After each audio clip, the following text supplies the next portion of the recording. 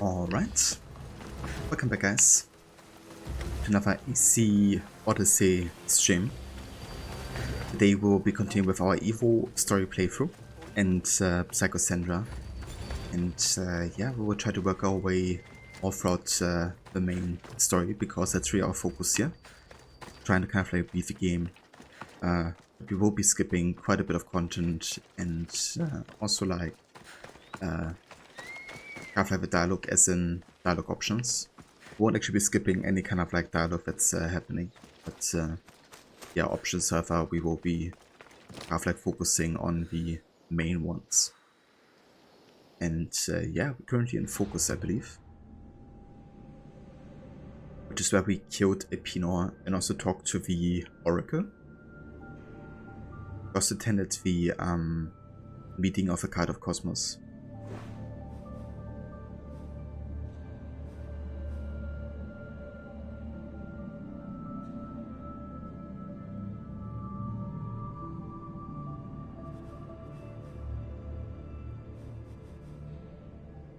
I feel like the Daughter of Artemis questline could be quite good to do.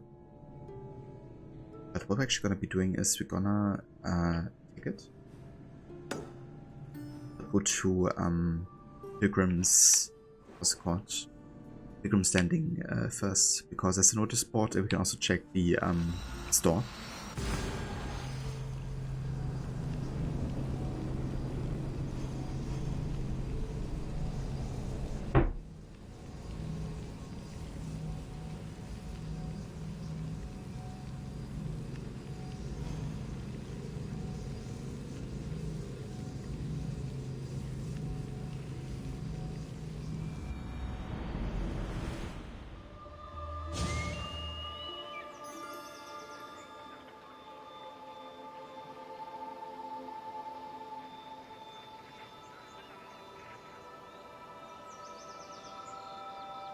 Alright. Let's have a look over here.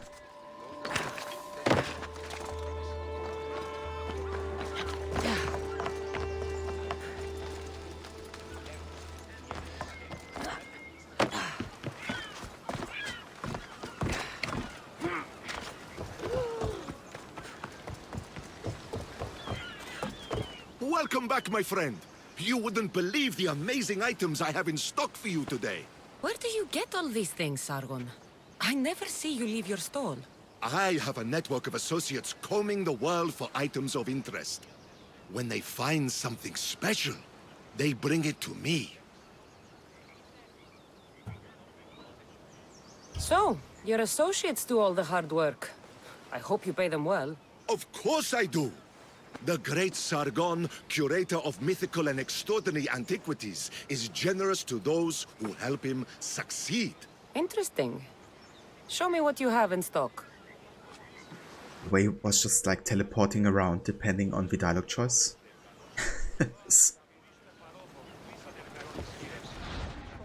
Alright, so what does he have?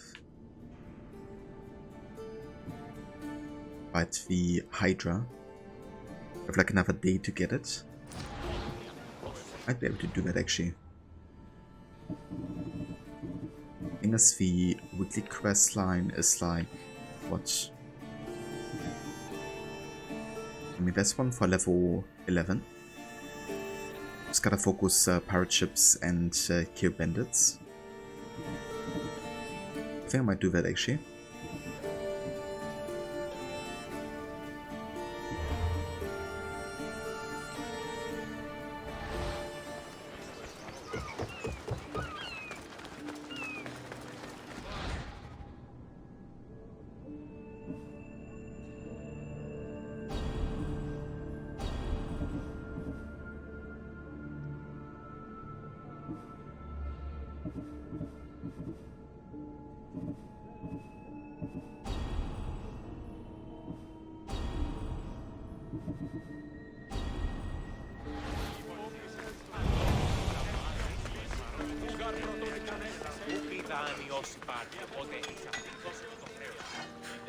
Φύγε, μωρό. Προείρηκα τον πατρί σου ότι έδι πάβει να αποστείλονται σε εδώ. Good day. Right, what do you sell? An ancient tablet. Definitely want to get these. Definitely need of wood for sure. But that and maybe some leather. Ah, that's too expensive. Let's go ahead and sell some items here.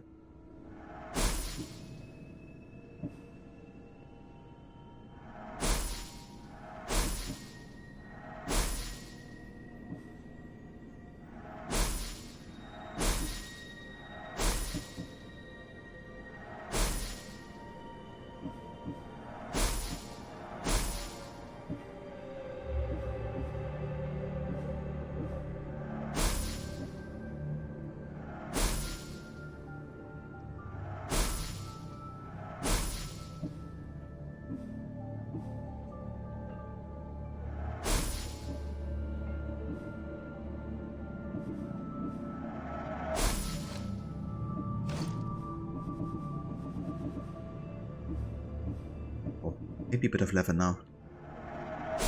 Certainly have the funds to do that. I want to wait until we get to level 12 before we upgrade anything here, given how close we are to that level. Definitely enhance some of the stuff here though.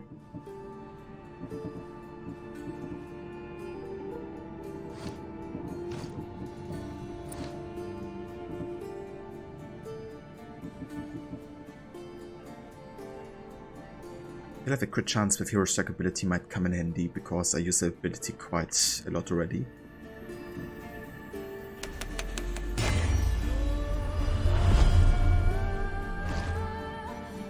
Hey Vigim, welcome in.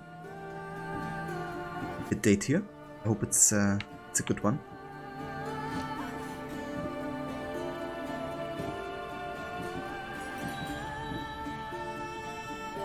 Okay, I think we're gonna leave this here.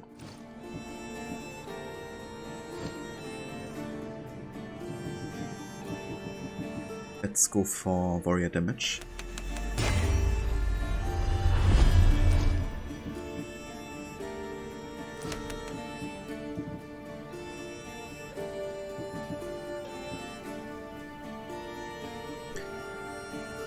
Minus 35% cooldown duration for hero strike ability on successful parry.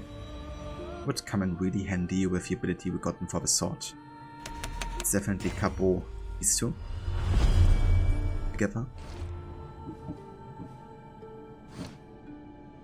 Over there. I think we have enough health already. Let's give warrior damage. Here. If it's alright. And then yeah, we're good.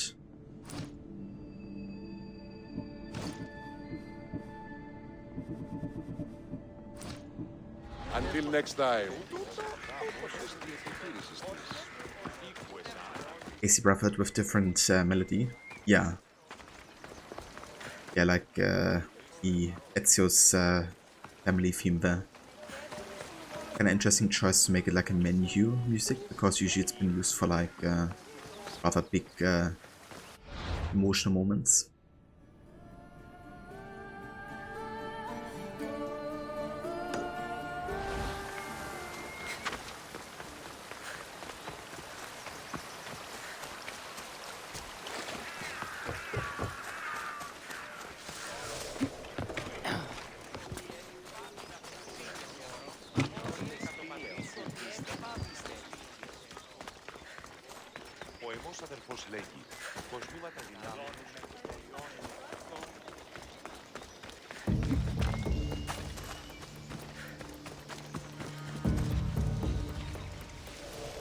Best stay out of sight.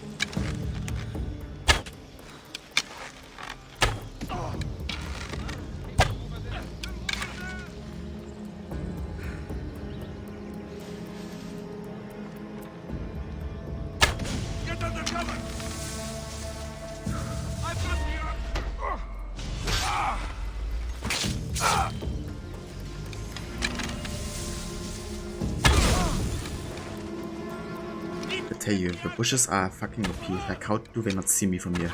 See that?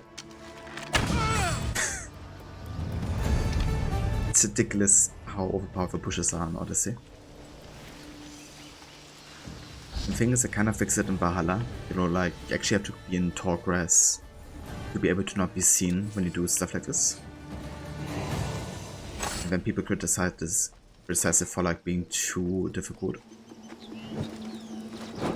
Honestly, just more realistic.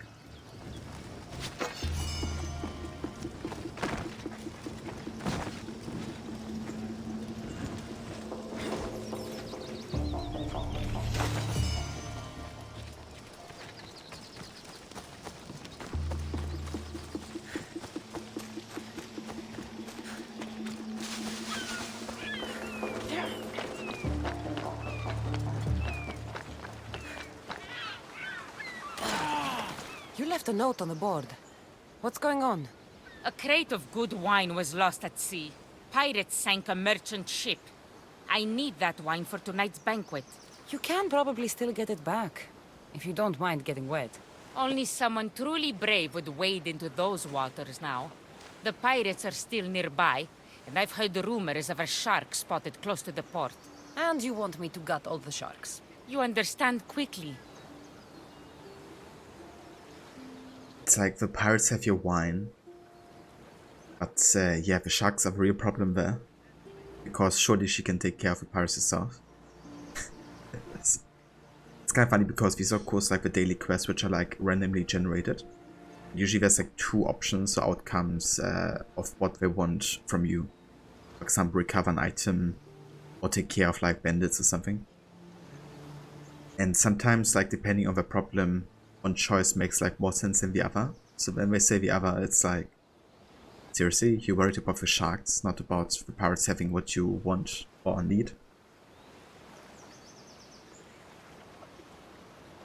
No, it's not like the sharks will like stay forever in one place, you know. But neither do the pirates. I'll help you. Then I can rest easy. Leave it to me. Basically just accepting this quest. I don't really intend on actively hunting sharks. But we will kind of like do it if we come across sharks, of course, so might as well get the extra XP there is to do it.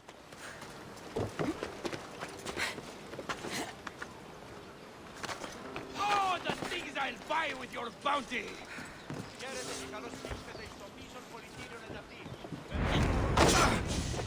The reward!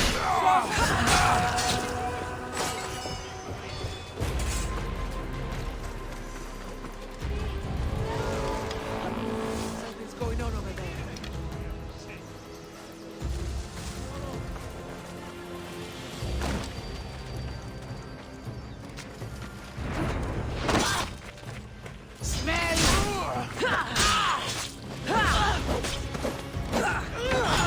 She's kinda high level and tanky.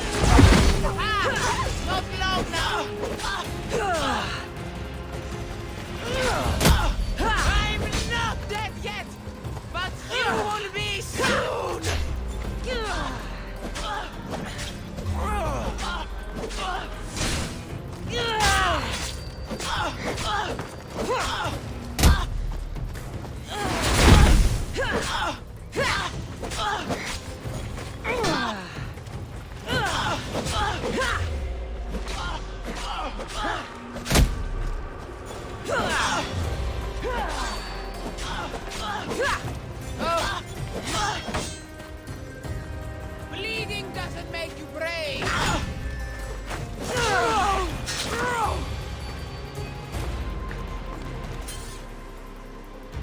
I think she has some legendary gear.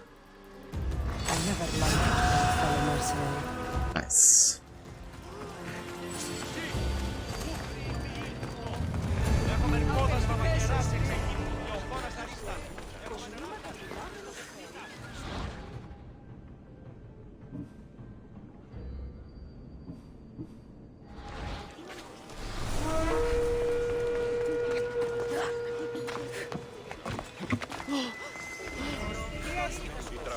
προβεί αυθύρει τους νέους και ούτε καταμαλθακίζονται. Alright, so we want to go up here to the Daughter of Artemis quests, because they will actually unlock the legendary animal bites, which will give us also a unique kind of like item set and also like a unique bow and stuff. Also, if you finish with a slime, then all of the Daughters of Artemis will be kind of like friendly towards you, unless you attack them. So you can go into the territory without being attacked immediately.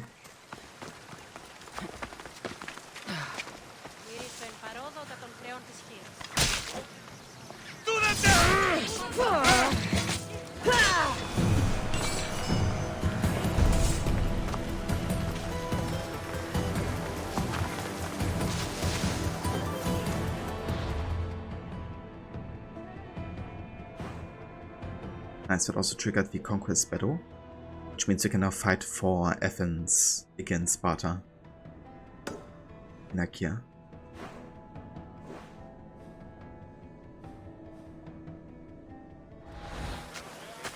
Or at least invading from Achaea into focus.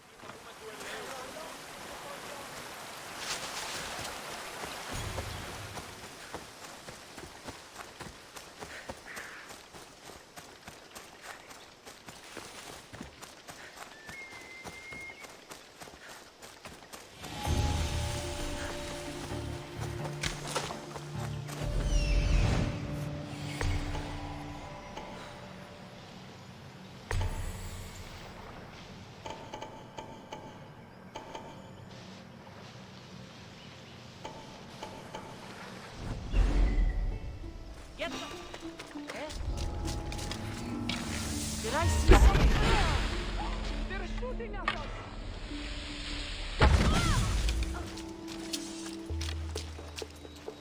I know where they're firing from! I know where they're firing from!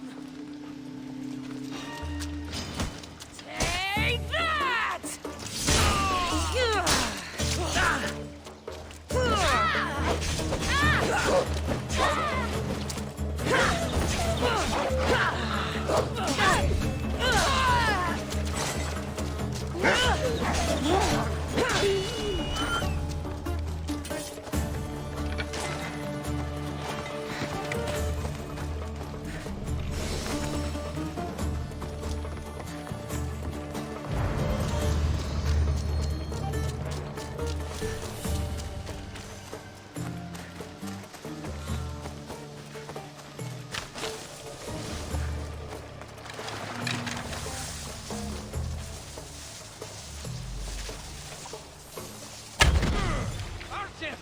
Seek shelter!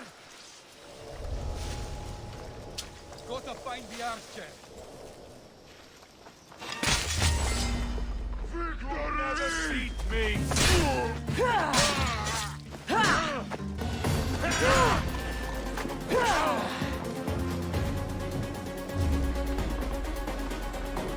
It's burning!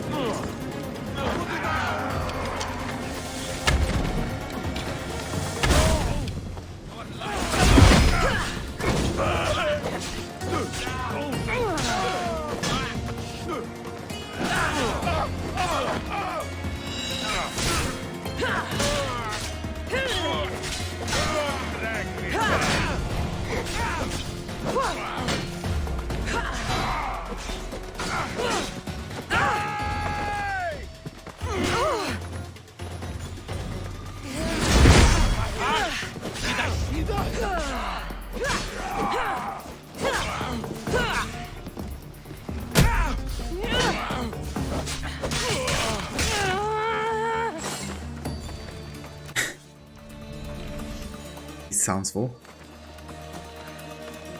Grunting and stuff.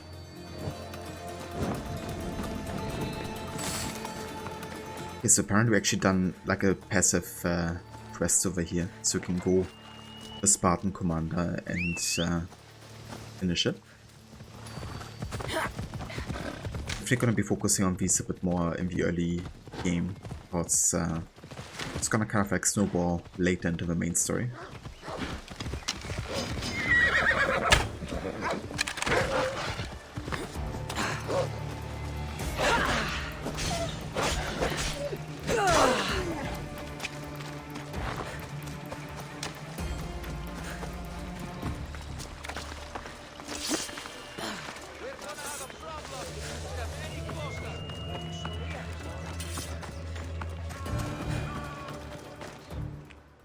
Here, Commander.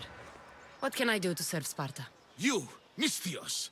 You're the one who won the battle for Megaris, for us Spartans.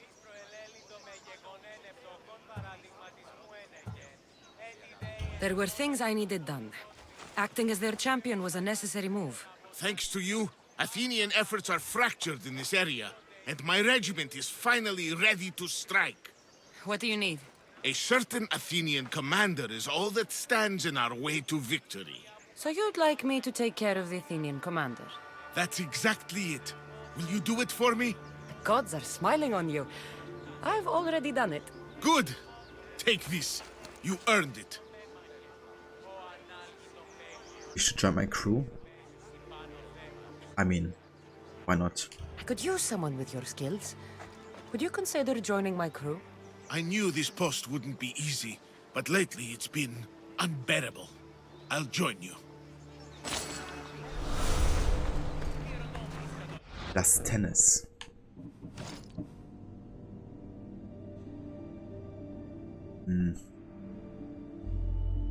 Yeah, I don't know.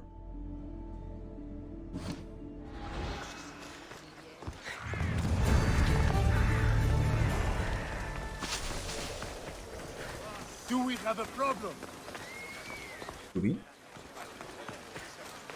Actually wanna visit the blacksmith now and upgrade my gear to level 12 here. Is my sword.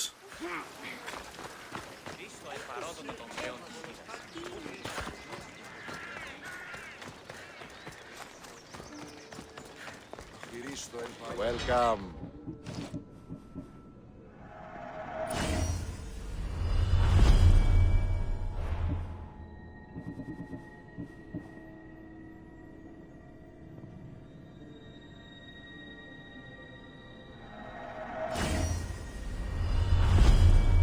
I want to make sure the damage is actually enough to one-shot people, like with headshots and assassinations and stuff.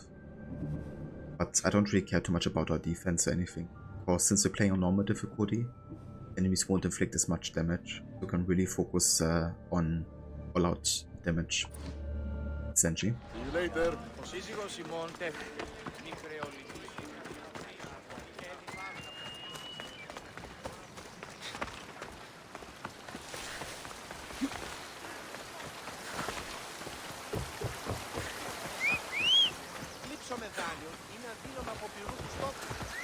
Vamos! Let's go!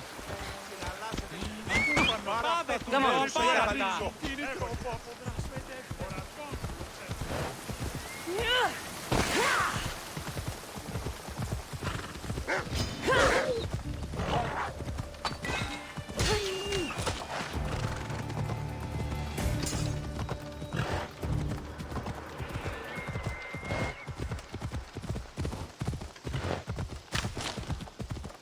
I should try to stay out of sight.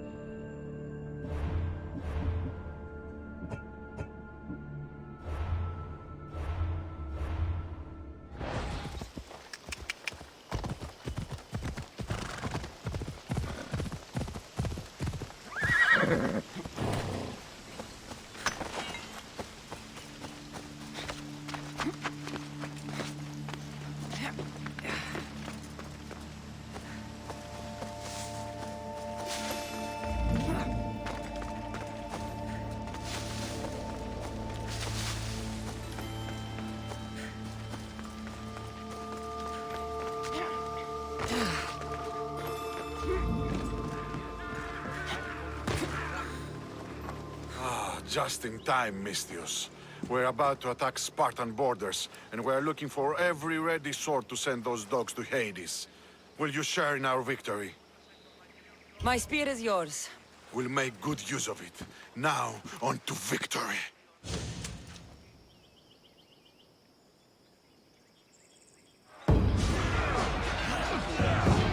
Today, Sparta will bleed!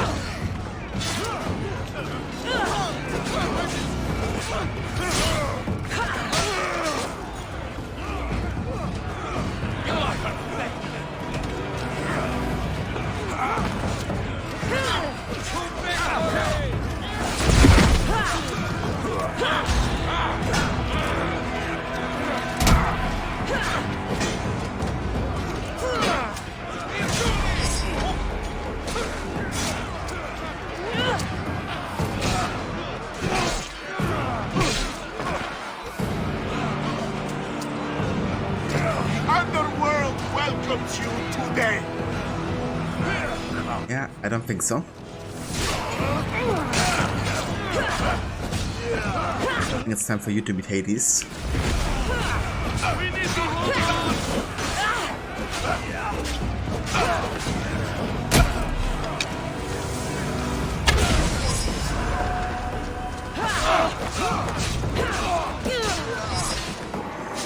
They're crumbling! Keep at it!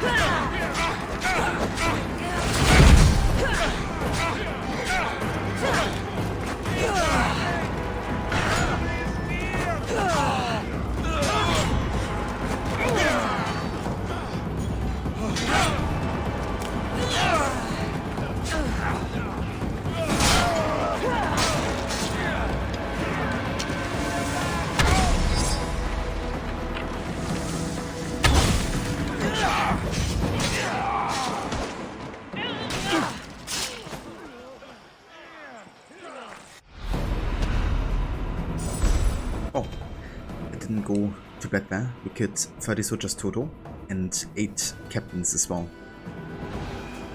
What's so good about these conquest battles is you get, of course, like lots of rewards, like from XP to the items. So you can definitely check this out and potentially use it as well, since it's epic, which is usually among the best gear in the game.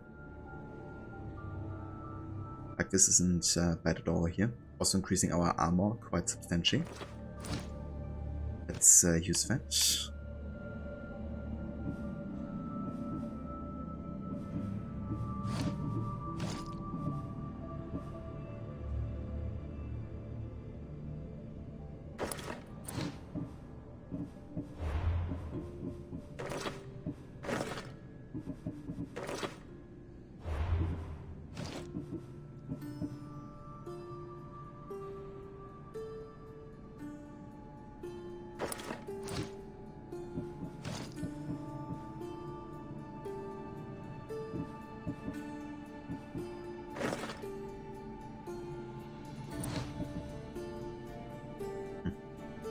If only we could have the helmet actually displayed in cutscenes. But with the mod that I have, it only works for hoods, but I'm going to display actually what happens if you're talking to somebody with that on. Also gonna make Cassandra look quite a bit funny.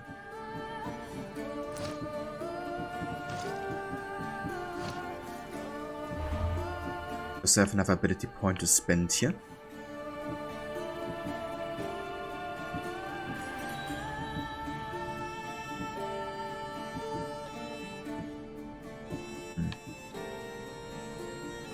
So we have like all of the skills currently set on the weapon we wear.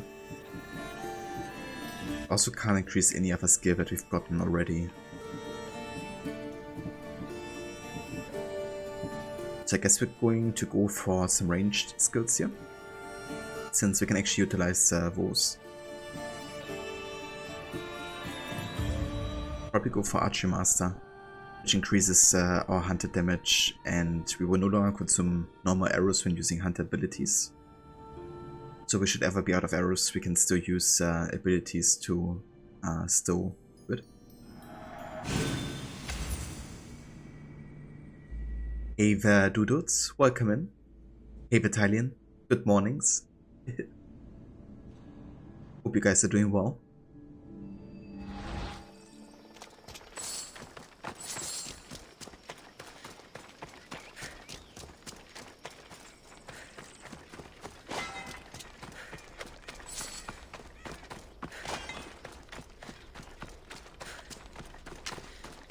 That's good to hear, Talion.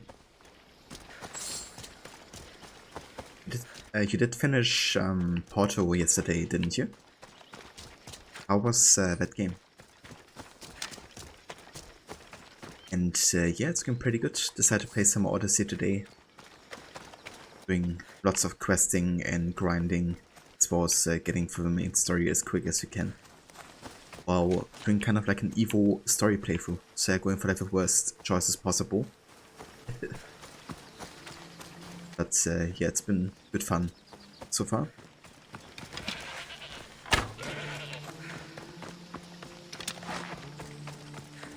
Ah, nice doodles. That's a really good deal for Origins for sure. Like $20, totally worth it.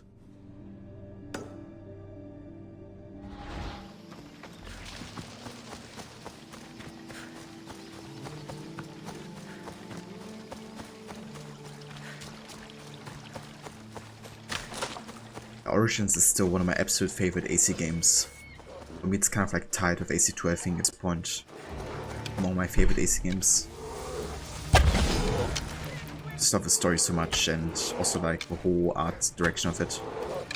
The way the, you know, open world looks and feels, and also the soundtrack like adding to it.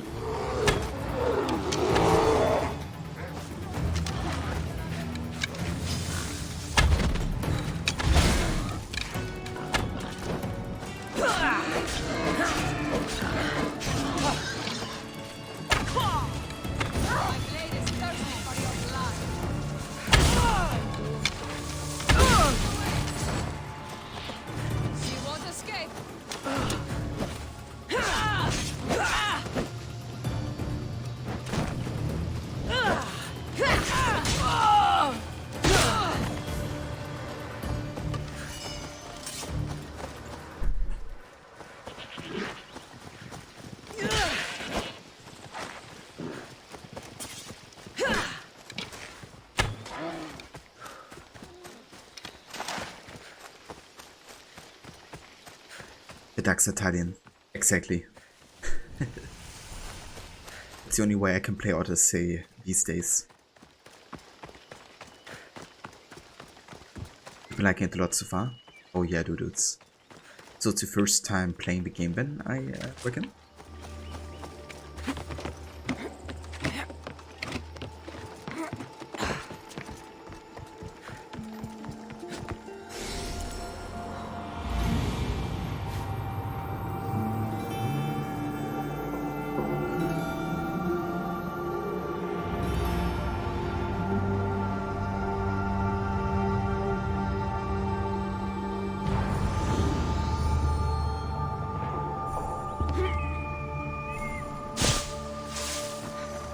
Alright, let's have a look how Cassandra looks with the helmet on the cutscenes.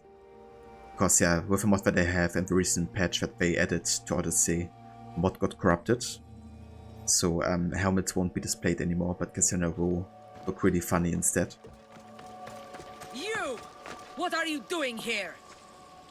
This is sacred ground. You should not be here. Well, either leave or tell me what you want. Who are you? Jesus Christ. In Germany we would call it an extreme Fukuhila.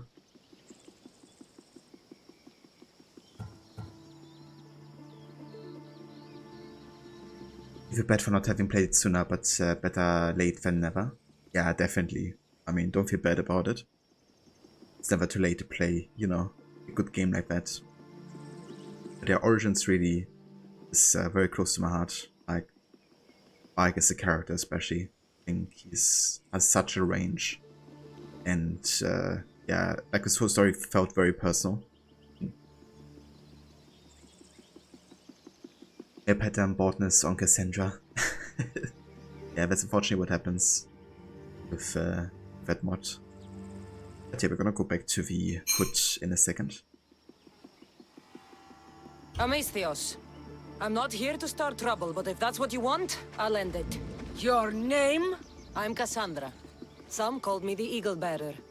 I am Daphne, leader of the Daughters of Artemis. And you are maybe exactly who I've been looking for. And who would that be? A warrior, a hunter. One who straddles our world and the gods. One who will meet my challenge. Yeah, indeed. It's kind of like a character customizer mod. And one part of character customizer is to have headgear on in cutscenes. And it actually worked just fine last year when I did my Psycho Lexius run. So like most of the gear I could use during cutscenes, for example the sun head, right, which was kind of like part of my Psycho Lexius look. Like, you know, that was only possible to wear the sun head because of a mod. But when Ubisoft released a patch for Odyssey, which added the new questline, right, with the crossover as well, that kind of like made the mod become corrupted and only parts of it work anymore. So for the cutscene headgear mod, that affected only the helmets to not work anymore, and like other kind of like regular headgear. But the hoods still work, I guess. So yeah, we can use those at least. But yeah, if you try to use the helmet, then this just happens. When you put it like that, how could I not accept? There's a boar not too far from here. Kill it, then bring me its pelt. You want me to kill a pig? This is no ordinary boar. Let's see if you are worthy of my challenge. Kill it, and bring me the pelt. I'll be waiting, with your reward.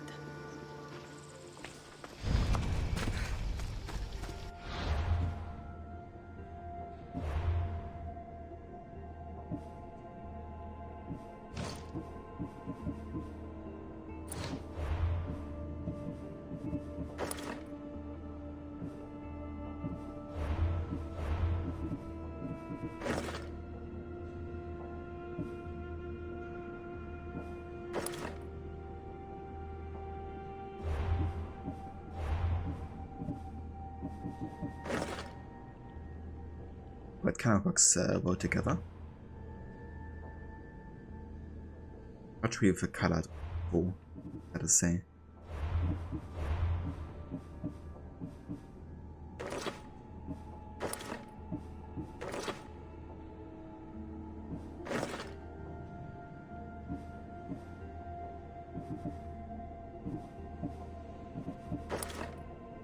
Yeah, that's a true look here, with the glowing eyes.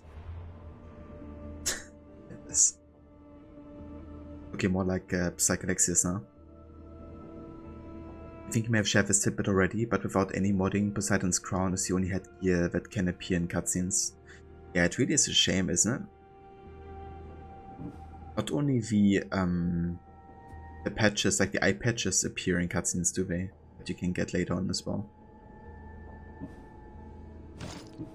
I think it really is a shame, you know, because I'm personally a big fan of like having kind of like headgear, you know, like especially if it's like it's kind of like breaking my immersion if I just take off the entire hood, you know, which often can be more tedious than you know, just putting it down, you know. If I don't even have an animation for like the hood being put down, you know, it's just like completely off the character. And I don't know, like there's always like small things that would increase my immersion if they would just keep it. Which is why I'm really glad that both Origins and Valhalla have that option at least. And the weird thing is like Syndicate, you know, another game made by the same studio behind Odyssey, is the exact same. Like, they just don't want you to wear headgear, you know. Doesn't matter if it's like hoods or helmets or whatever. Of course, they do want you to wear the hats, of course, the stupid looking hats for Jacob. That's the only headgear, you know, that you're allowed to use. It's kind of ridiculous. But yeah, that's why I was so glad for the mod to be there. But of course, Ubisoft had to kind of like get rid of the entire modding community with a recent patch.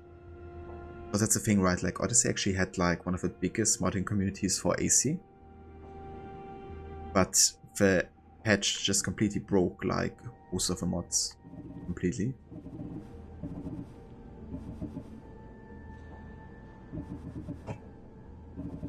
Kind of annoying.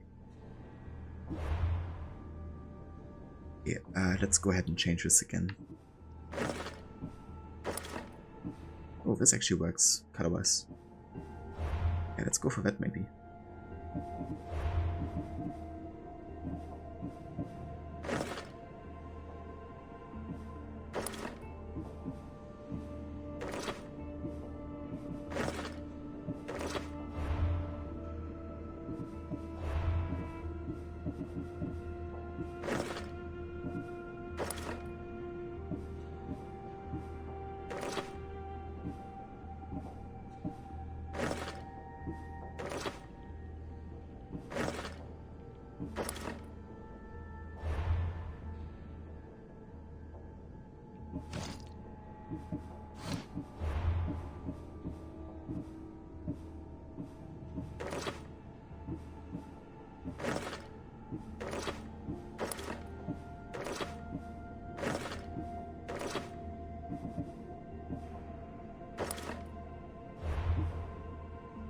I kind of like that actually.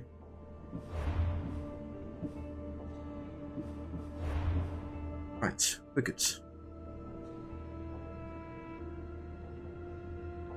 Hero will rise again and fix the patch eventually. Yeah, I hope so.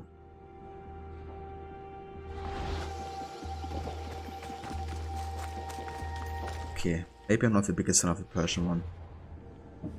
Half looks like a dress or something.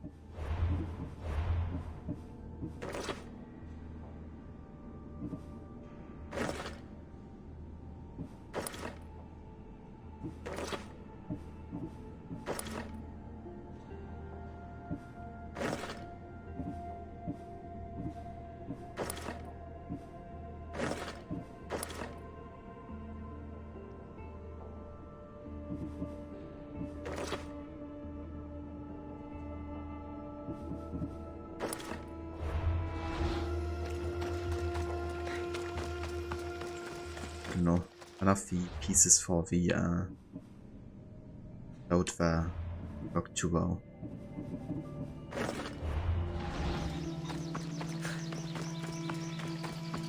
just stick with this now. Okay, so we want to go for the boar here, our first legendary animal. That's for level 13, so we're slightly under leveled, but I think we can do it.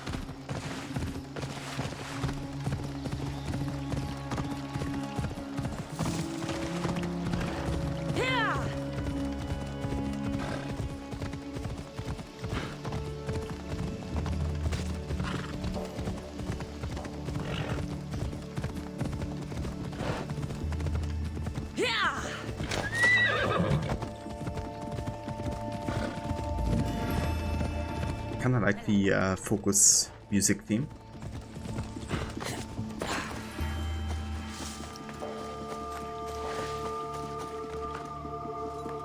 Spore, best of luck. Get to cop out and bring mercenaries killed on your first playthrough. I really struggled with this one on my first time as well, I remember. And I think it's actually one of the hardest animal fights, to be honest, considering that early in the game you don't really have like a best kind of like build. You know, like later on, most animals aren't really a problem because you can just already max out like some regards of your build. Like tons of damage or just see yourself back. At this one you really struggle early on, and especially with the boss that it also summons like the small ones. And the hitbox that they have, which is actually like triple the size of themselves. Yeah, it can be a bit difficult. Just in case we should die, let's go ahead and have a quick save here.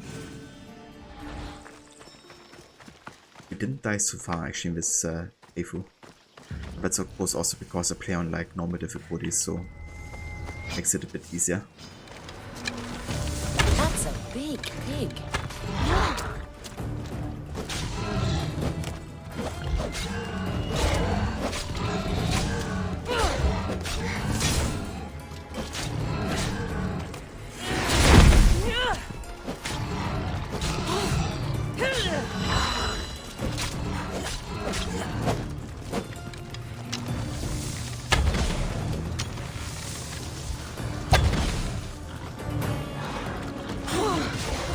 That's what I mean. Tricky boss.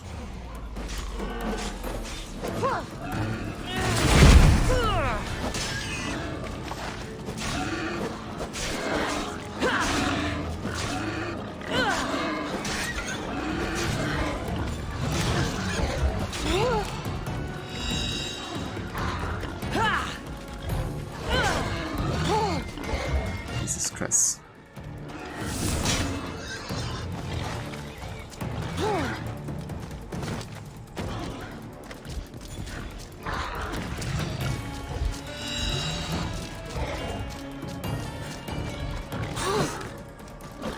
I hate these so much.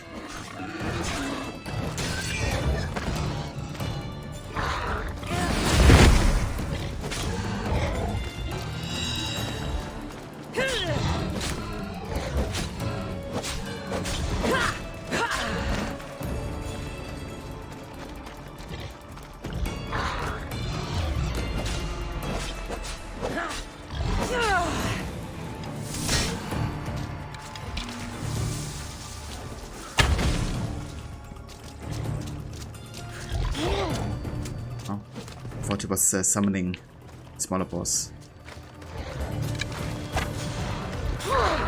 Jesus Christ, fuck me.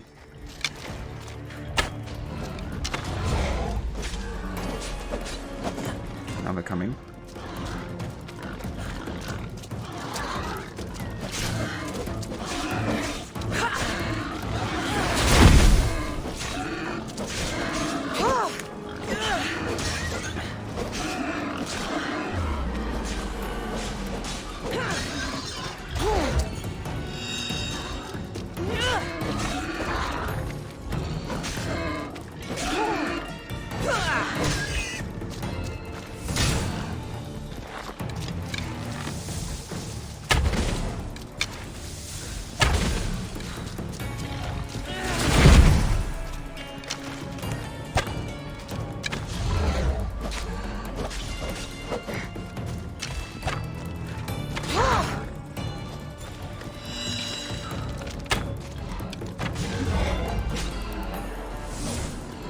How did that miss?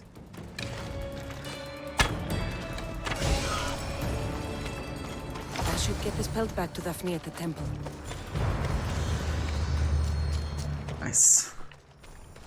But yeah, if this was like on a harder difficulty, there would have been a good chance it would have died here. I can deal like up to double the amount of damage at times, so that would have been really tricky.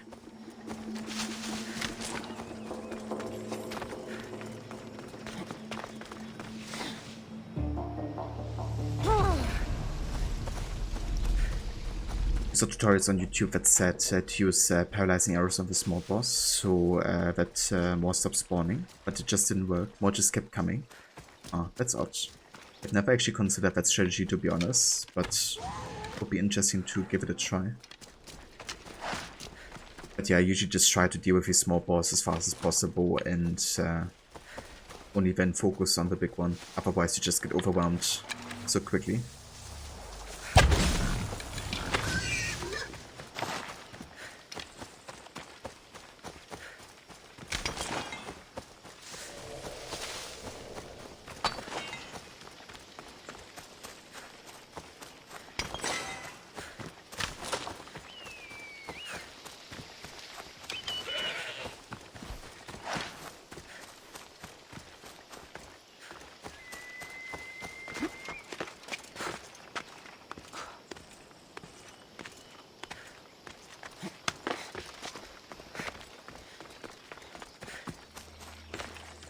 Did you get lost? Here, I killed your piggy for you. You are skilled. Of that there is no doubt.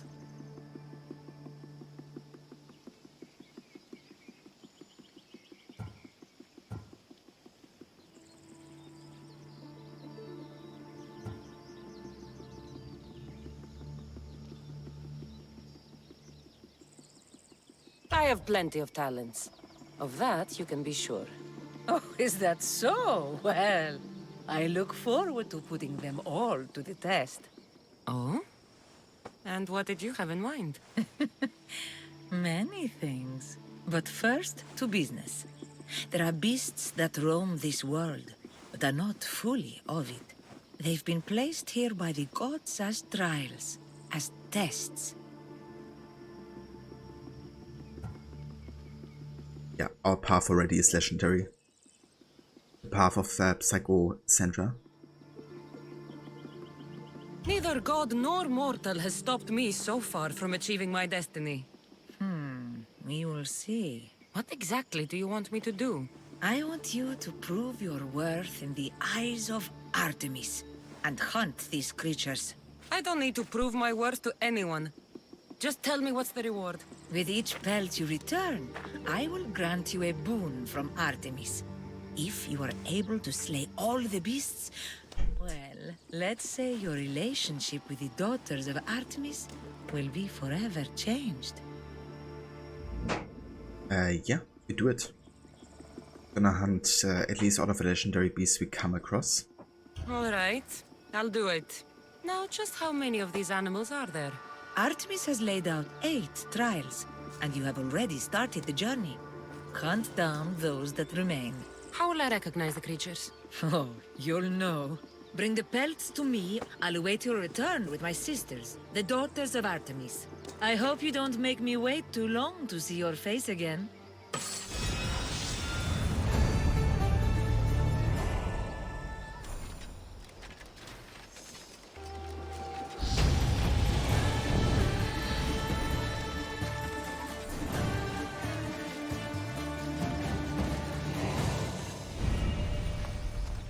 You see what's appear now? Yeah, and now imagine like for every single like headpiece, no matter if it's a helmet or hood, you could like have that enabled in, you know, like all of the cutscenes. Like even the ones that are like, you know, properly animated would also be displayed with it. But yeah, it's definitely good to have. Definitely increases my immersion.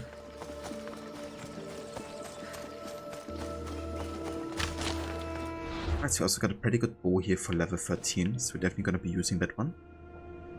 This has hunter damage, full charging speed, and damage with predator shot ability.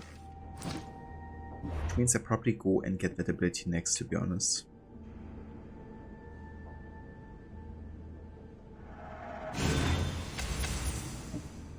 Can be quite good if you want to snipe for like a specific person. And the range increase also is quite helpful.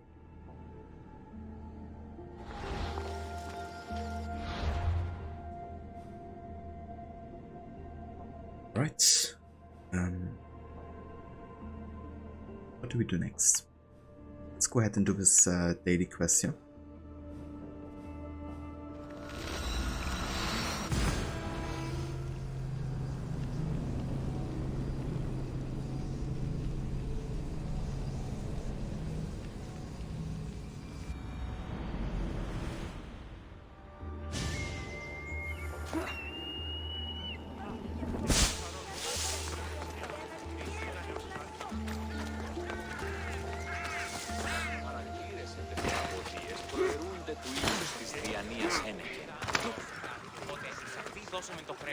I'm here about the job you posted.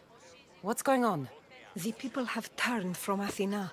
Their loyalties have been stolen by false prophets.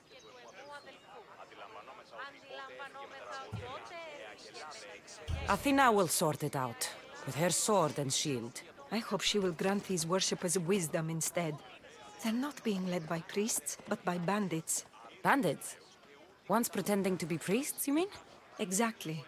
They accost innocent people and demand their possessions as offerings. They're causing harm, and giving real priests a bad name. And you're hoping I'll kill all the bandits? You read me like an oracle. Yeah, let's do it. All right, I'll do it. I knew our paths were fated to cross. Leave it to me. Ποιος ο υπέτειος? Η τραγωδία κινείται μεταξύ 3 βαθμίδων. Της ηλεκτρικής εδραιών. Τραγωδία ανέρεση.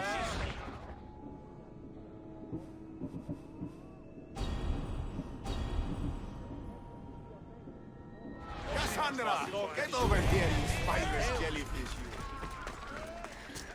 Yeah, I won't. It's gonna be one of the cutscene, one of the side quests we will be skipping.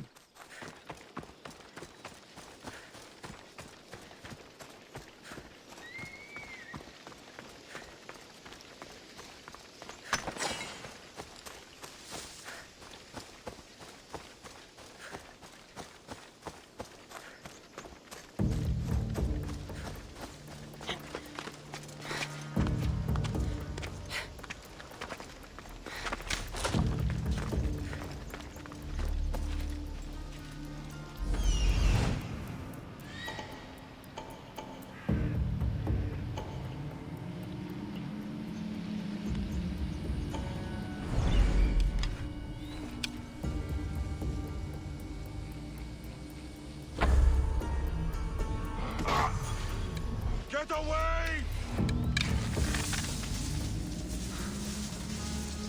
This archer has to die! Get down! Now! Archer! Find this archer!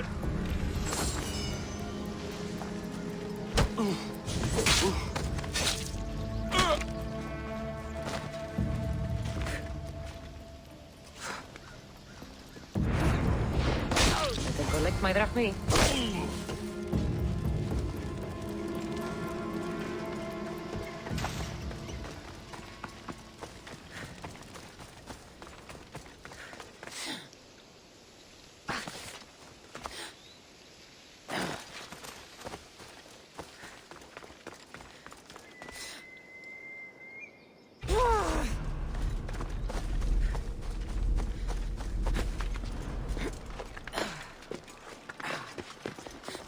Cassandra, get over here, you spineless jellyfish, you. Yeah, doesn't matter often you repeat yourself. I'm still not coming. Μόνον όταν το επιχείρημα δομείται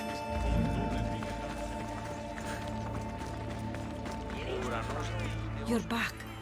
Have you killed them? I took care of them. Every last one. Great work, Misthios. You've earned your drachmi. All in a day's work.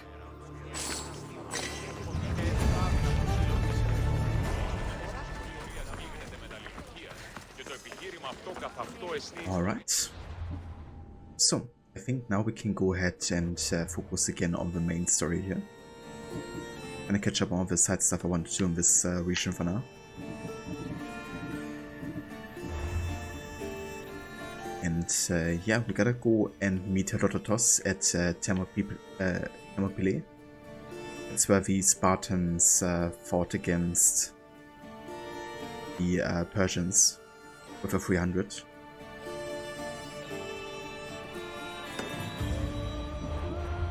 Let's also go ahead and look, change our look a little bit to something more fitting for the cutscene. I have like a cannon look, I think. Like this.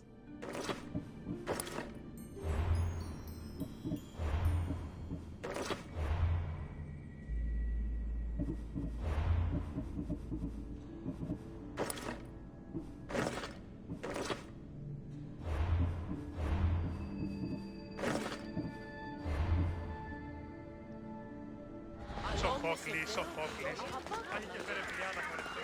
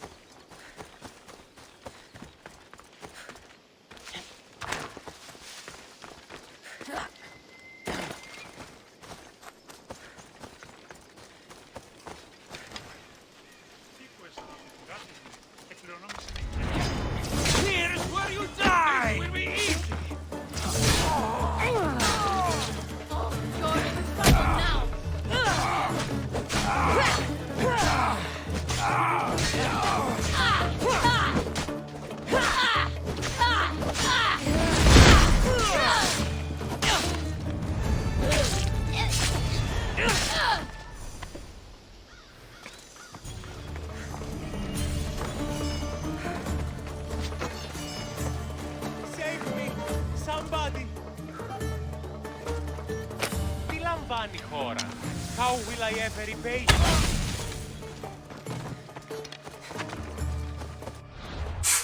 Will I ever repay you? You won't.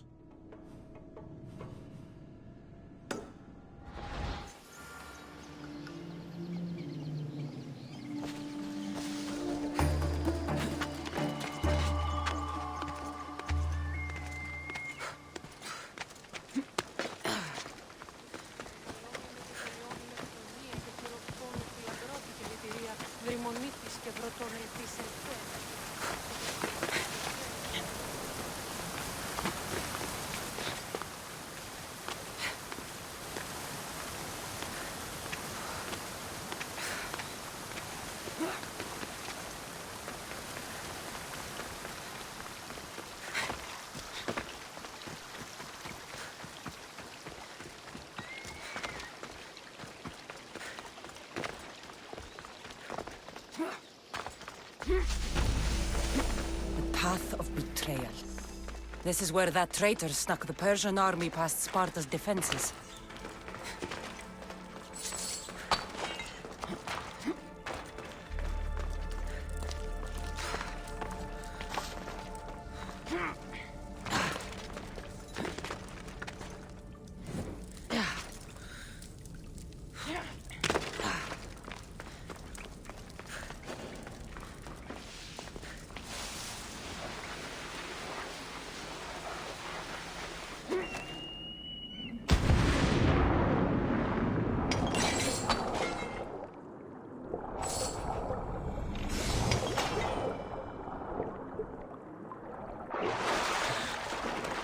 Taking this path feels as if I'm betraying Sparta too.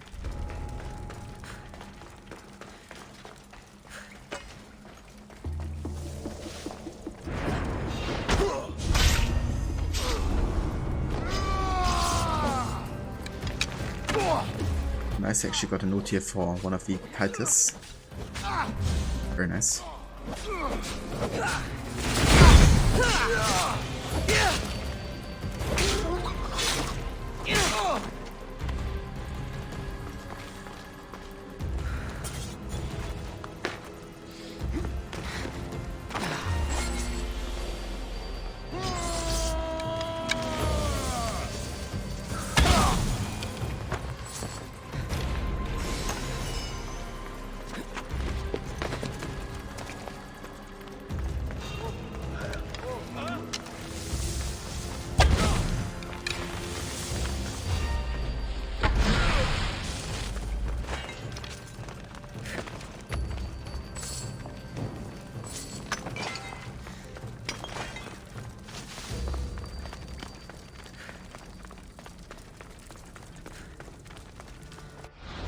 Okay, let's have a look here at the Kaitis menu. So we got a clue for this one. I will follow Demos to the underworld and bring my hordes with us. Apollos, worshipper of a bloodline. Okay.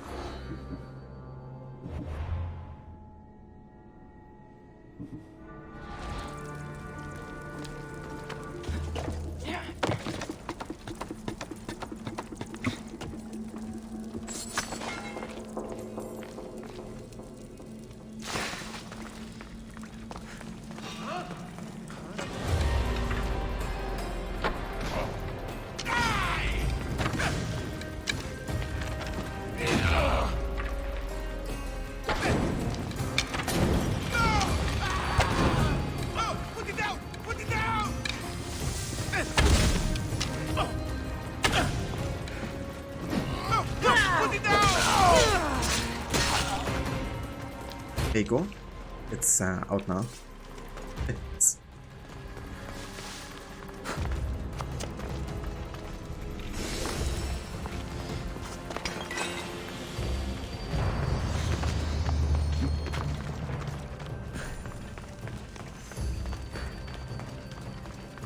kind of wonder if there's like a path forward to get to the side of Thermopylae, but I'm not quite sure. There's maybe over here.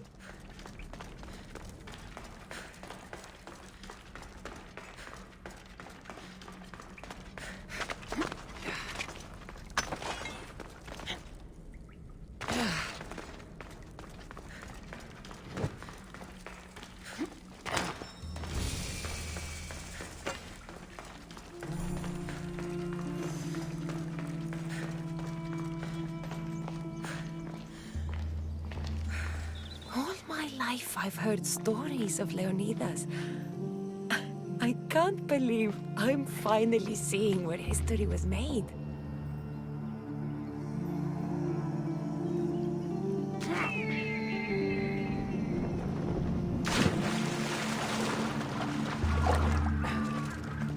Thermopylae. They say you can't walk this battlefield without getting blood on your toes. In that case, let's spill some blood, shall we?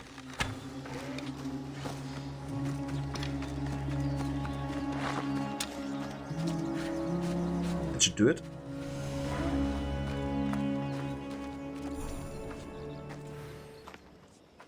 If you close your eyes, you can hear them. Their final war cries, before every last one of those brave Spartans perished. Their voices were silenced that day, but their story will be sung for an eternity.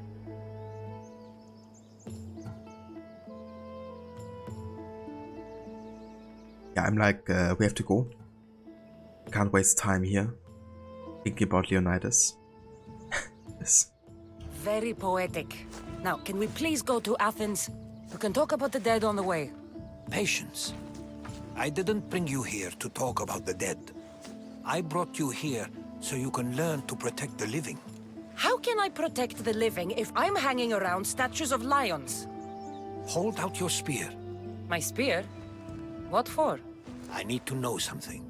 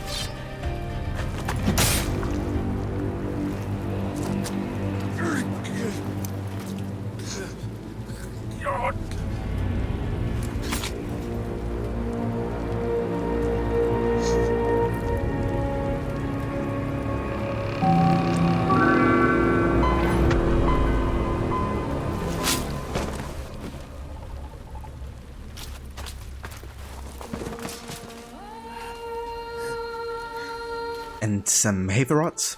Welcome in, Cindy. Take my sugar! Take anything you like! Thank you for the raid, dude, and welcome in, Raiders. I hope you had a good rest of the stream with Grand Theft Auto. Herodotus! I'm fine. I'm fine. The stories are true. That is the Spear of Leonidas. The hero's blade. Alright, just wanted to wait until all the dialogue's over here. But yeah, welcome in, everybody. Hey there, Anglo-Saxon. Italian, welcome back, dude. Also, hey there, Wax Wow. Welcome in, thank you for the follow. Hey Rio, how's it going, dude? Also, welcome in, Seraph. Take my sugar. How goes Messiah's Creed Witcher of War? Yeah, pretty good so far. I've just been doing some side quests to kind of like level up a bit more and get some resources. Did our first legendary animal, and yeah, just had this kind of cool cutscene actually with Leonidas.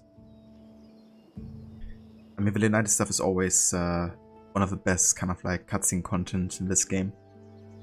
It's always a treat getting to see some of that. I kind of like how the broken spears kind of like set up like a hidden blade in a way. You know, something that Xerxes didn't see coming. And the way he kind of like lays his wrist right next to the spear also indicates, you know, it's kind of like very much a connection to the hidden blade and its use in a way. And to be honest, when I've heard about there's gonna be like a DLC about the first recorded use of the hidden blade, you know, I thought there would maybe also be a connection to Leonidas, but yeah, we know how that went.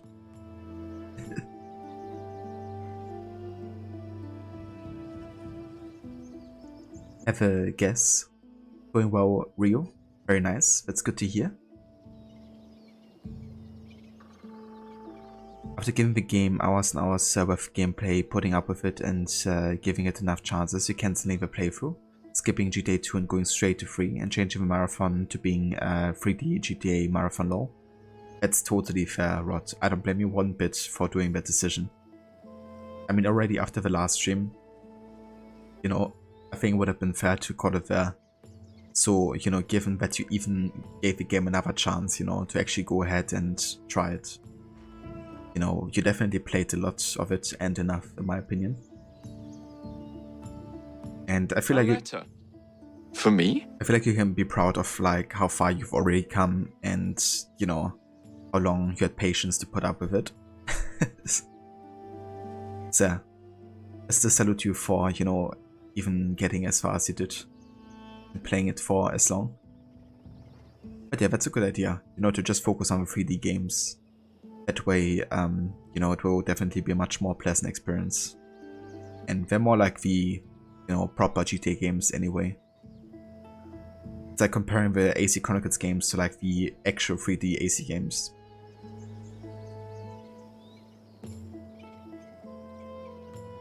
Such a great scene, and imagine that were the final scene if the game was just about Leonidas. That would have been really, really good. To Good. Yeah, they should have just done that, to be honest. You knew this would happen. I didn't know, but I did suspect. There is a place I'd convinced myself was a dream. Until now. A peculiar structure on the island of Andros. Mysterious shapes carved in stone. Like nothing I've ever seen. You want to sail to Andros so you can show me shapes? In my travels, I heard whispers of an ancient civilization. A people who came before. Your spear and that place are connected.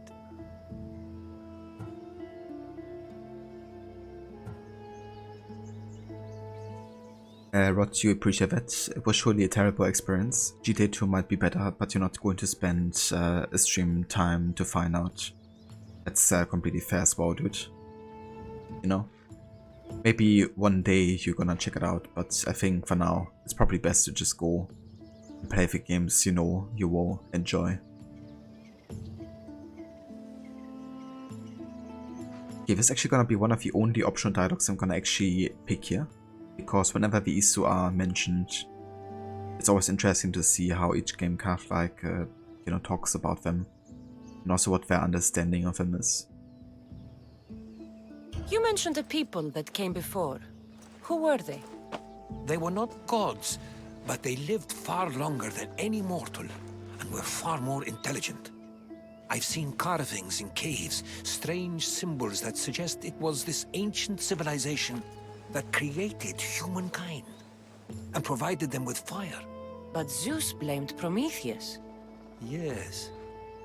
Well, perhaps his eagle has been feasting on the wrong liver. No worries, Rod. Take your time, dude. Do you have any sugar? Oh, I have plenty right now.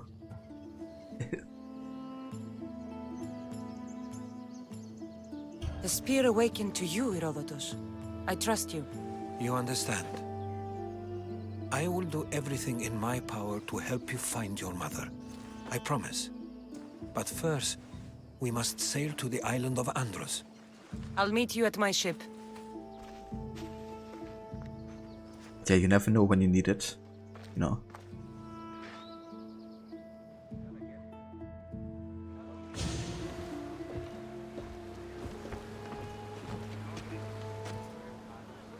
Welcome aboard the Adrestia, Herodotus. Will you be traveling with us? Only for a short trip. Upgrading the braces has unlocked the powerful fire attack for the ship. Nice. I have business to attend to in Athens. Herodotus is helping me find my mother. Seeking help from the gods has put Herodotus on your path, just like they put you on mine. They work in ways beyond our comprehension, and all we can do is follow their lead. You could be right. Herodotus and I share enemies too. Like El Pinor! He was part of a very powerful group called the Cult of Cosmos that controls the Greek world through the Oracle. Control the Oracle? Impossible! Apollo would not allow that! Now they're looking for my mother. I need to find her before they do. And I believe they will hurt others who oppose their views along the way. By Hermes! The Oracle lost to corruption, and now this cult? Do we know who leads them? I don't know for sure, but I think it might be my brother. Your brother? By Zeus, your life is complicated! Tell me about it. But don't you worry! This cult of Cosmos now has 3 new enemies, and one of them fights like Athena and shits thunder like Zeus! We'll bring the wrath of the gods down upon them! Is he always this positive? Always. That's why I like him. Poseidon, carry us to Athens! First, we need to go to Andros. To Andros, then! We're going to have to do some upgrades to my ship if we're sailing into war. What do you mean? Well, she's old, and perhaps not in the best condition. You couldn't have said this before we set sail? Where in Poseidon's name are we going to get the supplies? My father taught me that the sea takes, and we must do the same. Fortunately, There are plenty of pirate ships in these waters that we can board and take from. What are we waiting for? Let's hunt some pirates! Now that we have the necessary resources, we can upgrade the ship's hull. Poseidon be praised. She's in ramming shape now, like a fist in motion.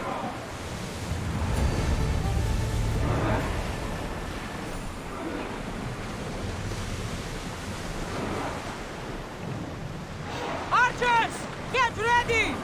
Release! Release!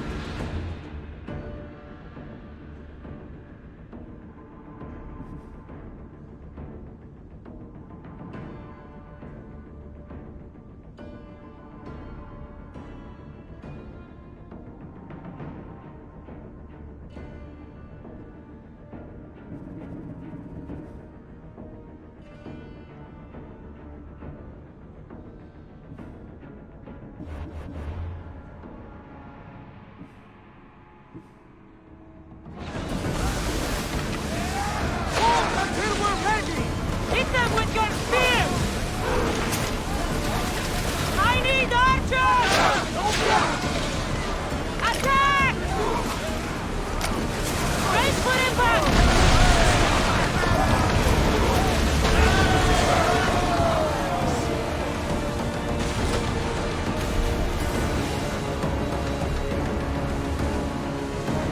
Arrows at the ready!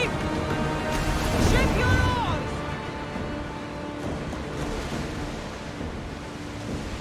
Attack! Get the oars out! Archers! We need you! Shoot! Alaka! On this! Hammer, do something! Ready! Spear! Full power!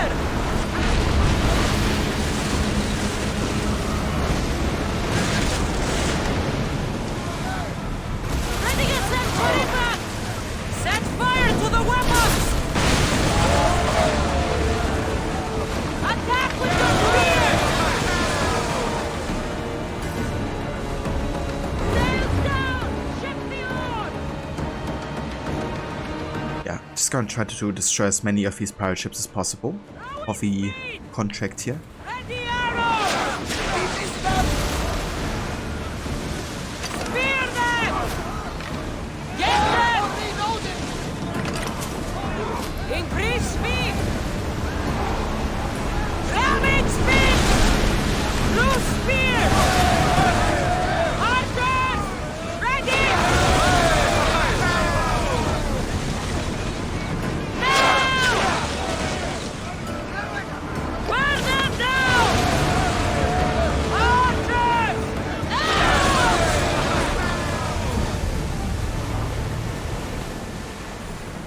Nice. That's one of them done. Archers to the front! Battle positions! Forward! Everyone ready for impact!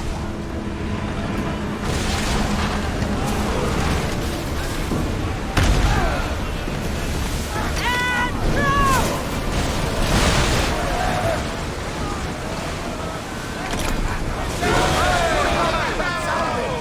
Get ready to fire! Race! Spear volley! Archers! Forward!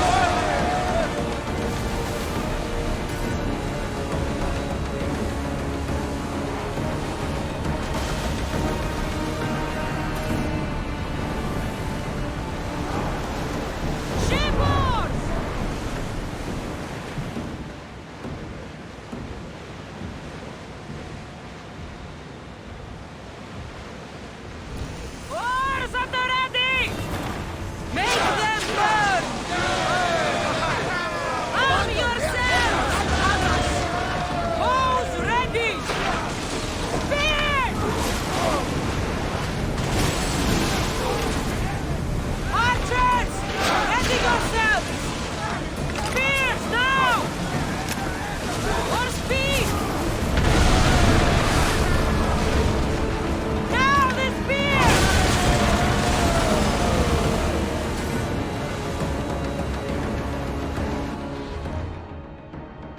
But let's go back and track the main quest here actually. Gotta head to Andros, which is kind of like an island to the east side of Athens, I believe. Yeah, over here.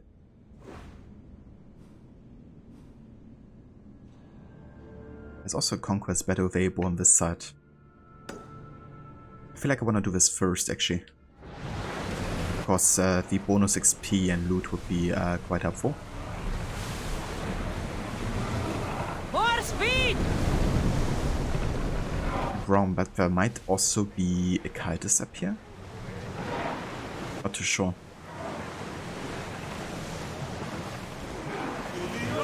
Slow down! Well, wait here, Commander!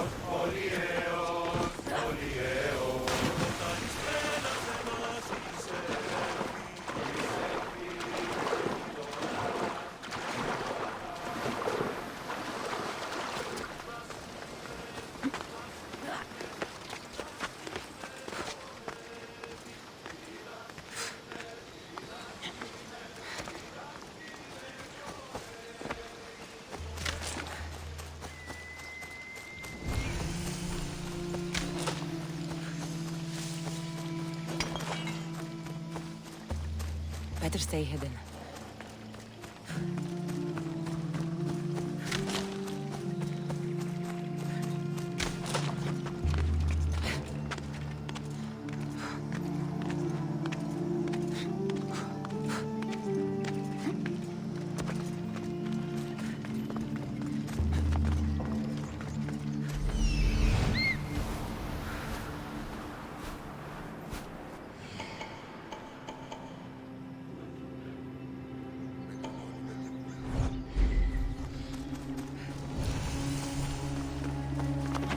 Worshippers of the God of War. It's like the second reference today. Earlier about the Cave of Kratos. Now the Worshippers of the God of War.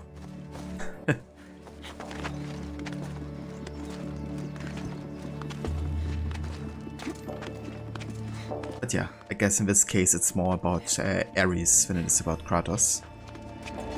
But I guess you could still say it might be like an Easter egg reference to the games.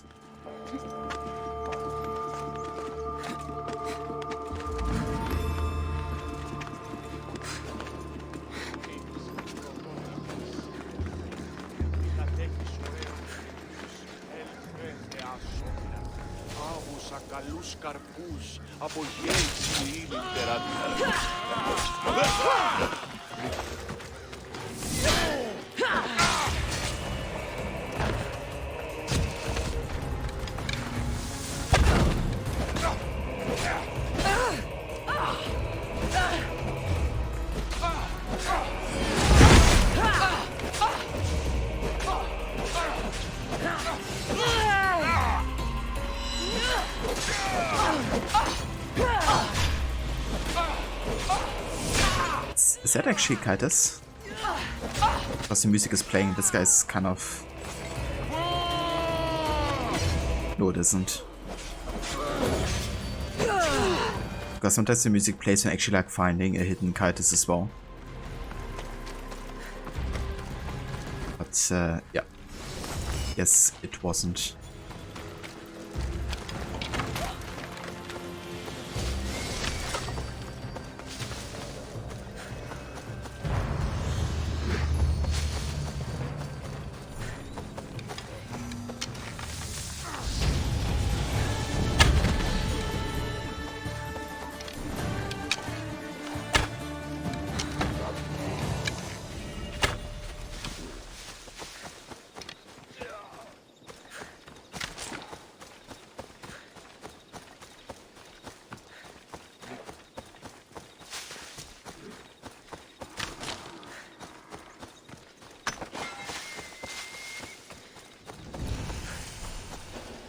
Okay, so there's actually one thing I want to enable here.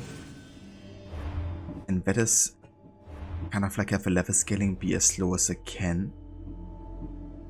Currently it's on default, which kind of like means everything will be set to our level, essentially. However, I feel like part of RPGs is also like, you know, like part of the fun is also like out-leveling some of the enemies, and the lowest you can get here in Odyssey is actually 4 levels below you. So no matter what, we're always gonna be kind of like caught up on your level. So I think I'm gonna go for the lowest here, you know. Because for example for conquest battles, it just makes them go way faster, and I'd rather not spend additional minutes just like, you know, hitting on like damaged sponges. So we're gonna go and set it to light.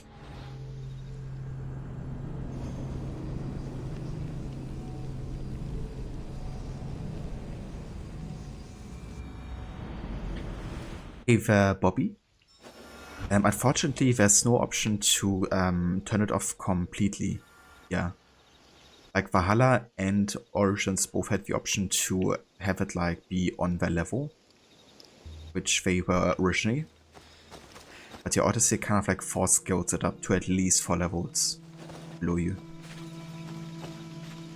Really dislike scaling games. Yeah. I mean, I think it's alright if you have it as an option. But yeah, just, you know, give it to the player, like I guess how they want to approach it. I guess it would create like huge inconsistencies of the gameplay system of Odyssey, because since you have like 99 levels, the difference would be quite a lot, I guess. In order to kind of like push the whole RPG aspect, they want it to always be like a bit challenging, I guess. But yeah, I definitely prefer just having an option to turn it off if you don't want to have it.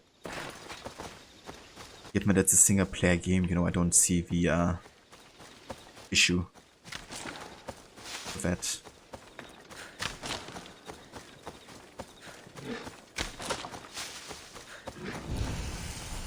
Kind of like leave it to a player.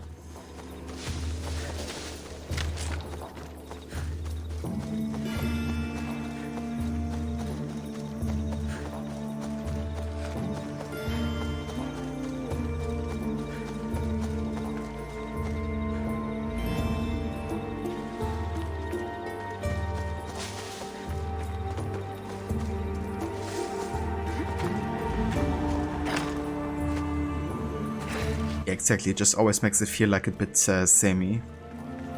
Like later on Odyssey you can definitely get like a good enough build, you know, that you would just like slice through enemies like butter. But you never feel like, you know, you're like super overpowered or something if you want to. Unless you really get into the late game. Which means like doing all the content essentially.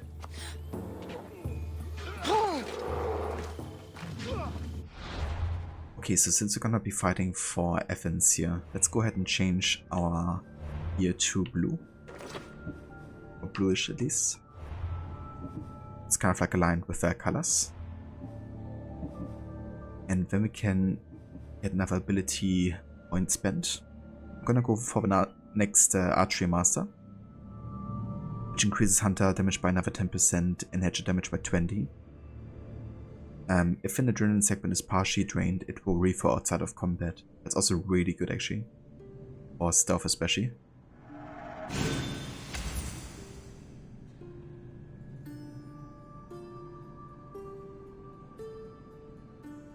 Yeah, that's definitely fair, Bobby. Yeah, I would just say, you know, leave it to the player. Like Origins and Valhalla, one of I've done. Misthios, if it's Drachmi you seek, join us in our coming battle to conquer Spartan borders. I'll fight with you. Ha! A true warrior! Let's bring those filthy Spartans to their knees. The jump that he did. It's like a little child being happy. And overexcited. For glory!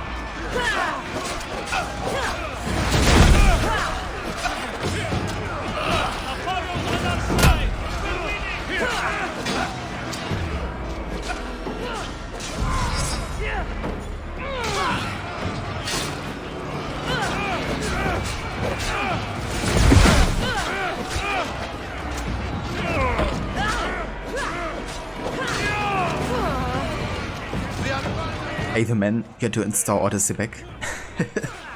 I'm sorry, Code. Hope you enjoyed for.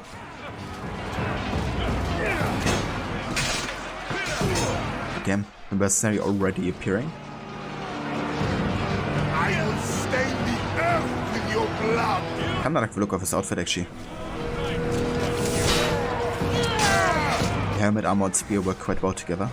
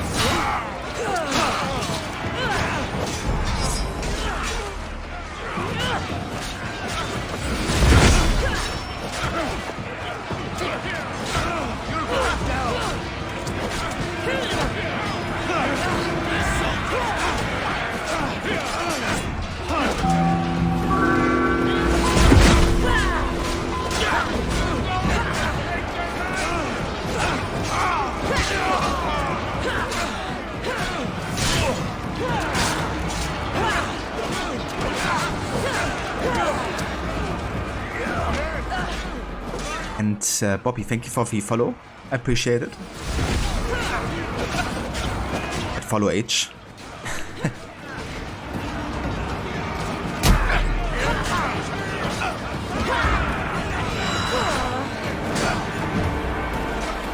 This guy's tanky.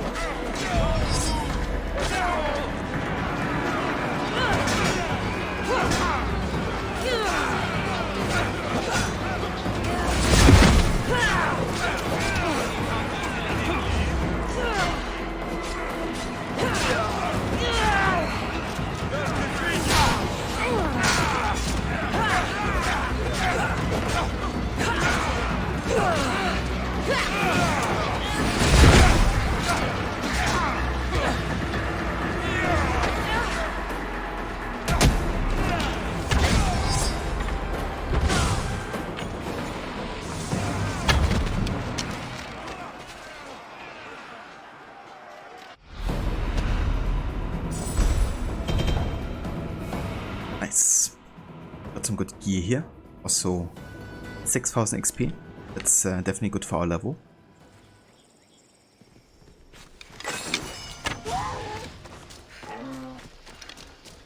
What we always tend to do is also like loot the battlefield after doing the conquest battle, because there's usually a bit of loot you can pick up from like resources to money, sometimes even some gear.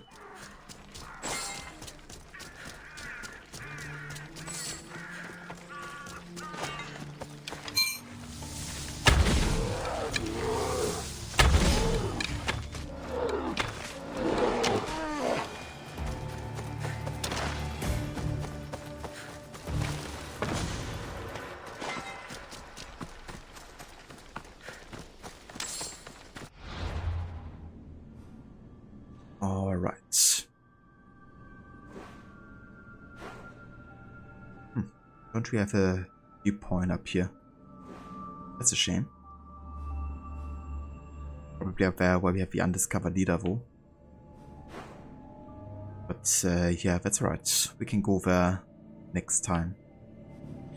Could go over and kill the next kite to see the centaur, because it's on our way to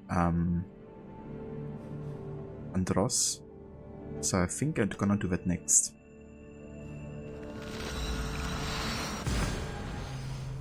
Did I play Valhalla? I have, yeah. I played it about 2.5 times already. Once when it came out, and then on my Indio series run last year.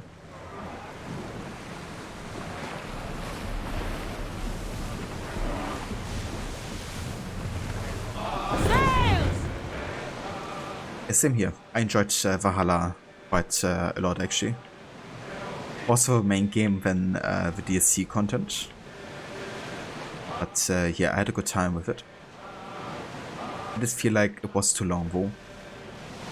But I definitely focused a bit more on the story stuff. I guess because there was actually a level quality, I thought. Where is Charles Lee? Brace yourselves for impact! Why is Shotzi?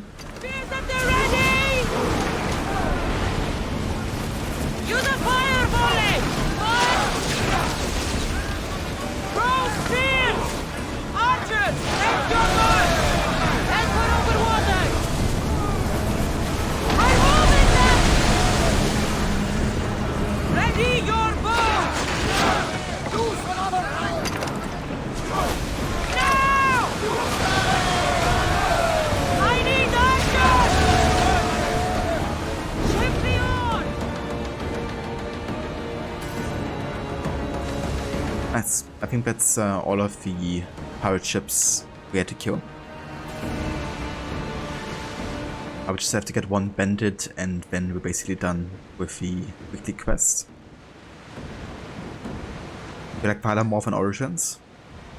For me there's certain parts that I like more on Origins and that I like more on Valhalla and vice versa. For example, in Valhalla I like the modern day and the Easter storyline a lot. And I feel like there's also some good changes to the combat and additions to the stealth that I like. But I think overall the stealth system works a lot better in Origins. And Origins as a whole, I think the historic timeline was better done. And the story of Bayek also I like better than the story of Eivor. But yeah, I love both games really. But as a whole game, I think Origins was more polished and felt more like a finished experience. Like Valhalla, kind of like my opinion on Valhalla a little bit is definitely kind of like the post-launch content, because the main game as it was like perfectly fine, I thought. But yeah, like all of the expansions and content they had been releasing just really pushed the mythological fantasy aspect way more. Which I wasn't really a huge fan of. Or just like kind of like grinding content, which I'm also like, yeah, no. We get like some good story content. Slow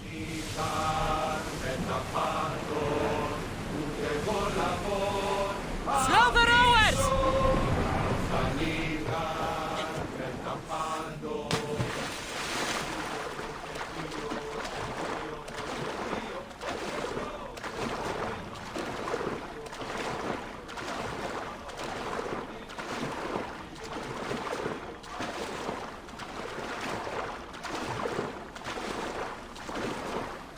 That's your favorite ship song, Rod? Yeah, there's definitely some good ones. That was a bit more uplifting.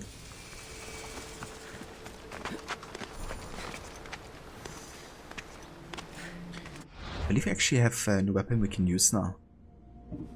Don't we? Yeah, the Griffins Scythe. I think I might use this one. Though it doesn't really, I mean, it's DPS, right? But The effects of it actually not too good, to be honest. At least for our current build. Might actually keep my sword for now.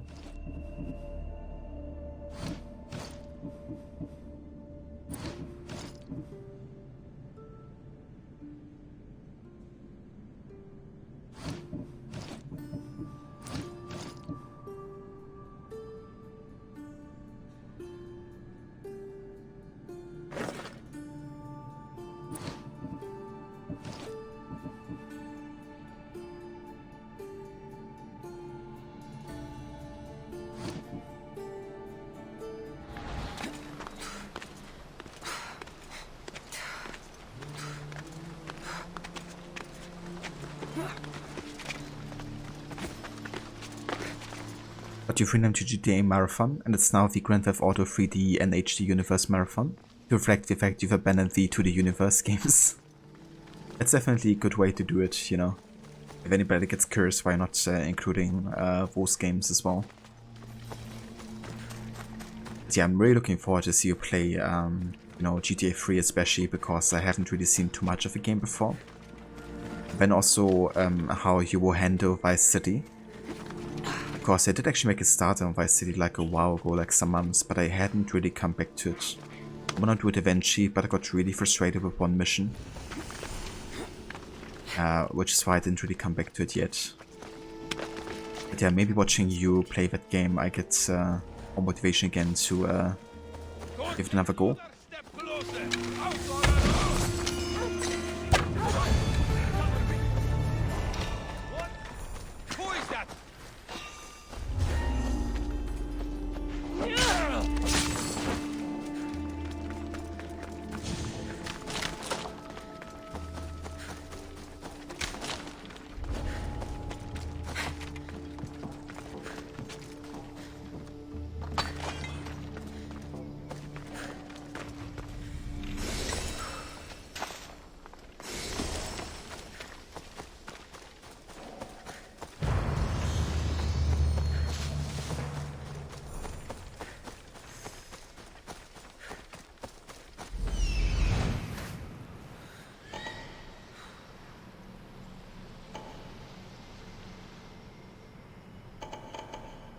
I think that might be the entrance over there.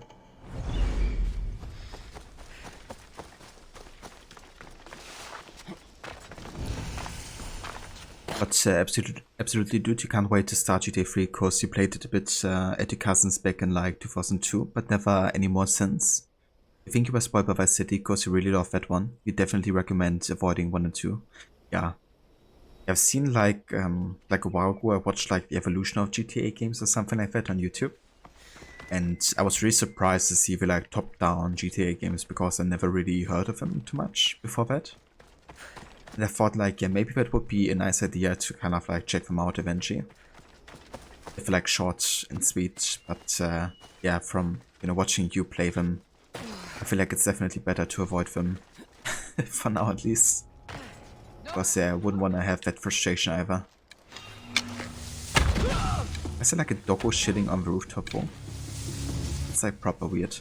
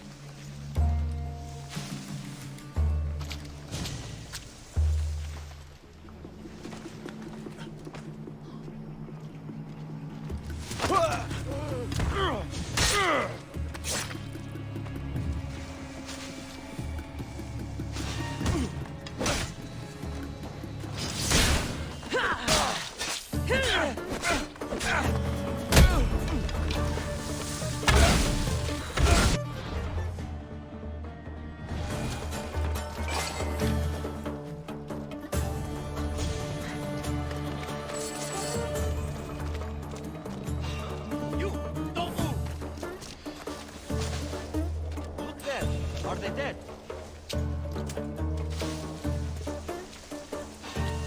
Looks like an intruder! Draw your weapon!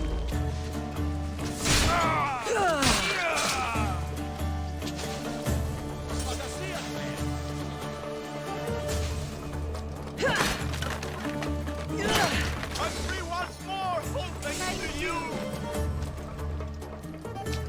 And free once more.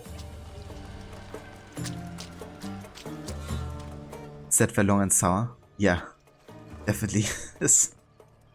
Not so short and sweet. Hey Vijay, good morning dude. Coming in with a first claim though. Can't believe that nobody claimed it yet. Yeah, you're definitely the first. Alright, so we're about to kill another cultist here. We have the Centaur. And he is, let's see, is that him? There he is. The Centaur of Boea pledged to Cosmos the wealth amassed from his copper trade. To trade in copper, however, one needed slaves. Many slaves. And so the cart sent the ships of lost souls to his mines, into their doom. Centaur, the job of the captains transporting slaves to your mines in Oboea is to scare them, not kill them. If any more arrives starved, sick or dead, we'll cut off your captain's boards and feed them to you. Let the world be in my debt. Your sage. Right.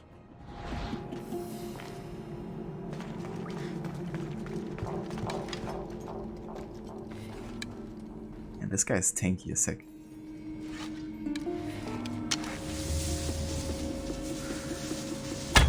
Get out of the open!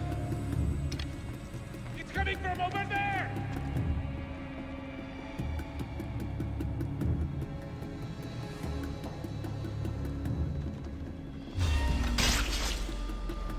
The Eagle Bearer! Surrender to the cult now, and maybe I'll spare you alive! You're going to beg for death!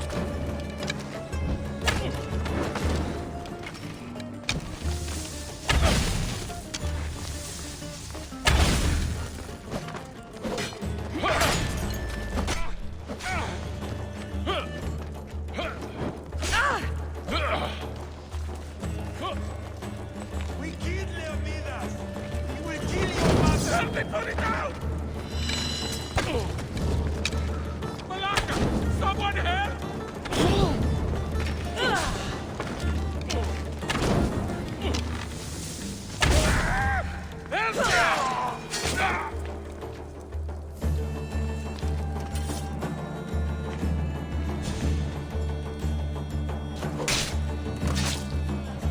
I won't rest until Got him. the play has ended.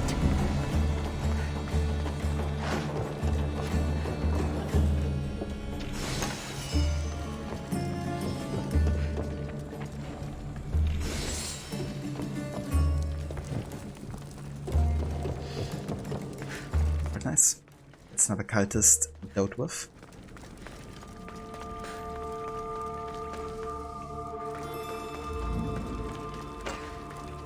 Let's get the other treasure here as well, because when we finish the location, getting some extra XP.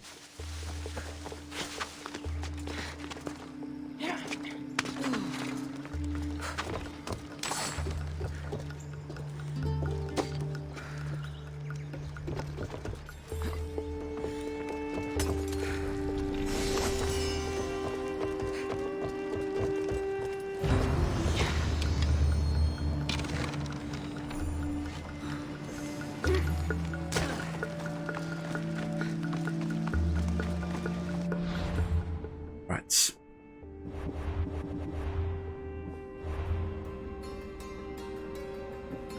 So we got another clue here for the sage.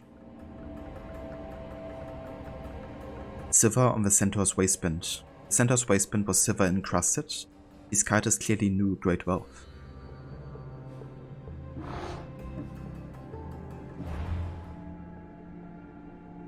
Alright, I think that's all I want to do on Oboea for now. Might be worth it getting the viewpoint here first though before we head back to Vidressia. We have like a way to get over here faster. I want to come back eventually for the legendary hind, I think. We could technically already do it because it's only 2 levels above us. But I think I'm gonna wait until we're on the level because then we can actually use the item we get out of delivering its pouch.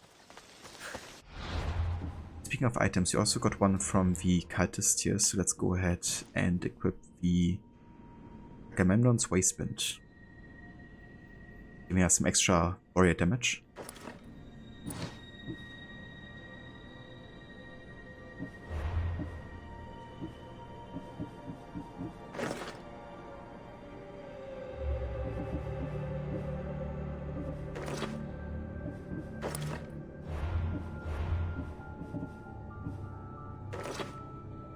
Eye patch. Actually, wonder if this is gonna be displayed with my mod enabled. Like some stuff is like bugged, but this could actually be maybe working because Cassandra doesn't have to be bought for an eye patch to work. Let's actually see what it's about.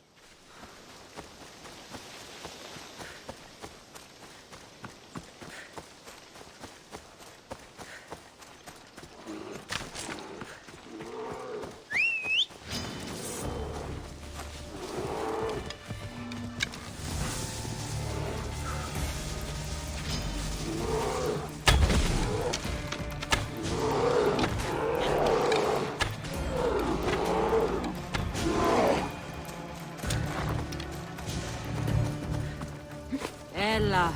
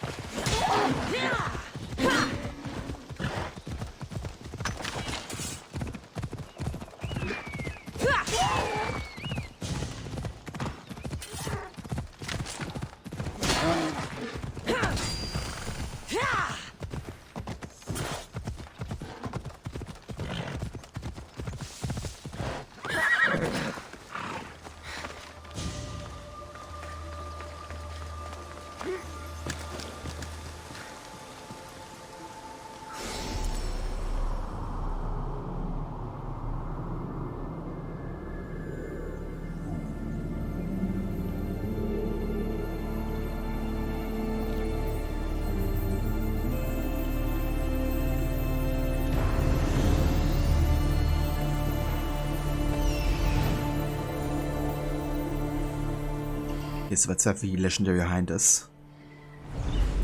Shall we try it just now? I mean, we might as well.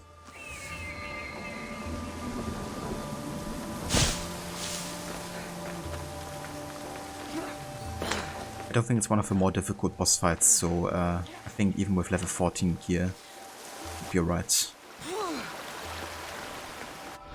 I changed my weapon now though, because we did actually get big daggers here. Not overly good for.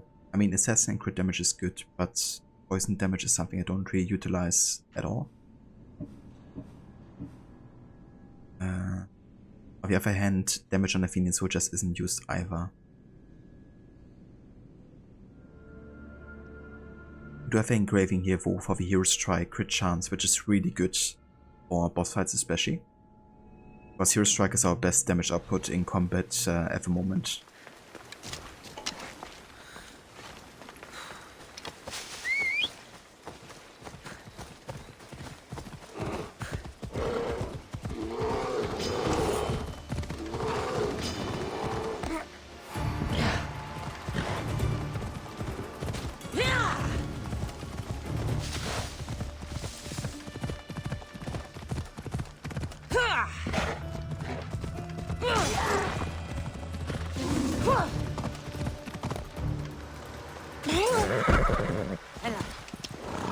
It's fine.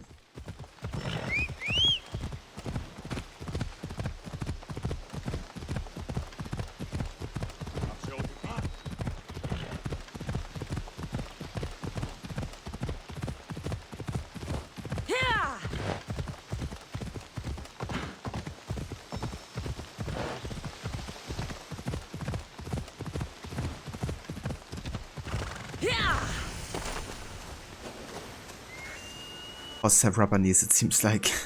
Yeah, it's really funny how far you can jump with a horse before it actually dies. Or it's like, you know, not able to run further. When you even have like the horses that have like wings, so you don't even get 4 damage at all. Like Pegasus. Or Riddle.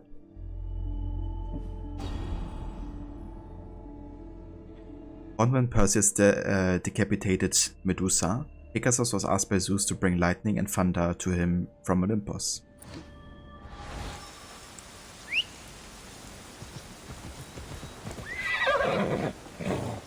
There it is.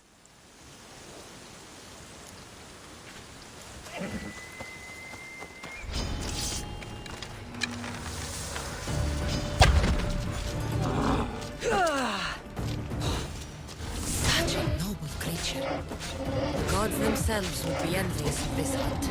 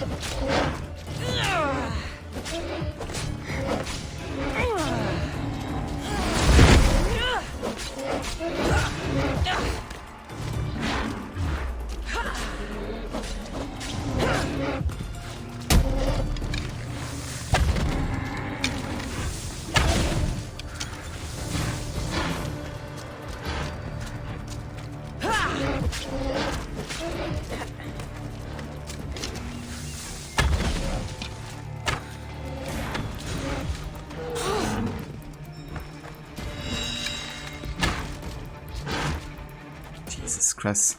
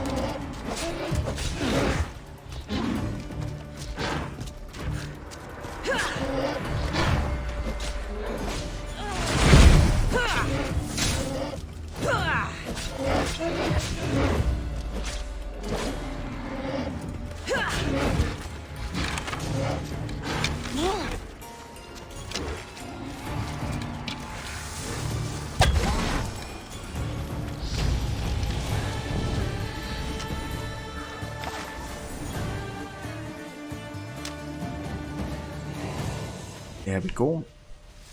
Got it. A second legendary animal. The Hind of Carinea. Bloody Pegasus. Yeah, it's so funny when you hear that in Syndicate.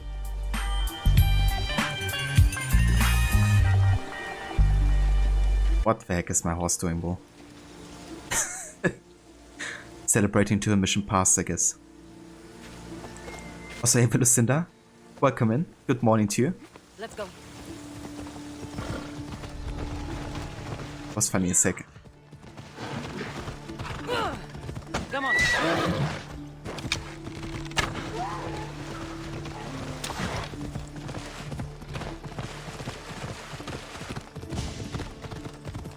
There's actually another viewpoint here. Let's grab this one as well. Where is Charles Lee? We're so close already. Yeah, where is he? Anybody mind telling me? Eva Harbinger, welcome in.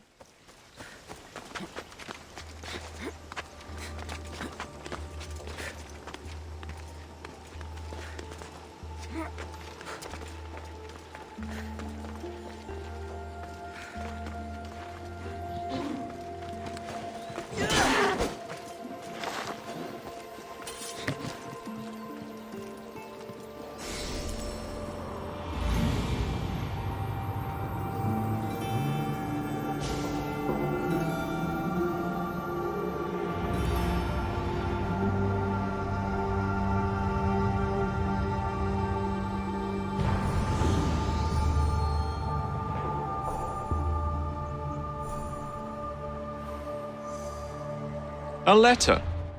For me? For me?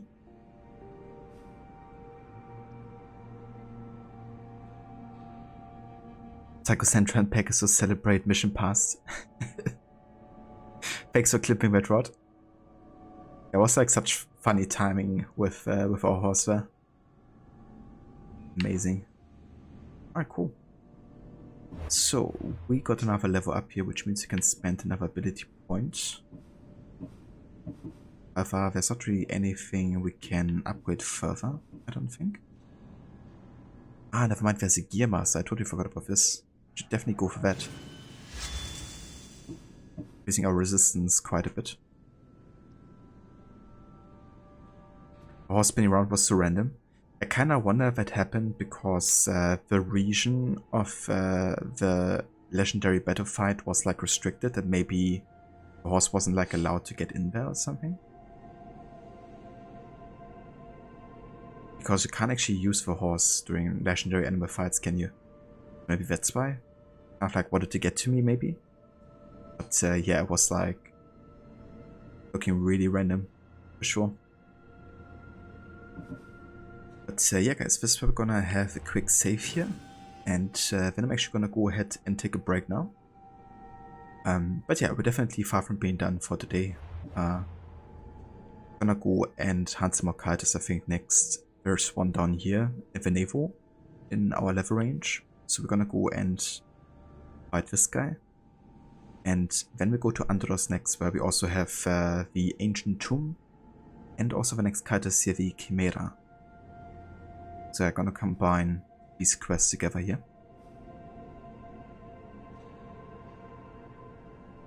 Cheers, Rod. And yeah, I will catch you guys in in a few.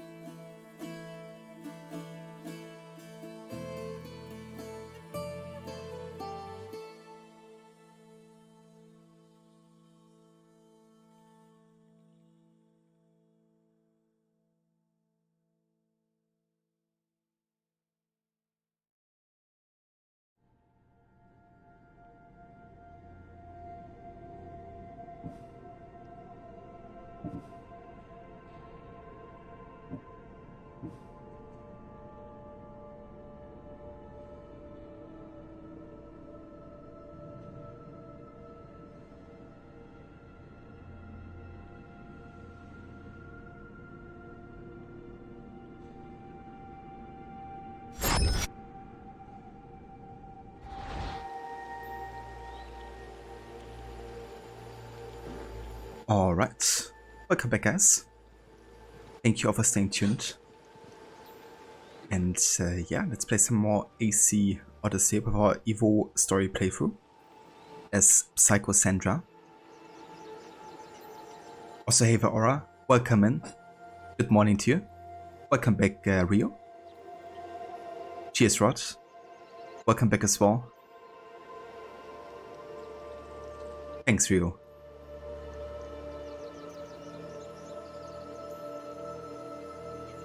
Yeah, we were just taking on the legendary Hind here over on Euboea. And that's pretty much everything we wanted to do over here for now. So let's go ahead and go back to the Adressia. And then we will go and take on the next cultist, Asterion, who's the first of a naval cultist we can fight. I also want to check my ship if there's like any potential upgrades to get, because we could definitely need them and those kind of ships. Ready when you are, Commander! Does this game's dialogue choices actually change outcomes, or is it just funny to watch the dialogue unfold? So most of the time it's more like a different kind of like reaction by NPCs that don't really have like severe consequences. There's however like a few choices that definitely change the outcome of like quests, but most of the time it's more like the illusion of choice, I guess you could say. I would say a game like Witcher 3 definitely respects your choices a lot more and really has like more varied outcomes overall. But yeah, for example, when it comes to like the end, main ending kind of like choices, there's only like a handful, I think about 5 or so, that actually have any influence on what happens in the final quest.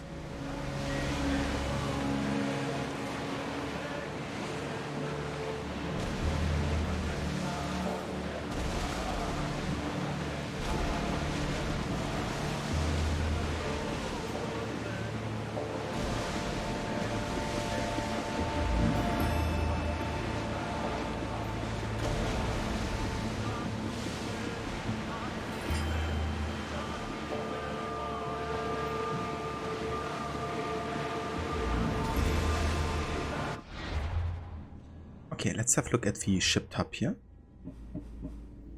We could increase our arrow volleys, giving us 3 total. I feel like that could be quite nice to have actually.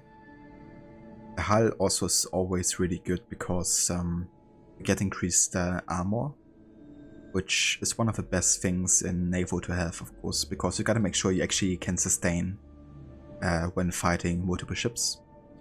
The next one would also give us another lieutenant, which could also come in handy, for sure. I think I'll go for this one first. Assign another lieutenant here. Let's go for, let's see. Let's go for Kazambos the Ironheart, giving us ship armor and fire javelin damage. And then we're gonna go ahead and give us another arrow volley, so we can have 3 total. Also gonna increase the arrow damage.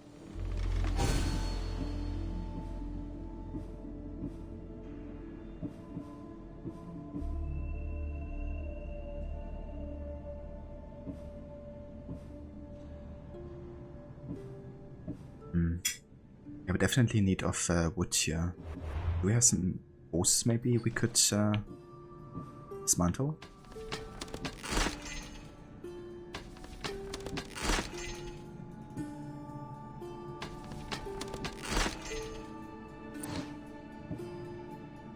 Oh, not too much.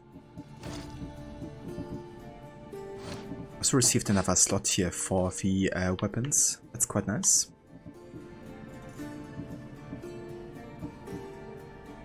Let's go for the Griffins Scythe now.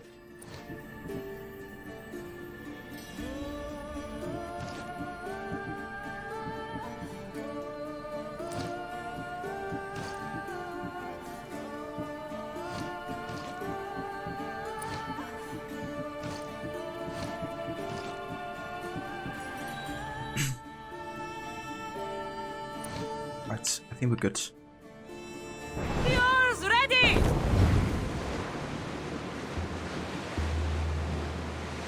The eye patch. Yeah, I was kind of like wanting to see if it gets displayed in cutscenes or not. Because usually it wouldn't, but with the mod that I have, there's like a chance that it will either give us a bolt head or it actually gets displayed, I guess, so. Gonna have a look at the next cutscene to see what happens.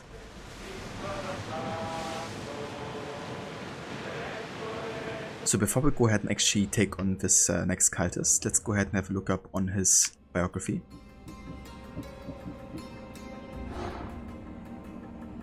After Asterion lost his parents to the Persian invasion, his wife to a tempest, his children, his friends, his shipmates, he no longer cared for a love of the sea, but a desire to avenge their deaths. But how many dead were left to float in Asterion's wake? Hundreds? Thousands? And when would those dead rise up, avenge themselves and pull him down to sleep with those he loved?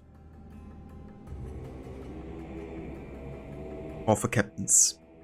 I have all the gods' forsaken ships I can handle. I need captains. We're setting off to the seas bordering Andros. Send me your best, your sons, your daughters. The seas are calming, and the storm that follows will be brought by us. The world will hear our names and witness a new era of naval dominance. The days of our hounds are upon us. We are the waves. Asterion.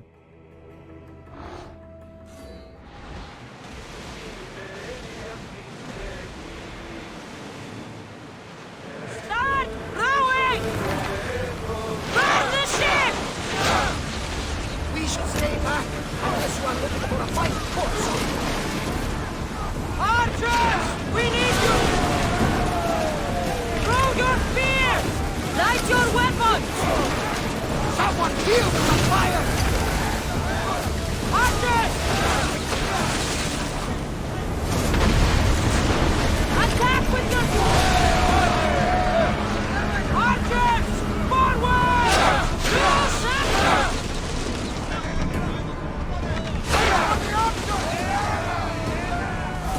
Light your arrows! Now the spear! Bows ready! Ready for impact! Now! Attack! Spear them! Send them a wall of fire! Archers! Ready! Throw spears! We are ready to light them up, Commander! Ready arrow! Fire! Spear volley! Cowards! Slow down! Out of sight, out of mind! Just smooth sailing ahead! Prepare to board! Follow me and make them pay! Yeah, the dialogue choices were really a big deal. Considering that, you know, it was always like about experiencing the past, how it happened, and synchronizing with the ancestor rather than, you know, you making choices of what happened in the past that already, you know, is like locked in stone, really.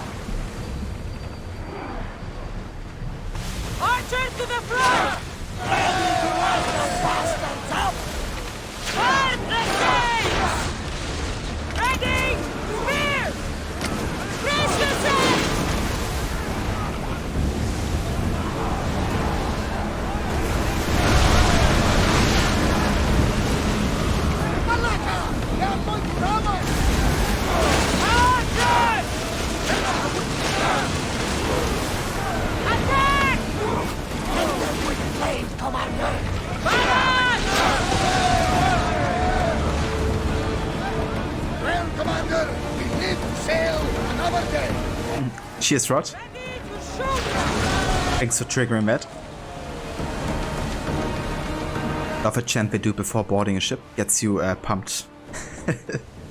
It definitely has that effect for sure. Wave also like stomping the ground as well.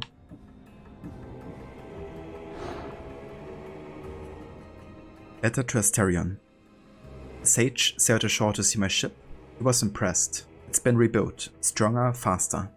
Even Poseidon is less deadly than I. We disembark from Melos tomorrow. What I long for is battle, a chance to crack open the hearts of my enemies. What I need is a reason, someone to make an example of.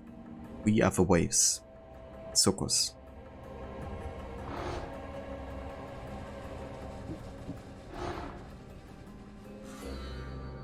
Asterion.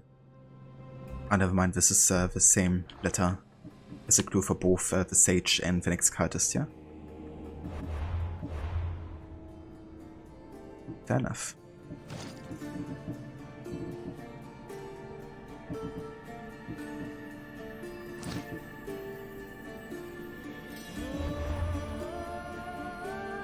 Alright, so with that cultist taken care of, I think we can go to Andros next. Take care of the Chimera, and then we go ahead and do this quest over here.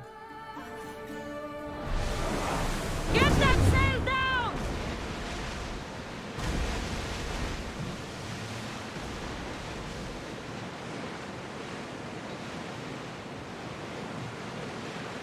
We are approaching the island of Antis, Cassandra. Yes! Here we can see the tomb of the greatest Myrmidon, Achilles. I was more excited by the fact that Andros exports some of the most expensive marble in the world. Is this the place with the rumored ancient civilization ruins you were talking about? It is indeed. Look for a large gate. Lower the sail!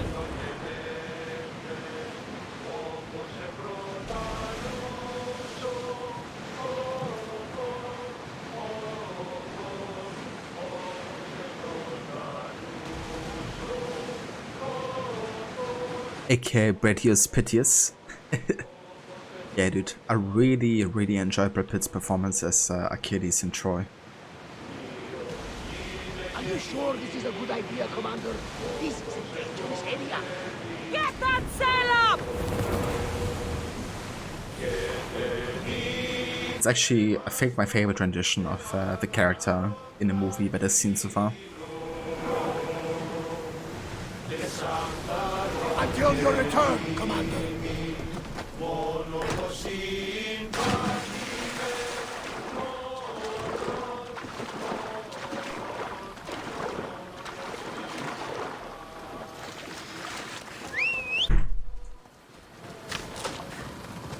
Let's move!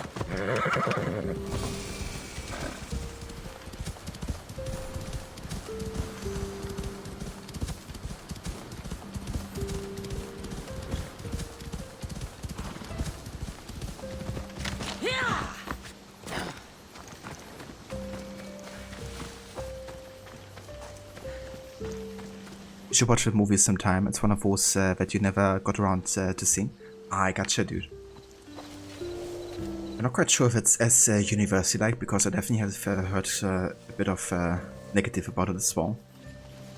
But personally, I always enjoyed it a lot. I thought the fighting scenes were really well done. I thought the actors were great. Brady Carson also did a good job as well. And yeah, just like the whole setting, you know. But there were some really epic scenes in there. I would definitely recommend watching that. But yeah, it's also quite long. It's also something to keep in mind, I guess. I think we should change our headpiece here.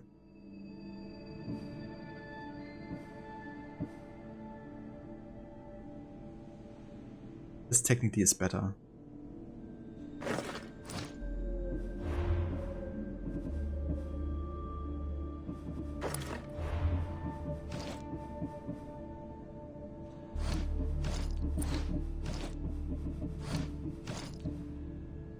Alright, we also got the pirate gauntlets here. Assassin damage and crit damage.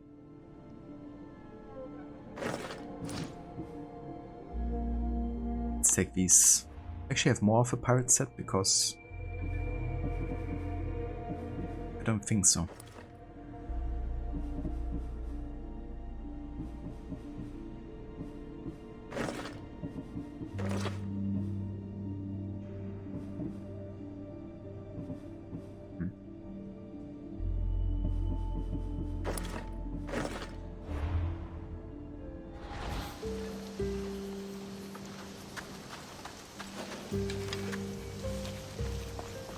Right, we got the Chimera.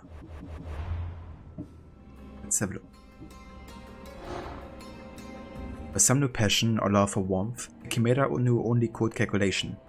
The world was hers to exploit, and exploit it she did in the name of Cosmos.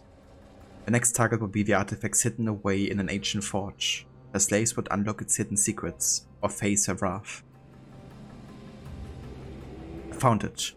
In Andorra's rests the greatest, most ancient forge in the known world. I demand slaves, guards, ships, drachmi, and metal. In Cosmos' name we shall build the greatest armory in the world. I set sail soon. Who sails with me? Let the words be in your depth. The Chimera.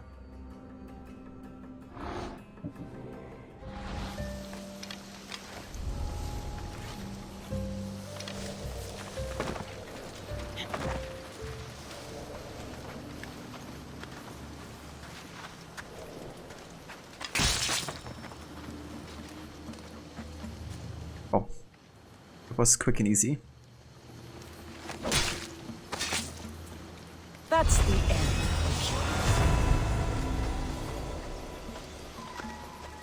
Damn it, I can't actually assassinate these guys here. Okay. How about we actually create like a second loadout now? One for assassin damage and one for like combat. Because I do like the option to, you know, one-hit people. And by having a build that just focuses on assassin damage, you can achieve enough damage most of the time. I'm gonna go and buy this one. Also gonna cycle the symbol here to the assassin symbol, and over there we go for swords. Let me just give her items that push assassin damage as much as possible. Like these daggers here. We have assassin damage here. Let's go for this one. Otherwise, only have this one.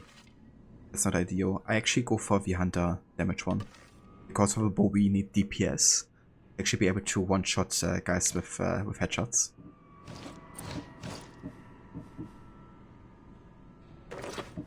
That's alright. 9% assassin damage is great.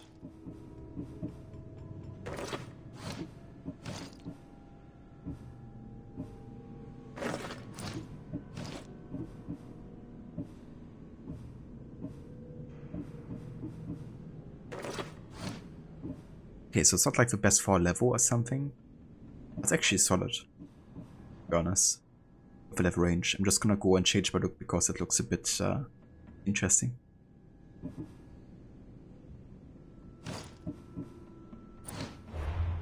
Okay, let's go ahead and go for this shroud here. Then we go for the glowing eyes. Just kidding, we go for the Mistios tunic.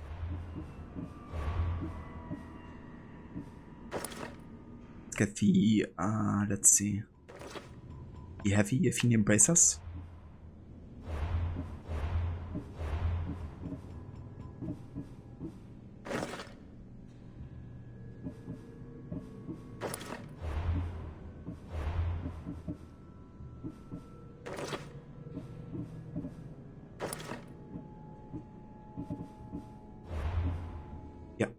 Works. Bit like a lighter looking outfit here. So let's see if that's enough to one-shot this guy. It is. Okay, great.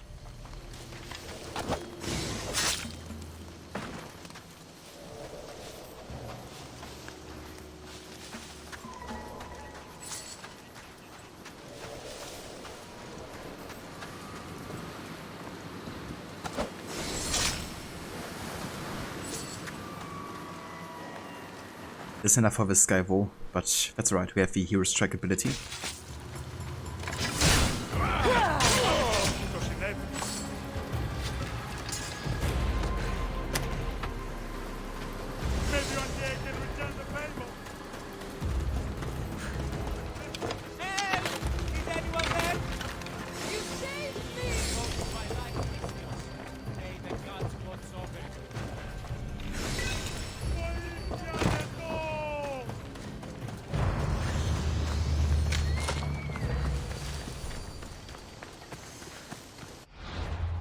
Right, so if we want to ever do like kind of like a stealth mission, then we can just switch back to that loadout and utilize that. Very cool, very assassin, indeed.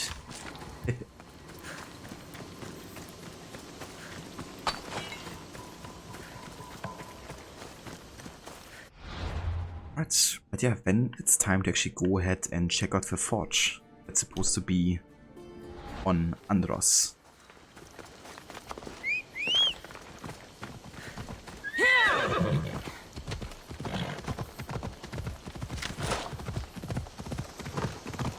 that's gonna be really good because that will also boost our spear. And with that we get like certain perks, for example, being able to have like a second weapon wheel. Because the more ability points you get, the more ability slots you want to use, of course. So yeah, looking forward to get that for sure.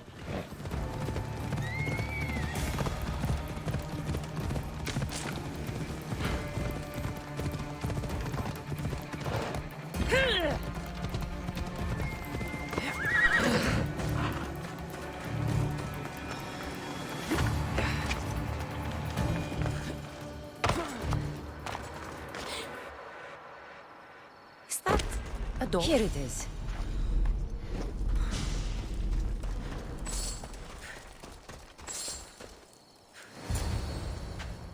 How do I get inside? I wonder if...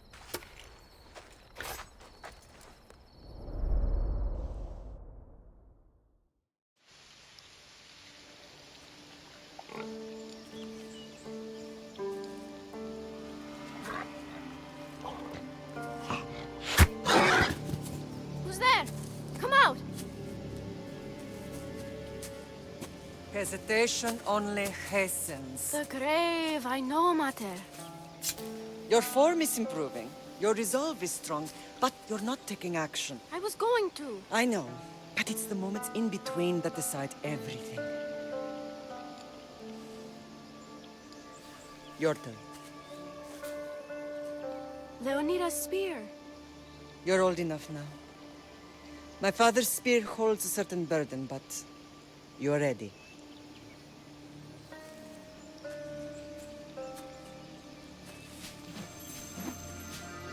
I felt something. Huh? The spear. It has magic. Carries with it a long line of power. A bloodline of incredible heroes. The same blood within you and me and our family. All of us? Think of Leonidas. He had great courage. And he made a great sacrifice. You share in his blood and the strength he possessed. We are able to feel certain things happening around us. That is our family's gift.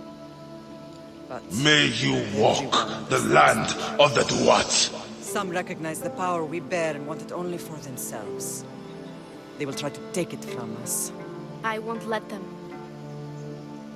I know. You're a warrior. If we keep moving forward, always moving forward, we're untouchable. Storm's coming in.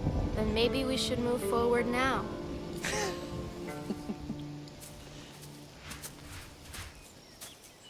So funny. A cheeky look as well on Cassandra's face. Mother, I haven't forgotten you.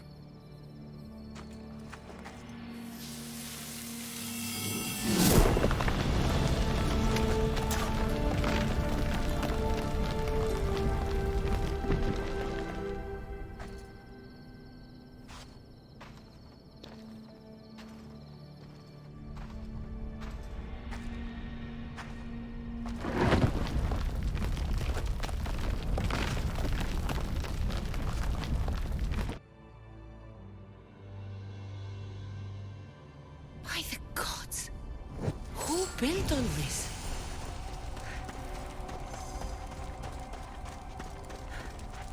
The spear has magic. Ubisoft won't show it may appear as magical, but it was technologically based. Ubisoft Quebec, nah, it's magic superpowers, so we can do anything we want regardless of established lore. How does a place like this exist? Yeah, it really is a shame they don't try to explain the spear further and how it works, you know. And also to give the spear as many abilities as it has and is capable of, you know. Makes it like far superior to any other piece of Eden really that we've seen so far, you know. Like usually a piece of Eden had like 1 or 2 kind of like functions most of the time. But the spear, you know, can like do it all. How could I even explain this to someone like Marcos?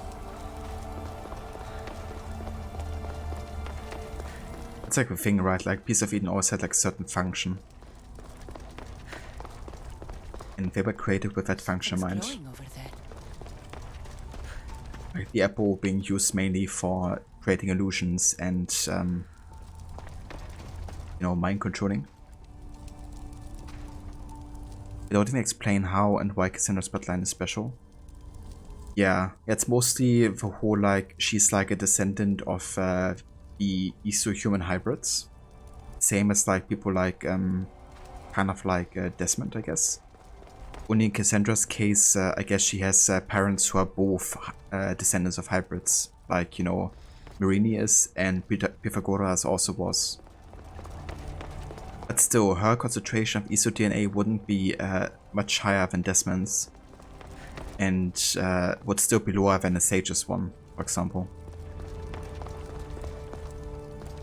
Which is also like my concern when I will be playing the Valhalla Odyssey crossover, because technically, you know, Eivor should be superior to Cassandra, of kind of like if you look at the DNA at least and how much Iso concentration there's inside. Cassandra's kind of the one explaining like the piece of Eden and all of that to Eivor. Which is also really weird because like that's post-game content. And at that point Eivor has already seen like so many pieces of Eden. But yeah, just really odd.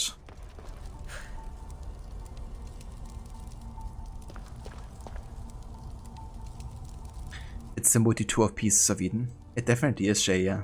Yeah, it combines like all of the functions. That's the thing, right? It's kind of definitely that the gameplay is serving, kind of like the spear is serving the gameplay, I guess, what we want to achieve, I guess. Rather than the other way around. For example, the Apple of Eden, they didn't try to make the focus of the gameplay. So the few times that you put controls, they tried to keep it as accurate as possible to what it is about. Like in that case in Brotherhood, for example, like mind controlling guards to attack each other. You assuming Psychosandra killed her father? She sure did, yeah. First chance I got. I also kicked Stentor off a cliff. But of course Stentor survives with a scar for some reason. But once you get the chance to kill him again, we will take it. It would be the only piece Batman needed on his belt. Yeah, anybody really. It's like no matter what your problem is, you know, the spear is gonna help you out. Solve it. But they don't go into too much story detail about what the spear can do. Cassandra says to mention something about the spear gives him the ability to anticipate the opponent move before it happens. It doesn't mention why she can't survive great faults and all the other stuff, which creates confusion between that what is just gameplay powers and what is story based. Exactly, you know. Like of course the forge has like an impact as well because it enhances the spear, which unlocks like more abilities for you. But still would be interesting to know how actually the technology is behind it, you know. Or what the initial, like show how it was used maybe during the Iso times or talk about it or something. And the other thing is, you know, with the 4 damage, like there's actually a few characters that survive 4 damage regardless of if they have a spear or not. Like canon-wise, Alexius gets thrown to his death, right, as a baby. Or all the other babies were thrown to their death. And Leonidas doesn't have a spear, you know. Yet, Leonidas, Alexius. Yet Alexius still survives the fall, obviously. because he appears later as Deimos and gets like nursed back to health, I guess. But yeah, the fact that he survived that fall is a bit ridiculous.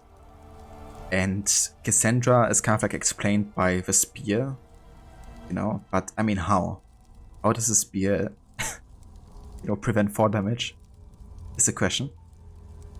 Because the impact is insane, you know, if you think about it. And it's also interesting because when you have a cutscene where you see Cassandra falling down, and then, you know, getting up again, she just runs away like nothing happened, you know, like she's not hurt in any kind of like way or form. So yeah, you know, I don't even mind if they gonna go that way. Just, I want to have an explanation because it's just illogical otherwise, you know. That's like my main concern sometimes, because I don't mind if they want to add like new kind of lore or re-explain some things. I mean, Origins has done like quite a lot of retcons to the series. For example, with the origin of the assassin symbol, you know. Like initially it was supposed to be the replicator A, which inspired the, you know, assassin brotherhood symbol, which makes sense. At least by the calligraph that made the symbol. But then Origins, they gave it more meaning by having the ego skull, you know, have like the same shape. And that kind of like is a retcon, but at least it makes sense, you know, for the story.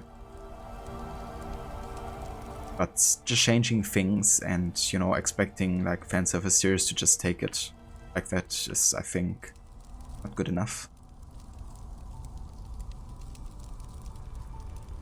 Get plot armor, yeah. It's also funny that you can like kick Stentor off a cliff after you kill Nicholas, and he also survives with a scar on his face. Well, that I don't mind too much, because it's like your choice if you let him, you know, fall down.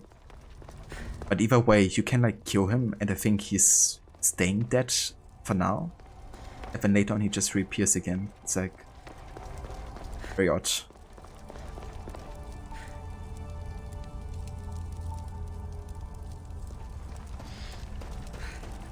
Yeah, I think it just really needs like some kind of lore master, you know? Like, I mean, Quebec is definitely good with like creating like fun games, you know? At least for a short while. And the gameplay systems are also like solid most of the time, but they need somebody to kind of like keep things in check, you know? Like the Piece of Eden and the Isu, modern day. And just, you know, all the connecting pieces. Because if I would have done a lot of that right, then Odyssey could have been way better, I think. At least as an AC game. It's definitely a solid game by itself.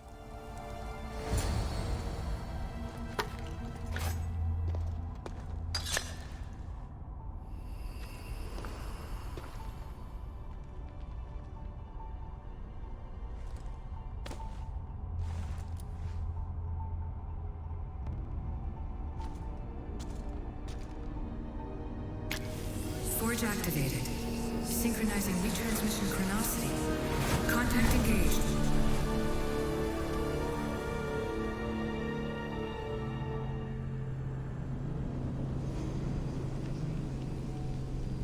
Yeah, that is an Isu Forge, which is kind of like enhancing the spear, giving you access to more abilities essentially.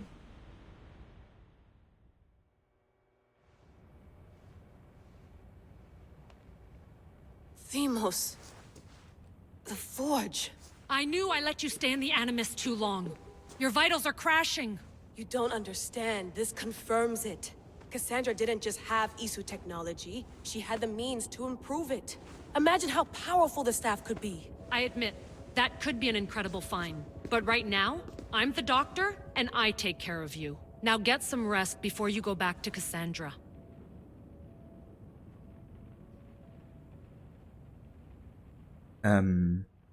So Psychosandra's gonna have that final scene at the dinner table alone then? I mean, that's what happened during my Psycholexius run. Yeah.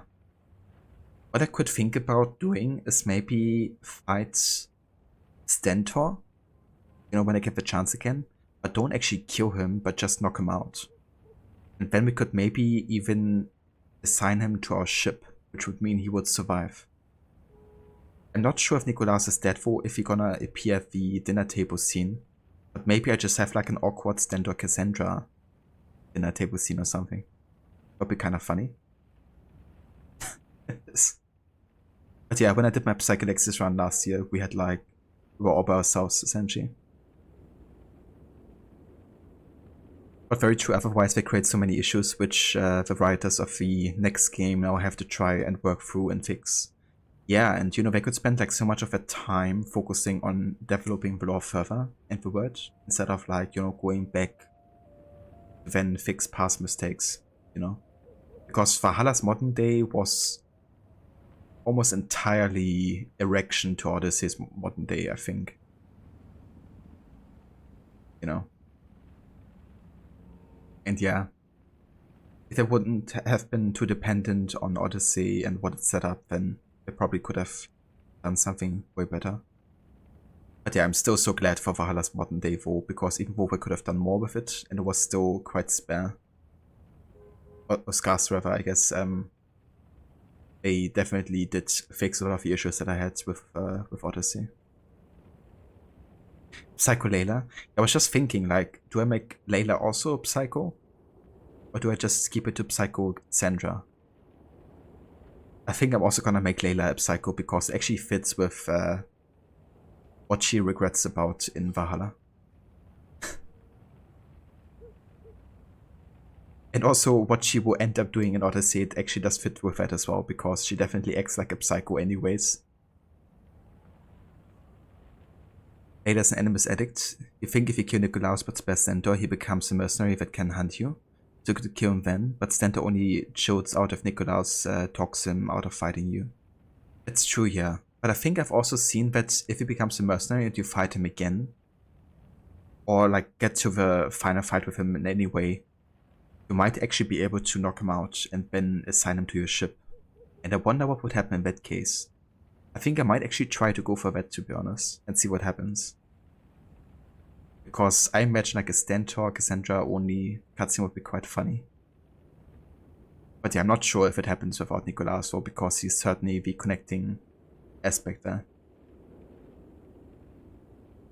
Hey Anonymous, welcome in.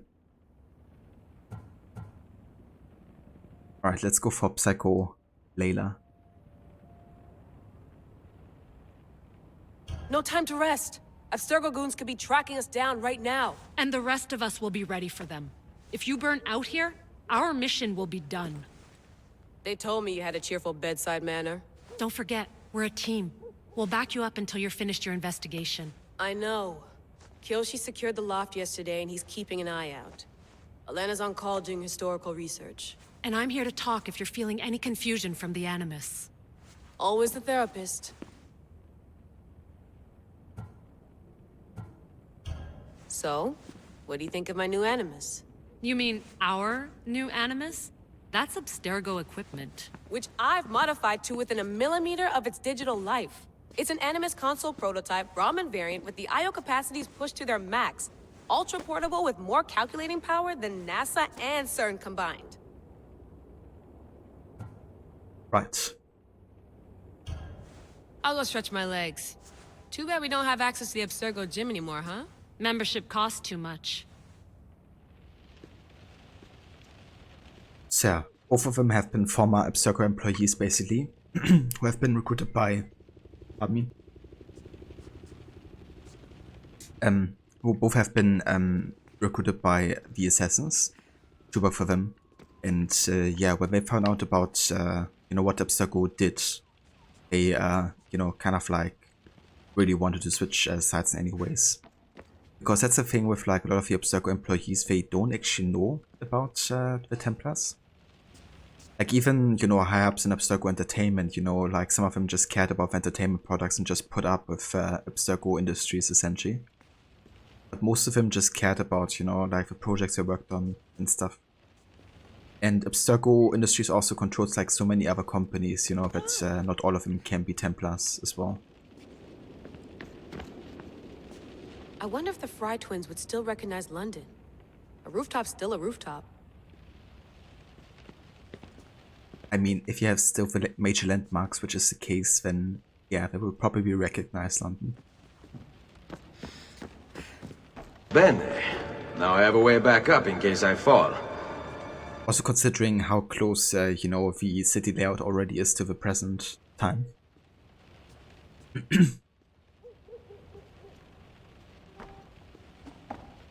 Abstergo killed Layla's girlfriend, so she took it personally, even though she never mentions her again. Yeah, that was another thing. Oh, they could have done so much more. There also like connections between Origins and Odyssey. Also like, you know, William Miles, the fact that William Miles doesn't appear in Odyssey was like, what? You tease him and then he just doesn't appear again? Or like the whole, you know, way that Abstergo, that Layla joined the Assassins. You know, like her initiation and stuff, it just skipped like 1 year. Yeah, Seraph. It's like rooftops. Bene. Now I have a way up in case I fall. Jay, sort of like a map run business. Some actually need to be legitimate because it helps sell your story. Exactly. And it helps also Abstergo take more control of like society. By them also not knowing, you know, that Industries is standing for the Templars. Thanks for clipping that rod. It's kind of funny you can just like push around.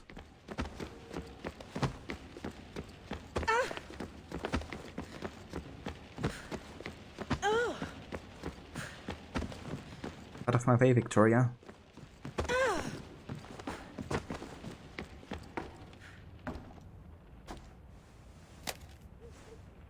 How's it going out there? Well, no threats in view. I'm glad we could work together again. I believe our working methods are compatible. Of course, I'll return to the Animus, then follow the trail Herodotus left to find the staff. But there's so many possibilities, so many choices. There's no way to know which ones are right. You used to run part of the Japanese Brotherhood. What would you do? Take things one step at a time, observe then act, or kill everyone and search their pockets for answers. You decide. Thanks for watching our backs, Kiyoshi. I'll leave you to your work. I'll report in if Abstergo drops by. So Kiyoshi is, I think, one of the major characters that appeared in the AC comics, I think, at some point. But I didn't actually read those that featured him yet. Looks third echelon. Or is it fourth? That's, I think, a reference to Splinter Cell here, isn't it? To Sam Fisher, who has this mask, I think. I haven't played those games yet, but I do want to at some point.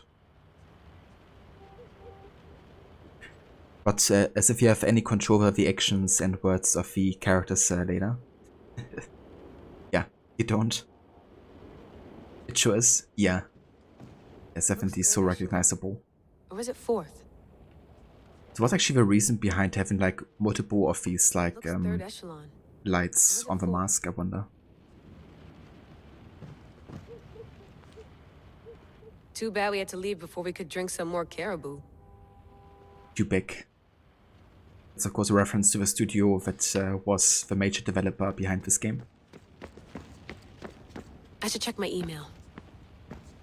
The center of the universe, circa 400 BCE. We've heard Echelion gets replaced by the fourth. I gotcha.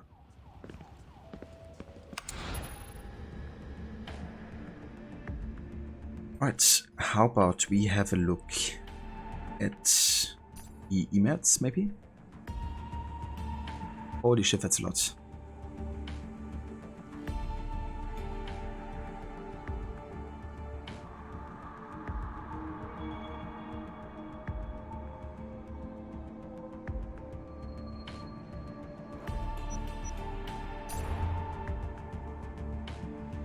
Greetings and salutations. Hi Harlan, it's been a while. I tried to message you, but you've been offline. What's happening? My favorite sharp-dressed man? Layla. Hello Layla, I'm sorry that's been a lot going on. I just logged off to clear my head and focus on what's important. Don't worry. Harlan. Hey Harlan, what's wrong? Is it Errant? I just checked and he's offline too. Please tell me that you two are alright. Layla. Hello Layla, I'm sure he'll be fine. He's been quiet since I got back from the Australia mission. Doctor says it's normal. I took some time off to be with him. I found a website where I could order salted licorice and stewed waffles, so that's cheering him up. Alan. Salted licorice. Yeah, no thank you. Alan, Aaron's eating junk food and the doctor's watching him, and I just checked and nobody's finished their reports. What the hell happened in Australia? Layla. So why is salted licorice junk food? Isn't licorice actually even like healthier than other sweets? Hello Layla, I call you K. Alan. Okay. Rod, why not realistic? It's something they wanted for style purposes as part of Sam's silhouette in Darkness. Ah, okay, I gotcha. Interesting. There's also this Splinter Cell mask Gorgots in the first division. The Easter egg. Ah, that's cool. I always like when when Ubisoft games do like references to each other. Often they turn out to be non-canonical, but it's still like nice as Easter eggs, I think. But yeah, welcome in, Jeremy. Memorial. Hello Layla, so like I mentioned, the memorial service for Charlotte will be on Thursday at 10. If Galina calls you, please let her know. She left me 2 phone messages, but she didn't leave a number and I haven't been able to reach her. She might be self-medicating. Harlan. Hey Harlan, it's okay, let Galina have a bender, and remember that Aaron's appreciating all the care you've given him, even if he can't express it right now. Keep being an angel. Layla. Hello Layla, sorry for sidetracking you with personal issues. Was there something you wanted to ask me? Harlan. Hey Harlan, don't worry, I was just going to ask if you wanted to join me on a mission in Canada, but I can do it myself. Layla. Hello Layla, have you been in touch with Kyoshi? He was in Australia too and he's been asking for work. I call him. Harlan. Available for assignment. Dear Mr. San, I heard you might be seeking a team member. I'm available currently. Takakura Kiyoshi. Dear Mr. Takakura, can I call you Kiyoshi? Did I get your names in the right order? Hi. I heard the mission in Australia was very rough. I can't believe how you pulled off that escape. The 3 of you, I mean. I'm sorry.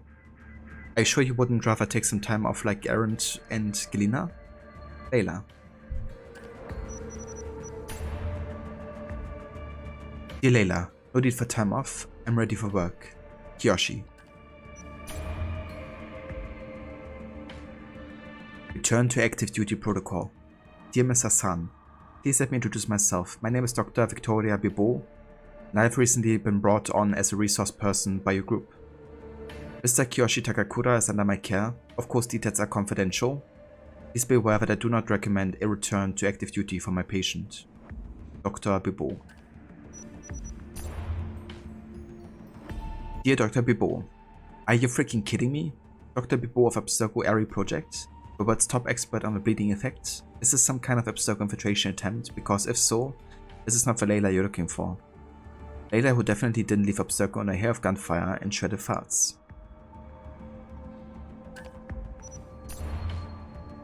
Dear Layla, yes, that's me. I assure you this is not a trap. Dr. Bibo.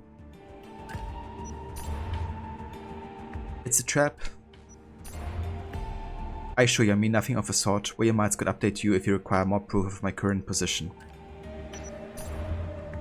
Sorry, I was just making a joke, you know. It's a trap. Anyway, I'm glad you're here. God, Layla's like so not funny. Double checking. Dear Kyoshi, are you sure you're ready for this? Dr. Bibo just poked me to say you're not cleared for return to duty.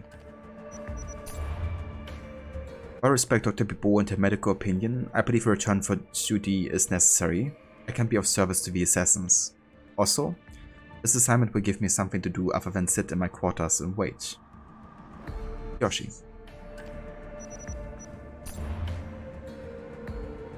Dear Kyoshi, I gotcha. You're the type who needs to work through your problems. I feel that too. Okay, consider yourself on board. I just told Dr. Daycare that you'll be doing desk duty as my researcher. But feel free to get up from the desk and kick ass, if you know what I mean. Thank you for your understanding. Dr. Daycare? Don't let anybody... don't tell anybody, but that was her nickname back at Abstergo. She was in charge of putting kids through some super secretive branch of the Animus program. Or teenagers. It's not that weird. They have pliable brains. And really, if I had known about the Animus when I was a teenager, I would have given my left arm and right cerebrum to get in there.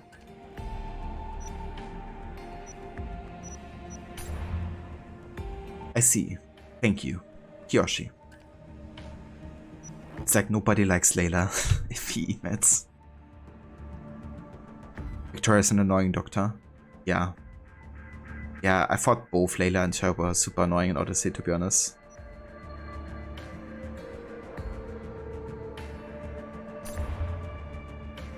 Team effort. Dear Dr. Bibo, I know you're in charge of his treatment, but Kyoshi's really keen on staying busy, so I told him you might let him be my backup for the next mission. It's really a short gig, and I put him on the desk duty as a researcher. I know Miles as a candidate. Elena, she sounds cool, but he's still getting her up to speed. Quebec City safe house is stone houses, and the trip will keep Kiyoshi out of the trouble, you know? Layla. Dear Layla, your proposal could be acceptable so long as he is properly supervised and performs only light duties. So I've spoken with Williams and gotten his blessing to join your mission. I know I'm a recent addition to your group, but I lived in Quebec City for many years and I speak fluent French. Dr. Bibo. So, why is it important that she speaks fluent French for? Like Layla doesn't speak French, does she? And neither does Kiyoshi? Huh? Kind of like feels like Quebec, like Ubisoft Quebec just had to tell us that they're like super good in speaking French or something. But really has no merit for the team, does it? Because there's like no French speakers in there. Hey, the Gigi, welcome in. Our next assignment. Dear Layla, Dr. Bibo contacted me. Sounds like we're in daycare. Yoshi. Dear Kiyoshi, you're a funny guy. Layla. Alright. So that's all the emails catch up on. Let's also have a look at the audio file here. The Lost Book of Herodotus. The Spear of Leonidas. If I didn't work for the assassins, I wouldn't believe it. I'm still not sure I believe it. But a little luck and a lot of research later, and we've got ourselves the archaeological find of the century. At least, we would if I could publish it.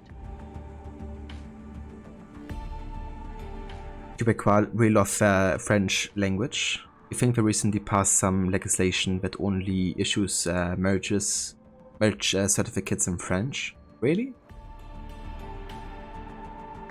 Damn.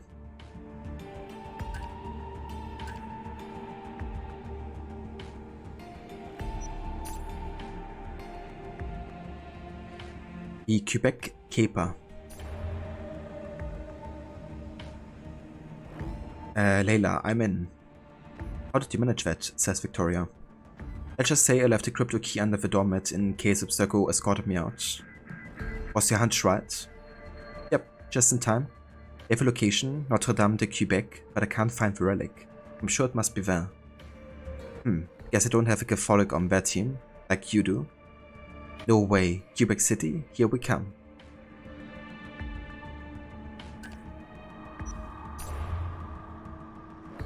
Subject, potential descendant. Recollects those who possess the ability of recollection. 50th century order of Franciscan monks. 1614 King Louis XIII requested that Samuel de Champlain take a selection of recollects to Canada. Order was abruptly disbanded upon return to France. Operative redacted, tracing bloodline redacted. Recollect friars. Father Denis Jamet, Father Jean Daubeau, Father Joseph Le Caron, Brother Pacifique Duplessis, and Brother Nicolas Viau drowned in 1925. Location: Cathedral Basilica of Notre Dame de Quebec. 4 centuries of treasures and archives here. 900 people buried under the cathedral. Excavation uncovered hidden relics. Operator summary: search for Cathedral Basilica of Notre Dame de Quebec. Target item not found. Operative update: September 5th, 2017. Agents have a location under surveillance awaiting new intel.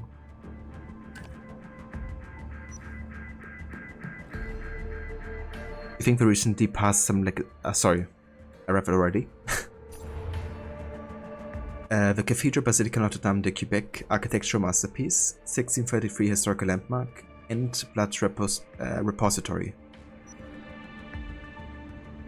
Relics is in here somewhere. Crypt. Pretty. Victoria, our good Catholic girl, says valuable relics are often moved to altar. I mean, you don't really have to be Catholic to know that. Same. Like, yeah, you know, like the altar was usually used, like, offerings, or to kind of like have, you know, like, boats on there. Because it's like the altar to God. Problem: Church Golden Jubilee crowded with congregants on pilgrimage. Our window: cycling race keep the cops busy. Victoria blend in with congregants, distract priests, get near altar. Kyoshi climb along rooftop to bell tower, wait for signal. And Layla robes better fit. New artifacts unearthed during recent excavation at Basilica Cathedral, Notre Dame de Quebec. So that's the news article. And I guess the reason why they, you know, went for the mission in the first place. Did I actually miss anything here? Yeah, I didn't. And hey, tomorrow, welcome in, dude.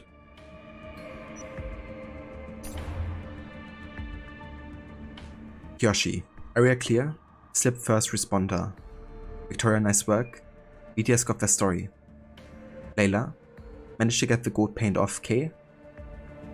Yoshi, paint isn't a buffer, it's a ringing in my ears. Victoria, I can't believe you pulled that off. Yoshi, if you can't believe in a golden Kyoshi angel flying overhead, what can you believe in?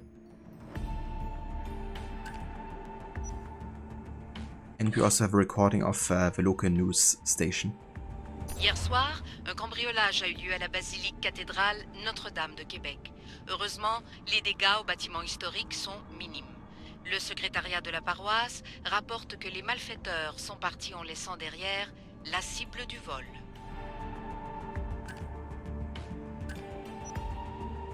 Yeah, we get it. The Quebecois like to speak French. Reality as a simulation. March 30th, 2018, 2:12 AM. Took a deep dive into theories about our reality being a simulation and ended up on a weird end of the internet. I'm just gathering information at this point, not all that I have found has been useful. It's hard to imagine the world we know being another layer of the Animus, but it makes sense in its own way. Layla. It's like we're all living in the Matrix.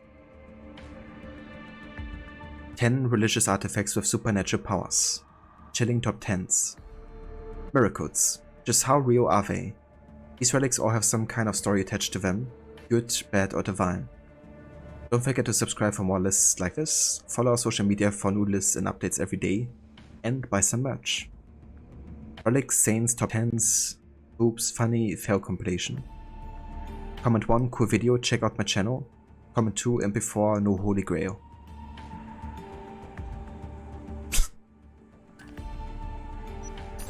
Yeah, very relevant information there.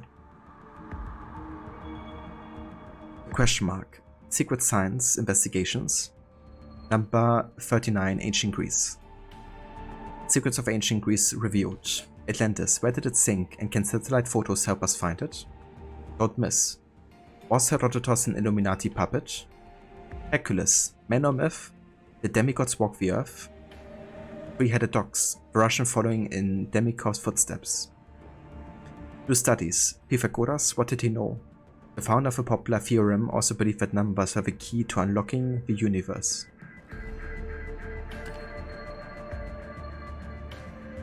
How very YouTube? Yeah. It was like YouTube in a nutshell, wasn't it?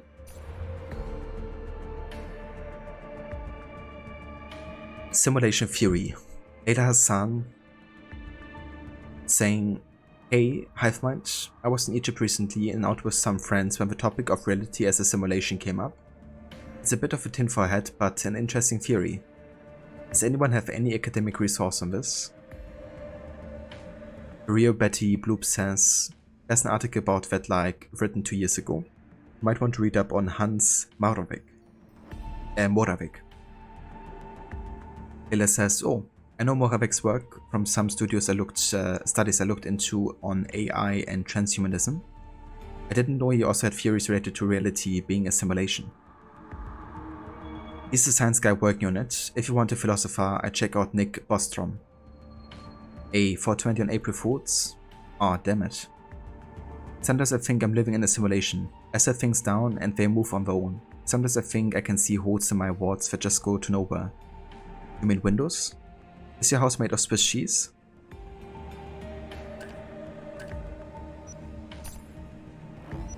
I feel like I could have cut 50% of the dialogue, make it like less cringeworthy.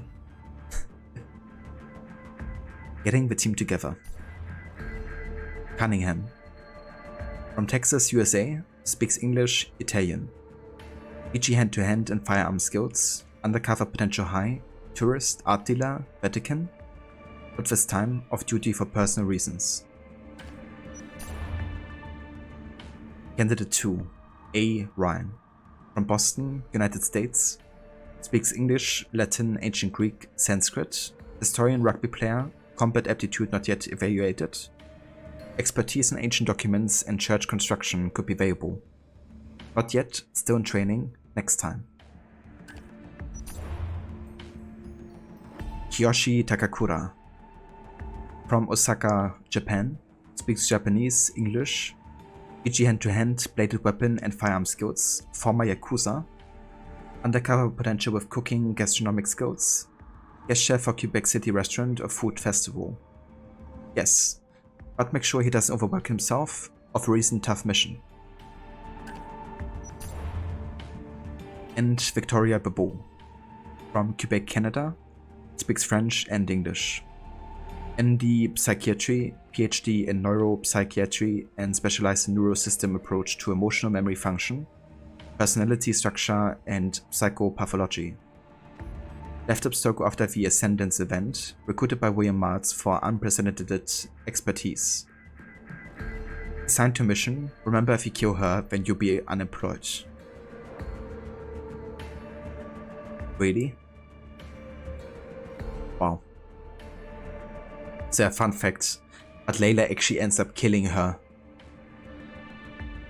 So the fact they actually pointed out here that you get unemployed is kind of like ironic, because that's not what happens to Layla. She doesn't get kicked out of a brotherhood or something.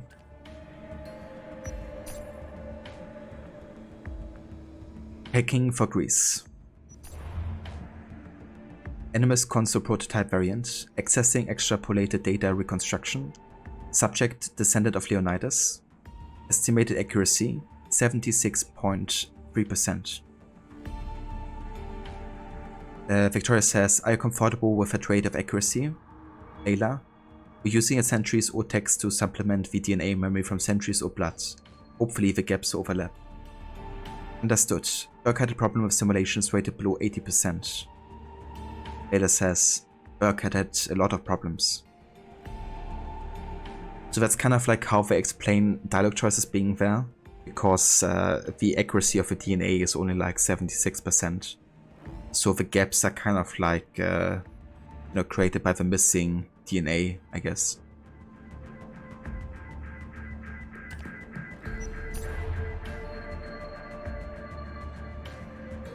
Layla killed her, nobody cared. Yeah.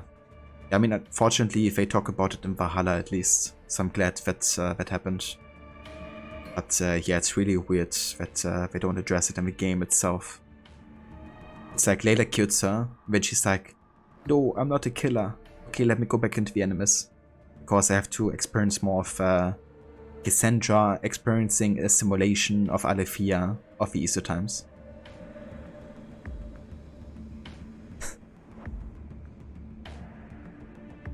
Officially Hellenic Republic, historically Hellas. First signs of human ancestors around 270,000 BCE. Earliest civilization circa 3200 BCE.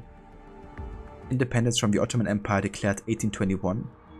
Joined European communities, now European Union, in 1981. Successively part of the Roman Empire, Byzantine Empire, Venetian territory, then Ottoman Empire. Mountainous countryside with Mediterranean climate. Called the birthplace of Western culture by historians.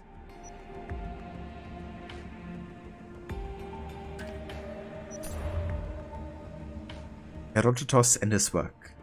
He's also called the father of history. Influential family, Herodotus was himself forced to go into exile in Samos, but then took part in the coup that overthrew Lygdamis. Studied and wrote history and travel books, gave public lectures, gained fame and drachmae. Greatest work was his history, relies on interviews rather than records, which generally didn't exist anyway. Accuracy disputed, but influence undeniable. His work is credited with saving a mass of invaluable information on archaic and early classical Greece. His work is methodical and extensive. Layla, he wrote about Greece and surrounding areas. He traveled the Black Sea, visited the Scythians, and lived in Egypt for months. His books were like the travel guides to the ancient world. True, for some of his work on non-Greek cultures was specious. You mean that there wasn't a tribe of cannibals in India who threw feasts with their deceased friends as both guests of honor and the main course? I say a hard no to that. Let's hope his last book doesn't include that kind of cultural glitch. From what I've been able to interpret so far, he doesn't mention a group of ancient geniuses who sound suspiciously like the Isu.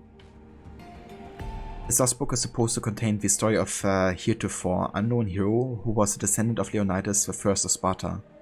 And we know the Spear of Leonidas is an Isu artifact. Leave it to the father of history to connect the dots.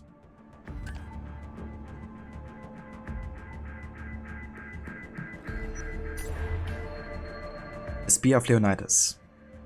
Rumored to be a powerful and deadly hand-to-hand weapon, Isu technology capable of multiple improvements, unpredictable mental effects, genetic memory storage, and passed down from Leonidas the First to his grandchild.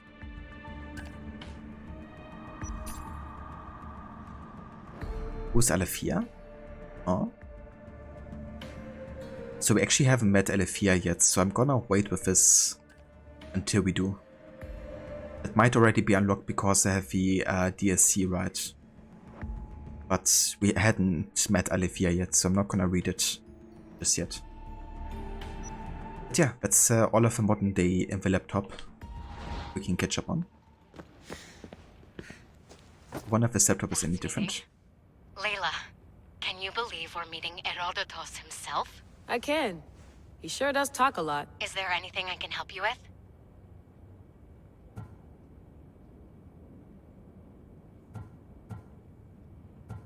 I'll leave you to your work. If you need anything, just let me know.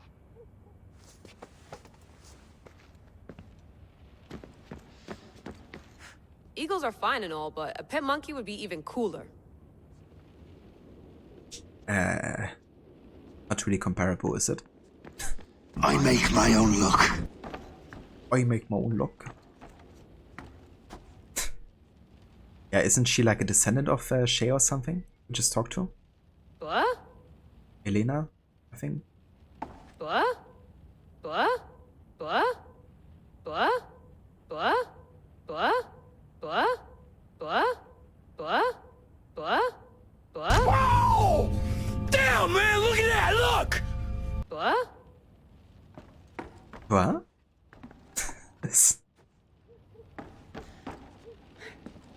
Also, speaking of Tuco, Moro, did you see that recent edit of Tuco and Thanos?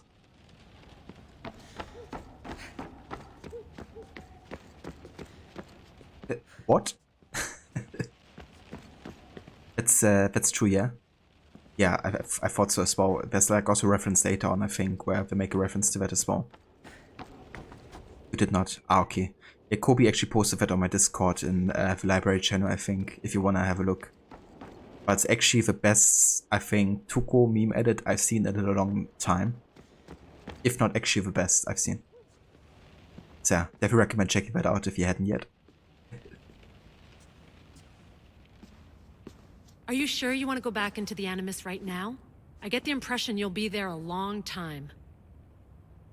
Yeah, we get it. The game doesn't want us to spend time in the modern day. So let's go back inside. Yes, I'm ready to go back to Cassandra. All right. I'll be watching your back.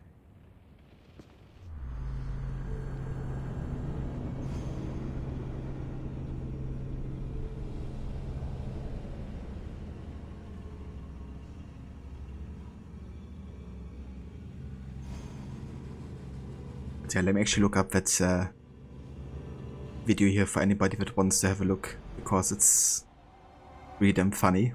At least if you know Breaking Bad. It is.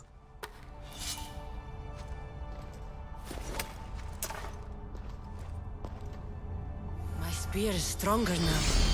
The cult won't stand a chance. Leonidas' spear. Upgrade the Spear of Leonidas here at the Forge of Hephaestus using artifact fragments. Upgrading it increases your adrenaline and unlocks more powerful abilities. Collect artifact fragments from defeated members of the Guard of Cosmos. Review the quest menu to track progress towards more spear upgrades. Alright then. Didn't actually unlock the second weapon wheel yet, but I think that happens on level 16 maybe. I think.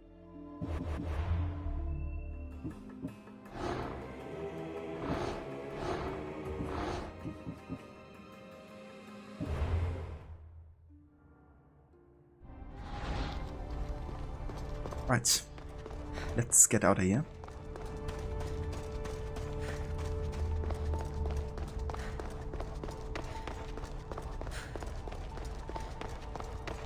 Well, Herodotus will be happy. It's clear someone was here far before we were.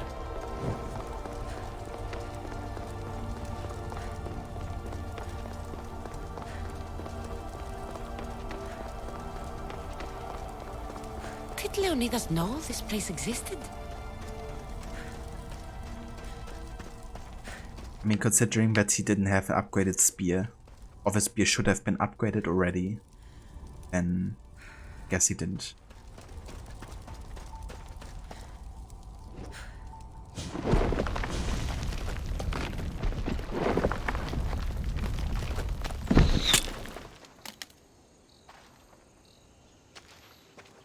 Time to talk! Time to talk.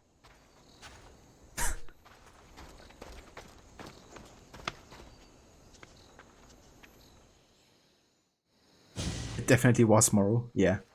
I mean, that's actually insane how well it looks. You're not hard to track. Did you come alone?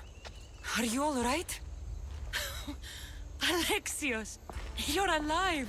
Don't touch me. Come on, little brother. You have to tell me everything. What's happened to you? I don't have to tell you anything. I don't know you. Well, I know you. It doesn't matter. There's more important things to argue about. You're right. Like that stunt you pulled with the artifact. It got my attention, if that's what you wanted. What? The artifact showed the truth. We're family. And we made it out of Sparta alive. Yes, it did show the truth. It confirmed what I always knew. You threw me off a fucking mountain! And you survived. You should be dead, bro. Hey bro, long time no see. Again. Yeah. Okay, so we go for the antagonistic choices here, because I don't really intend on having like a good relationship to Deimos. Just go for full-on conflict here. If that's what you think, Alexios, you must have hit your head on the way down. I've heard this story, and not from a liar like you. And never call me Alexios. Right. Demos. Now him, I don't know. He's a demigod, worshipped and feared by the cult and all the Greek world.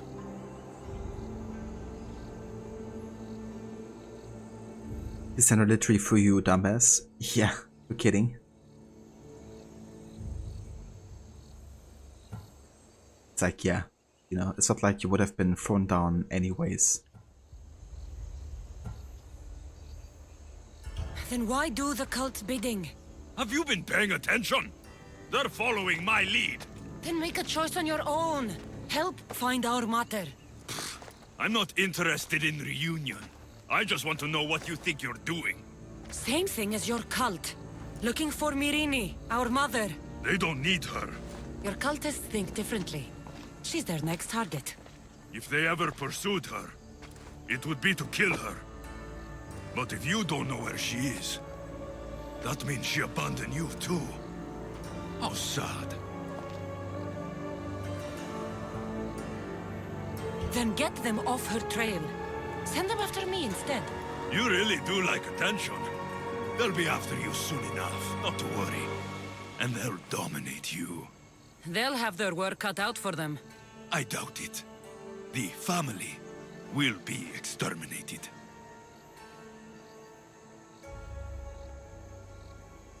That's another thing I find a bit inconsistent, is the fact that it's not really clear 100% what the kite wants to do, right? Like, some people say they want to kill the bloodline, others are like, you know, if we want the bloodlines, we can, you know, breed like more of them and control them, you know, like the controlled demos. It's like, so what is it now? Do you want to kill the bloodline or do you want them to serve you? Because a lot of the kites, you know, are kind of like telling one or the other.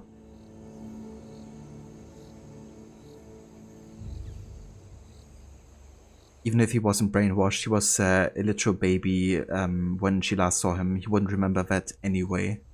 Yeah, that's another thing, you know, like, you don't really have memories, you know. Maybe subconscious kind of like memories that are more like feelings or something, you know. Like maybe like from a stress or something, but you wouldn't really remember, you know, who threw you down. Wouldn't even know who Cassandra is, like obviously somebody that he's seen, you know, every day, but it's sort of like toddlers have like a, you know, a mind for relationships or something. That's also something that really bothered me with the newest season of Dexter, because one of the characters kind of like had like very vivid memories of a murder happening when he was like only a toddler as well, and it was like, yeah, no. There's like no way you can remember that, you know.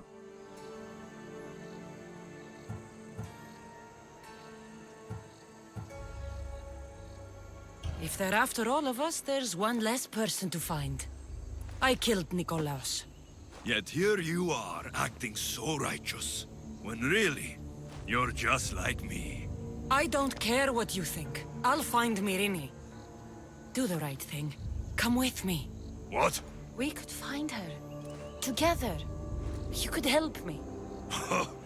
Oh, you think friendship is the answer? Running around like lost children looking for dear mater.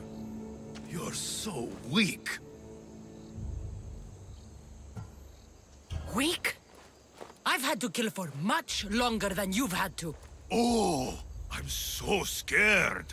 I have an army behind me. One false move, and you're obliterated. That's the plan. Yo, this whole conversation is so stupid if you think about it. He's like, he's basically just smack-talking Cassandra, you know? Like, I'm gonna kill you. I have an army, you know? Like, how about you just do it now then?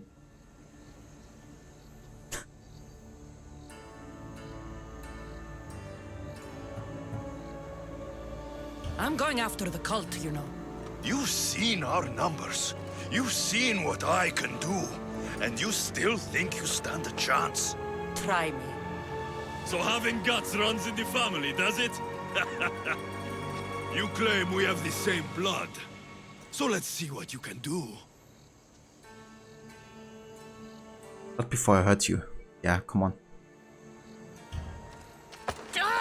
You're being an asshole. You'll have to be stronger than that.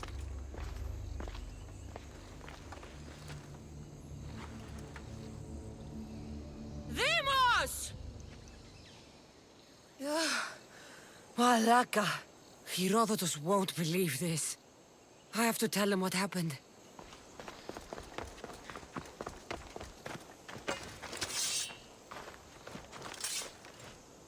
Alright, he used to be being the most badass person in the world, so he's mad that Cassandra even exists. Yeah. Yeah, he should just stop smack talking and just, you know, attack already. Yeah, I wish you could attack him here already more. But yeah, later on, it's definitely funny if you know, deal so much damage that he would just like skip the entire boss fight essentially.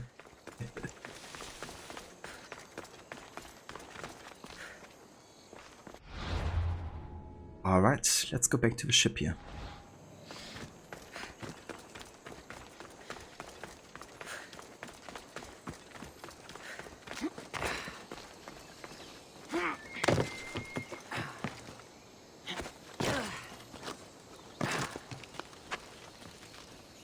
Damn, that tree parkour. Almost as good at AC freeze. Tree parkour as well.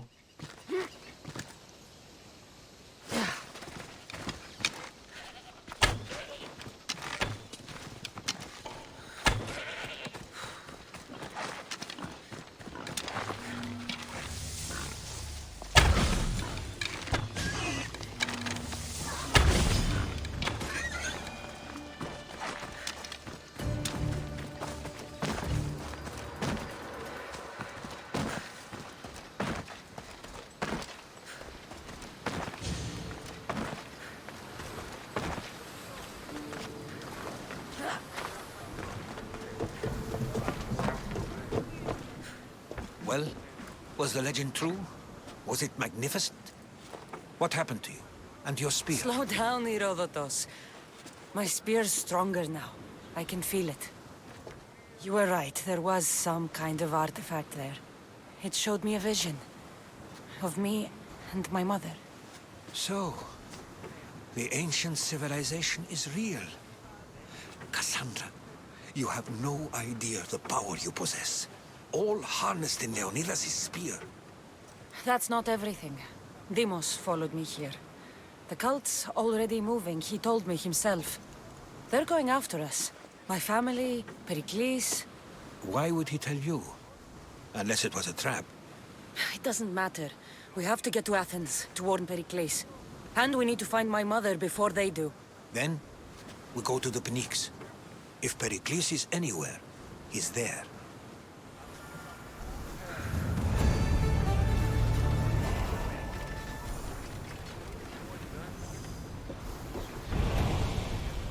Alright.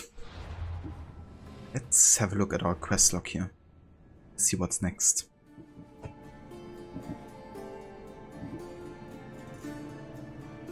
I do actually have enough. I have enough to upgrade the spear another time. Apparently. Wow. Could have just stayed there. Actually port to a forge. I can. Brought to a Dothic Xena mod for this game where Cassandra's character motto is replaced by Xena.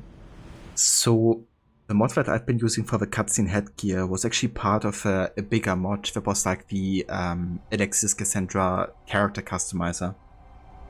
And it would actually change a lot of the things like completely. Like it would change like the hair color, the hairstyle, eye color and all of it. So you could probably even create like a character that looks a lot like Xenia. To be honest.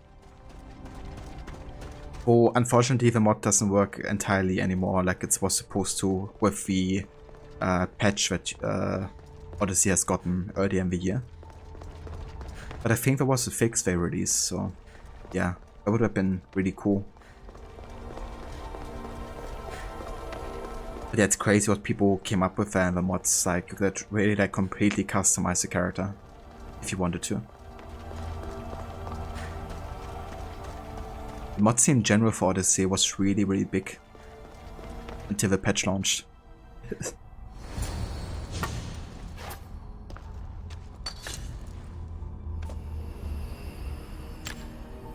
Forge activated.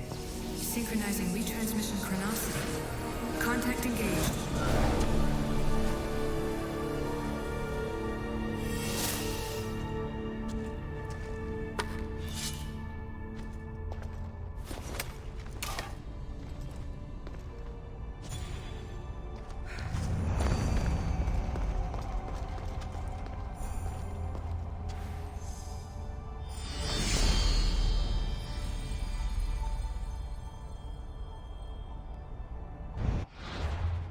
Right then, let's have a look here at the abilities. Is there like anything new we've gotten? Ah, now we have a second weapon wheel. Nice, cool. Right then.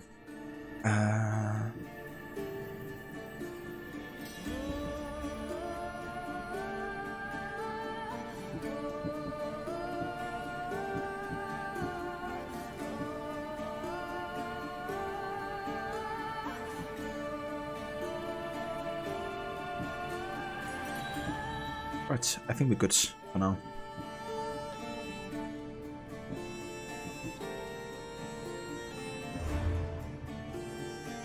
It's funny what the mod scene is from game to game. You're playing Resident Evil Village at the moment. All of the top rated mods are just loot mods. Yeah, honestly, when I went through all the Odyssey mods, I think at least 30% were loot mods as well. So the community is definitely big on those things, and they get like huge ratings as well. Yeah, it's definitely something. A bit disturbing, to be honest.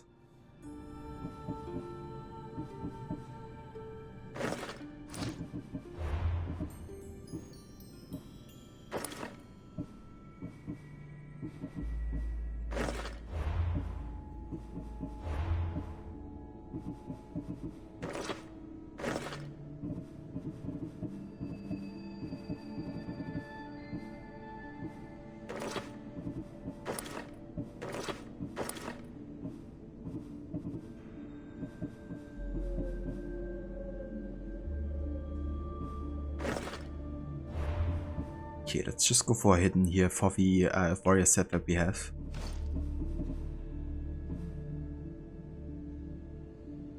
I'm gonna keep that for now.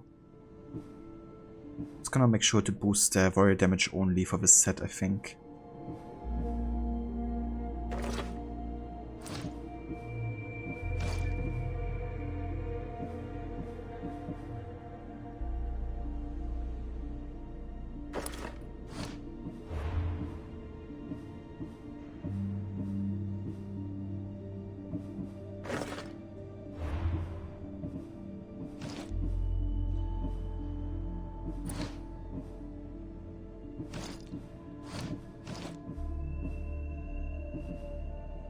Okay, I think we're right for now at least.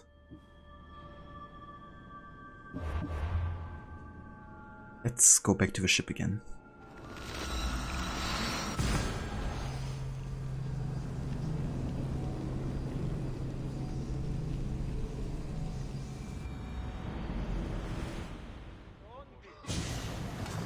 Get in position to sail! Welcome back, Commander.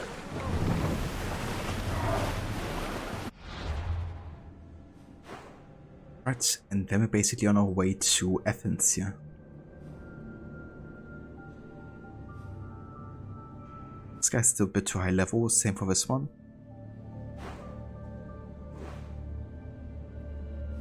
We still have one Titus over there, but we might as well just take him on at a later point. If we get to Attica, we get around that area anyways.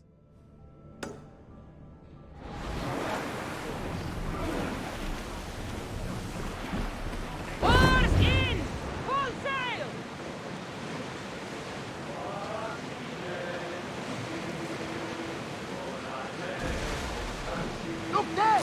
Salve!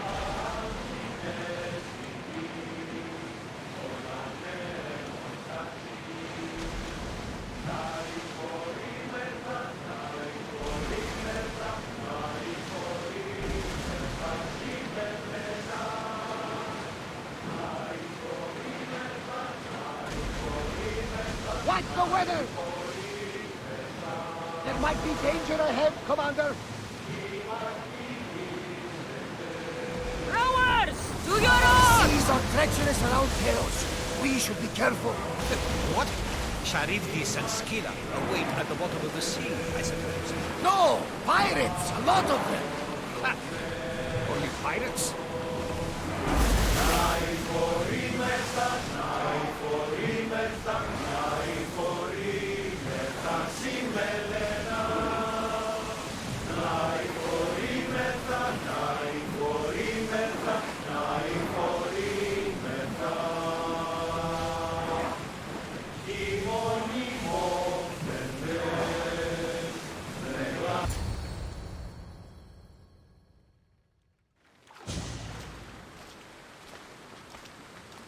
When you're ready, meet me at the Pnyx in Athens.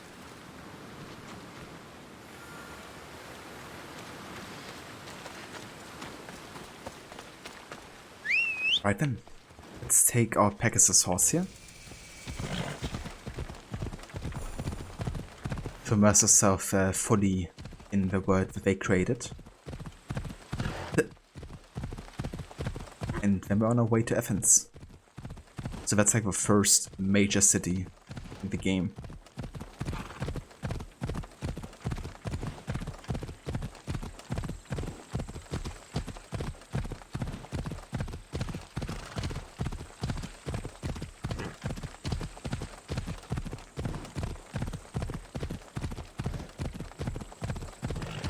Athens. Let's see what this city has in store for me.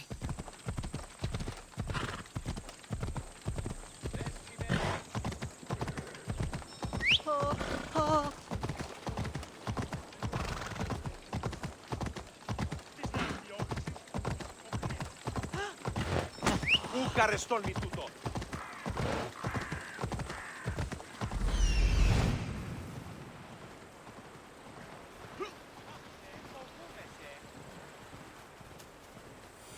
Here we are. That's the viewpoint we have to get for the Prince of Persia questline.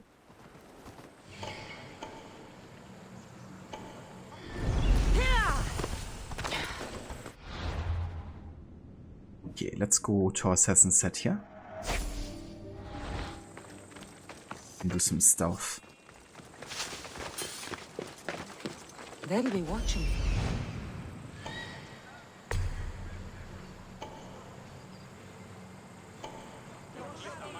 Hey! Watch it!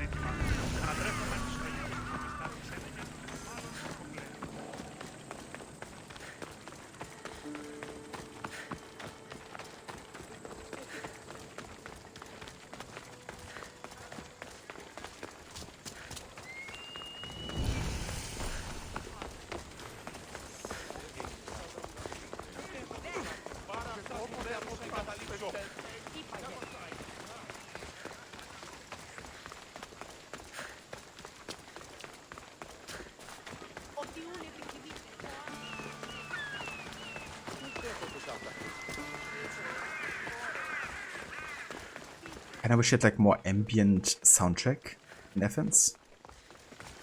Because apart from like the street noises, it's like rather silent. And of course like, you know, like the nature and stuff, but I think part what gave like, for example, Alexandria also certain vibe in Origins or Memphis where like the ambient music playing, you know, whenever you explore the cities.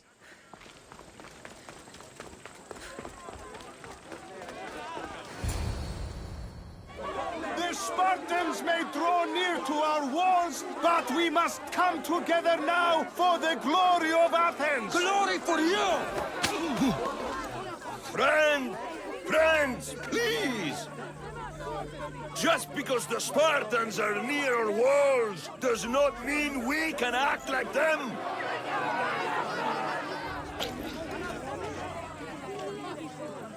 A good crop! Shame the Spartans burned the fields where it grew! The Parthenon is glorious, Pericles, but at what cost? How many triremes could we have built instead? We must not become divided! We are divided! And the Spartans are winning! Act, Pericles, or I will! Oh, good. You came. Things are worse than I feared. Cleon has turned the mob. We have to hurry. Where? To Pericles.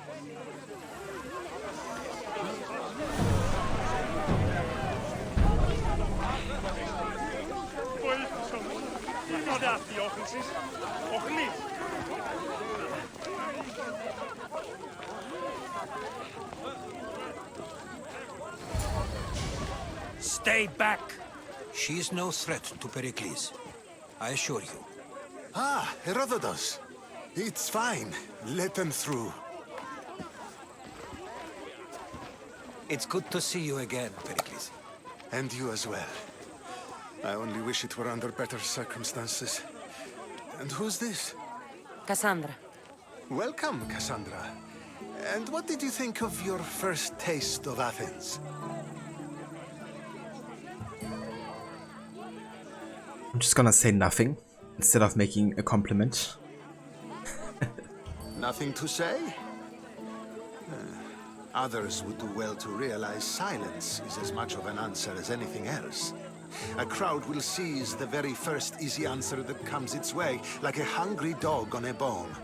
Pericles, we've come to... We must choose our moment wisely and speak our words more privately. Fine. We've come to you on urgent business. As does everybody. I may have told Cassandra you'd invite her to your symposium. You'd ask me to exclude every Athenian and invite an outsider instead. You heard the crowd. They don't need another reason to hate me. If she's working for you, maybe the prying eyes will see her as a servant. I'm no one's servant. Cassandra, this is Athens. If you want something, sometimes you have to play a role. And what exactly is it that you want? Yeah, there's only one role we're playing.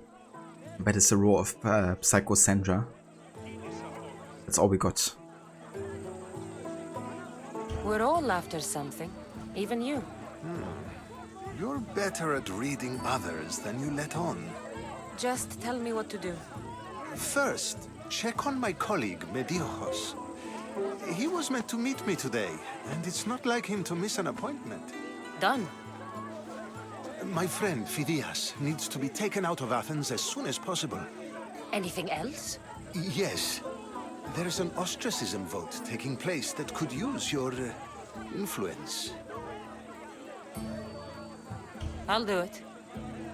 I'll expect you to use discretion. That went well. It isn't exactly an invitation, but the promise of one is just as good. Although I'm sure he'll still ask Aspasia if it's okay. So long as it comes. It's kind of funny they just name drop Aspasia, when it's not like Cassandra doesn't even ask who that is, right? She's just like, Aspasia, okay, yeah, well, I don't care. But that's literally the first time you hear the name Aspasia in this game. Almost like they cut out the dialogue that explained more about her before we got here or something. Could be, I guess. Also, this quest is kind of like Odyssey's quest system in a nutshell. It's like you have one major quest objective, right? Like getting to the symposium, because you want to talk to people that might know where your mother is. But in order to get to the symposium, you first gotta do these 3 errands of a person. In this case, Pericles. There's actually a few quests that are like built around this way. There's even quests that give you like 3 major quest givers, and then all 3 of them have like 3 different tasks for you. But yeah, that's basically as deep as it gets.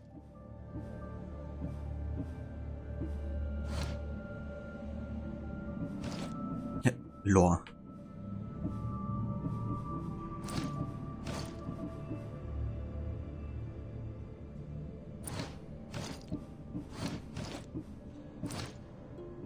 Okay, I think we're still good here. Oh, in that case, let's go ahead and do these errands then. We have one over here.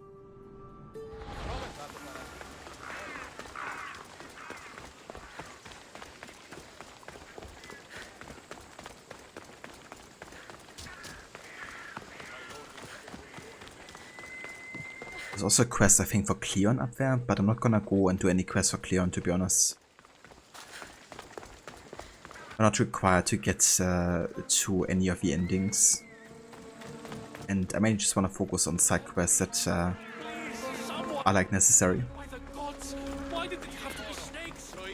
Help me! If you leave these snakes, will you kill me? Get me out of here! Hurry! Kill the snakes before it's too late!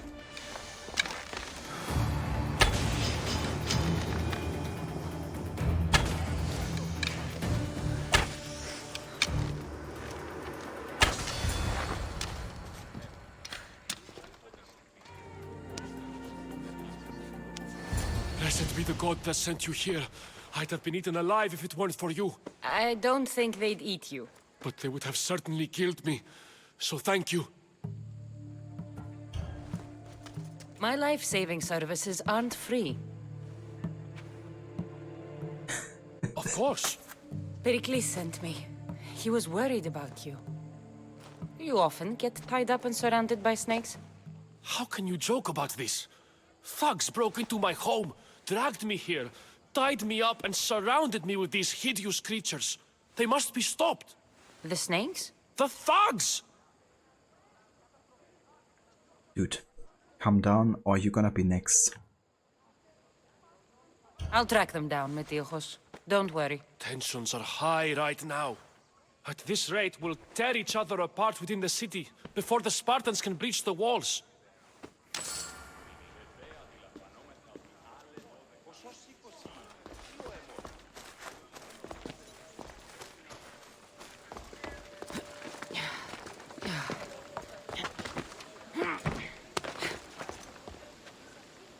How could you joke about this? Oh, this is Psycho Sandra. That's true. You don't question her actions. Unless you wanna have a blade to your throat.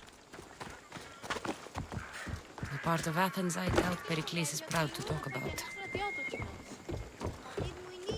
has to be a clue around here somewhere.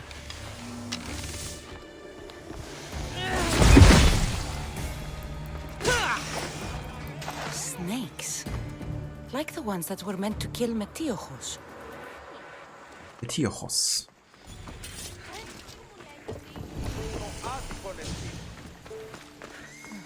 Snake bites.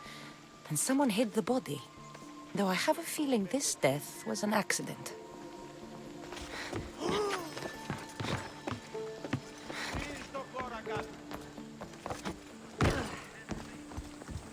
It looks like the thugs who attacked Metiojos weren't the masterminds behind this plot. This must be the house of Metiojos' attackers. But the letter proves they're just tools in someone else's plan. Whose?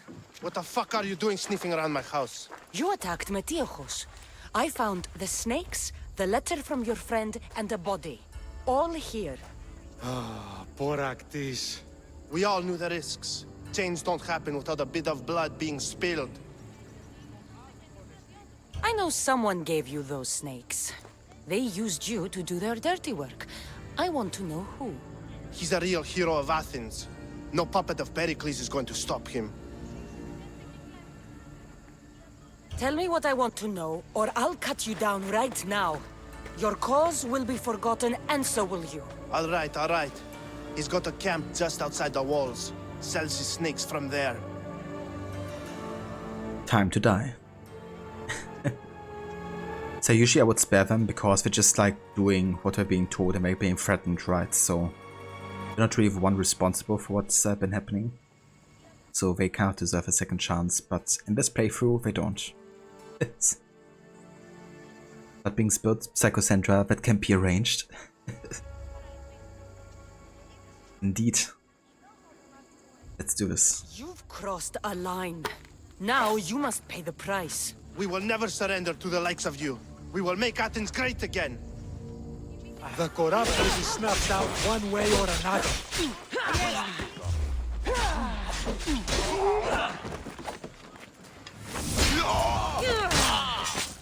I need to rid Athens of this snake seller. It was me, Lucinda. Psychocentra took full control of my actions.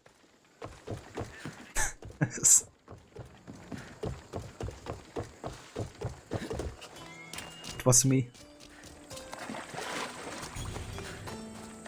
Kill the snake dealer. Oh, let's do it. Indeed, Pausanias. Alright, that's him, isn't it? I missed the part where that's my problem. Didn't realize that.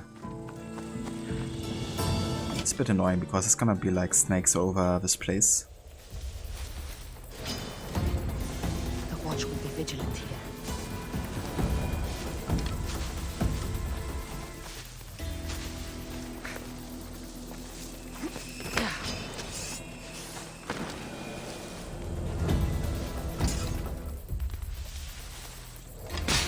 You'll feel the sting of my venom.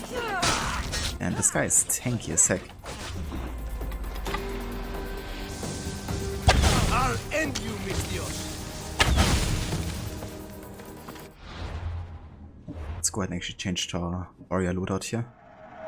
But fight at least.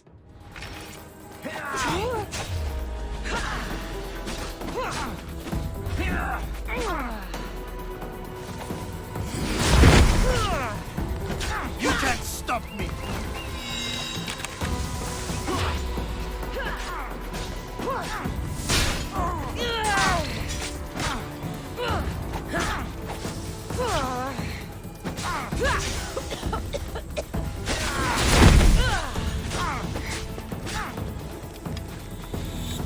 His death should keep friends of Pericles safe.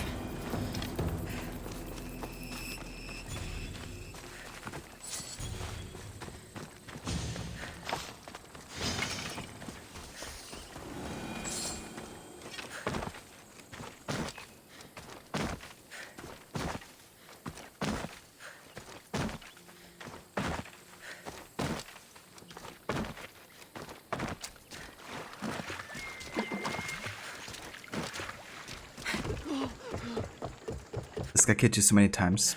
It's also an enemy I remember struggling with quite a bit when I first encountered him, to be honest. Just definitely tankier than you would expect, and his combos are also quite powerful. And the combination of poison, you know, doesn't help either.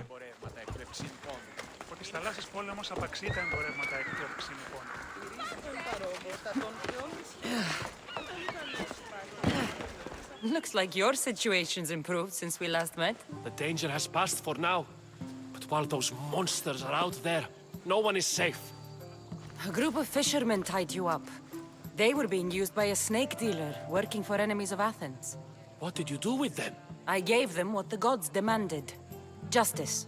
The punishment seems fair. Still, it pains me to see sons and daughters of Athens turning against one another. They tried to kill you.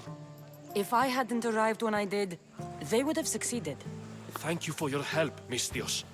I'll be sure to mention it to Pericles. Thank you for your help, my friend. Thank you for your help, my friend.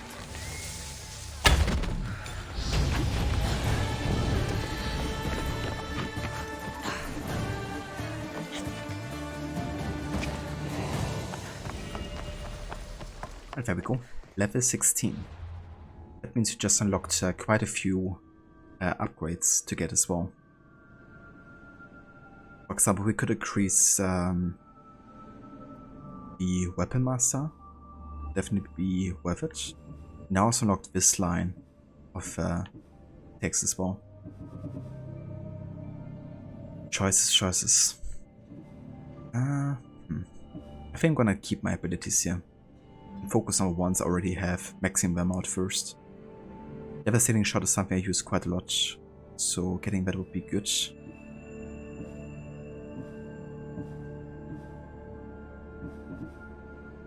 I think I actually go for the Shadow Assassin first, because I want to make sure that assassinations are lethal most of the time. That's my priority right now. So let's get this first.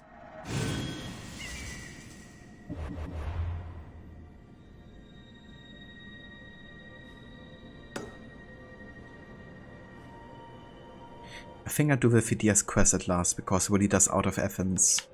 So let's stay in Athens for now.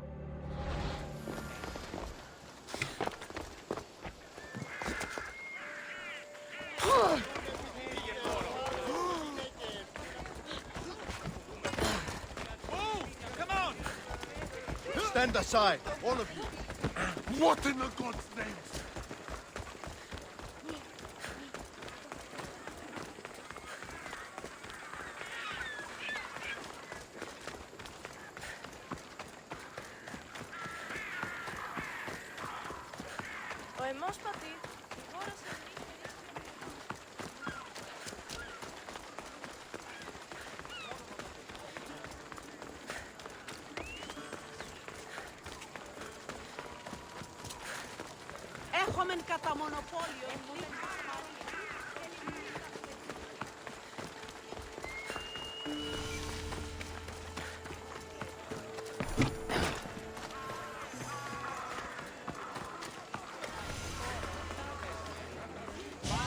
You must be the one Pericles sent. I am. He said there was an ostracism vote, but didn't tell me what I'm here to do. Of course he didn't. That's what I'm for. What's my role in this? The votes have already been cast. We don't have long before they're counted. Take the Ostraka in this bag and exchange them with the ones currently under guard. You want me to rig the ostracism? Pericles does. And he has his reasons, I'm sure. Bring me the bag you took from the room and I'll take care of the rest. No one will see me go in or out. Stay here.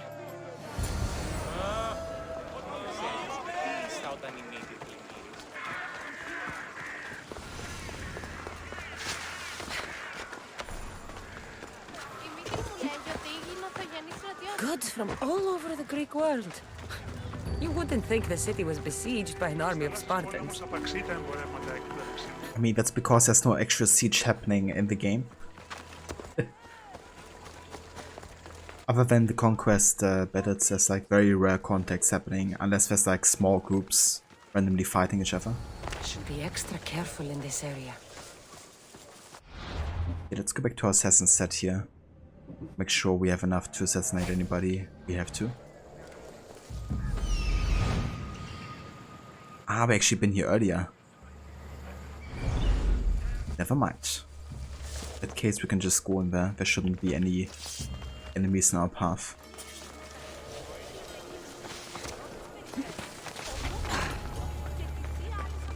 Maybe one.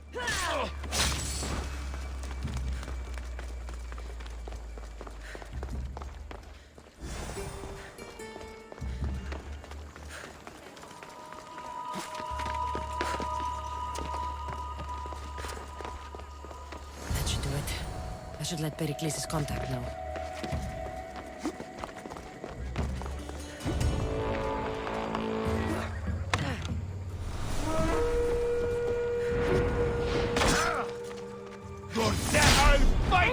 Till my last breath!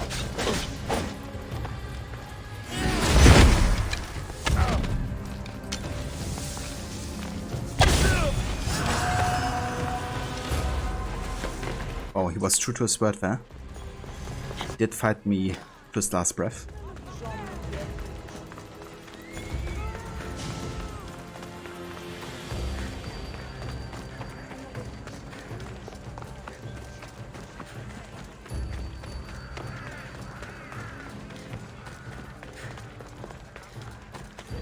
Check out the blacksmith here, maybe he's selling any interesting goods. The finest quality merchandise.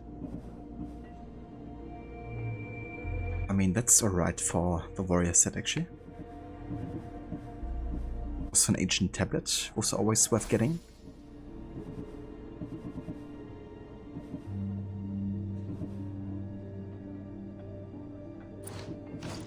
But yeah, I think I'd rather sell some stuff right now.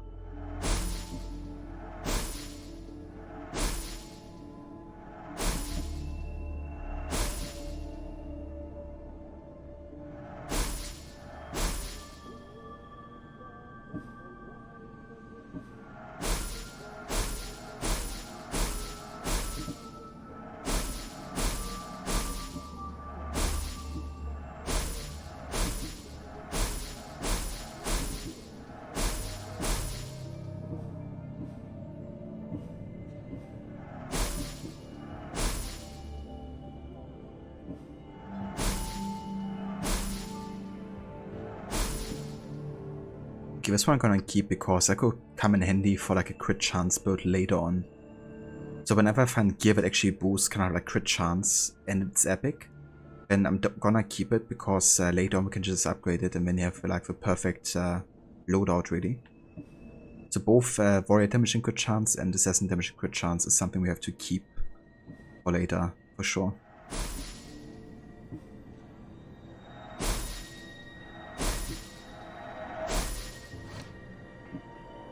My thanks. We'll also go ahead and upgrade the sword here because the damage increase with DPS would be quite substantial. And it's not overly expensive getting it upgraded right now.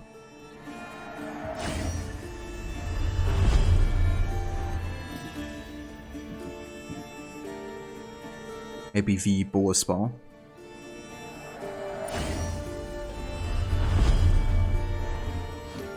Good to see you.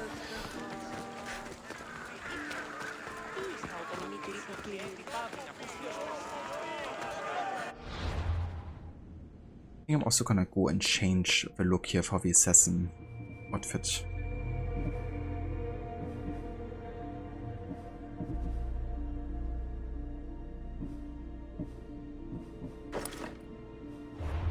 The glowing eyes.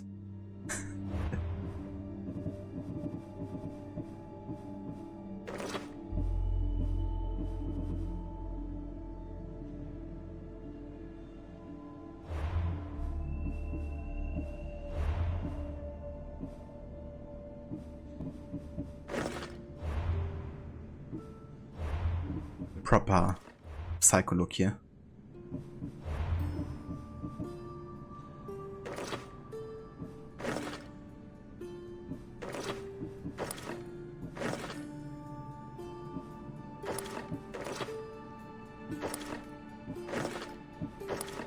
We had like a fitting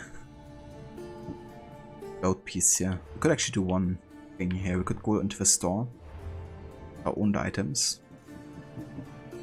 and then unlock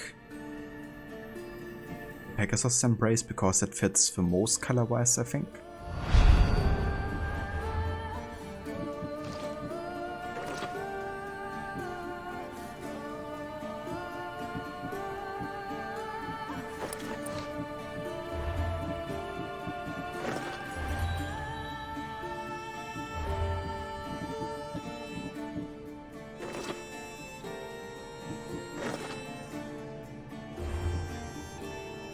That's a proper psycho look. Hey Vamola, welcome in, dude. Good day to you. Happy Murder Monday.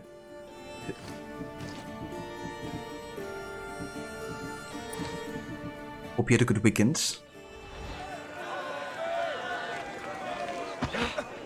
It's done. You work quickly. What are you going to do with them? Dump them in a well.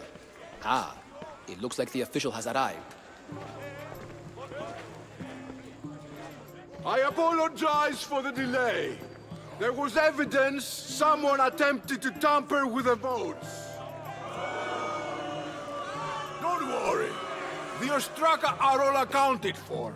The votes were counted, and Anaxagoras is to be ostracized.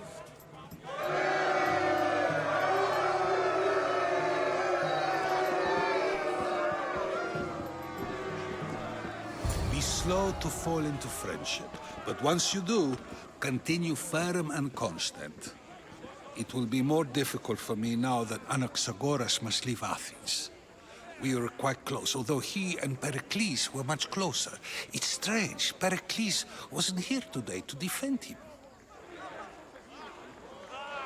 Tell me who you are. It's a day off for you. How are you, Mola? You may be murdering earlier than usual. Very nice. Yeah, that sounds awesome. I should definitely be able to catch some of that today as well then.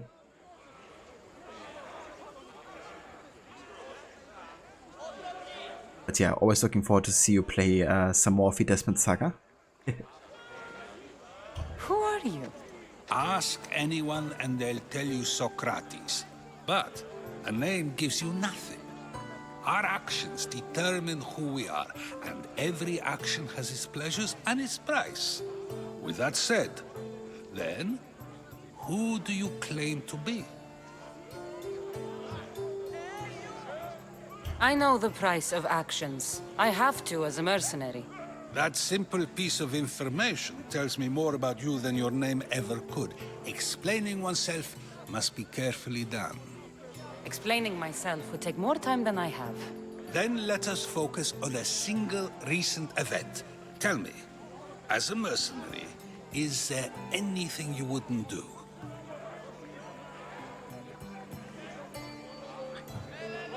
I would do anything for the right price. Surely.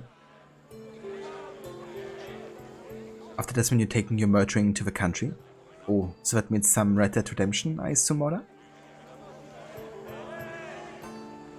Yeah, funny thing happened to me. I tried to log in into my Rockstar launcher today, and none of my passwords were working. I tried to reset my password, I didn't get an email or anything. And the customer support is like super weird as well for Rockstar, so you have to like write them a direct email. But they probably get like tons of them, so yeah, I don't actually have access to my Red Dead 2 right now. I was kind of like installing GTA 4 on Steam, and I was like, maybe I have to also open up Rockstar Game Launcher for that. But yeah. Rockstar, the password system is garbage, you hate dealing with them. Yeah, like I googled it and it seemed like so many people had issues throughout the years with that system. So I don't know, maybe I'm still getting the email at some point, but I was just curious why none of my passwords are working. Almost like they deleted the account or some shit. I hope not. Because I'd rather not spend another $30 or so to get Red Dead 2 again.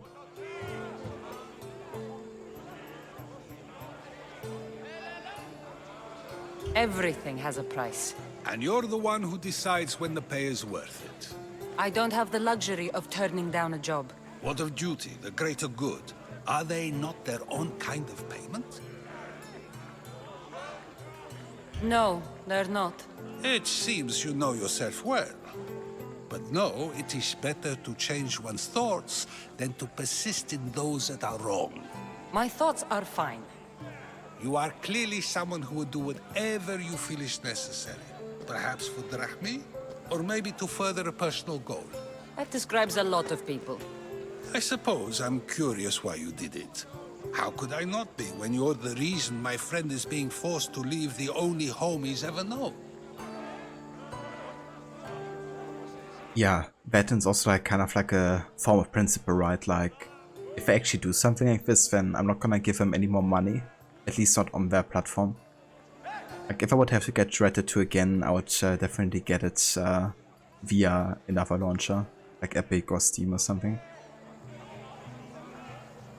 But yeah, I mean, we have to, like, if something happened to my account, they have to explain that to me first, so let's hope I still get access to it. Okay, let's go ahead and lie to Socrates here. I think you have the wrong person. You are claiming that you're the wrong person?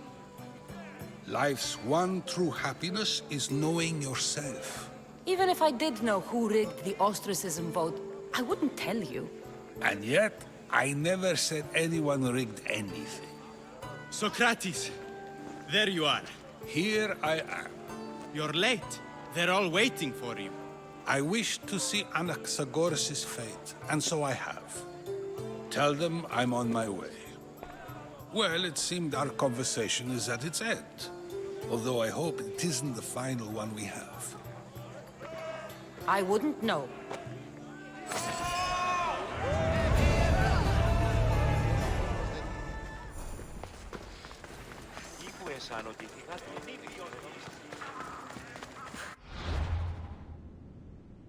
Yeah, fingers crossed. Here's hoping. Let me actually change the look for the bow here. I want to go for like a white design if I can.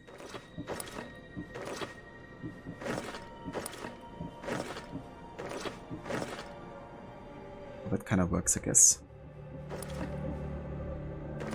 Let's go for a bandit bow. It's like silver looking. Silver grey. Evil-eyed Cassandra. Yeah, I figured we give her a bit of a psycho look already.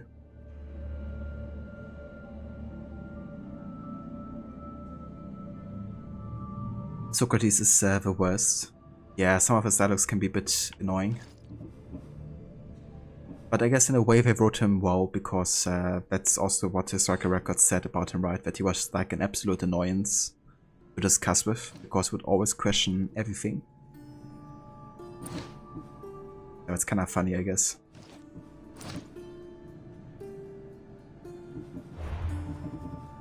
Maybe I change my hood for. Let's go to the Traveler's Shroud for now.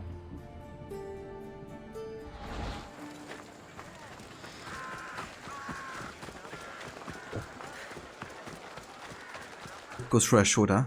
Yeah, gotta love some good clipping action. The voice actor for Socrates plays Zeus in Phoenix Rising. He's very funny. Yeah, that's what I heard as well. But then the actor for Leonidas and Nikolaos voices... who was it?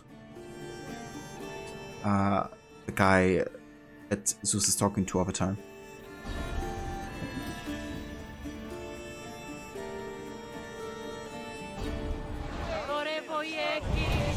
Prometheus, I think.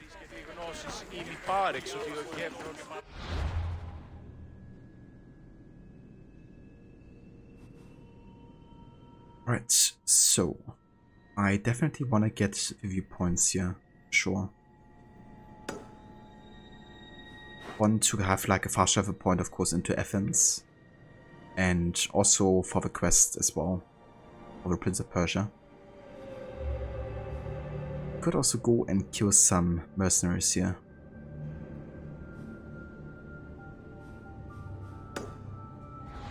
Maybe this guy.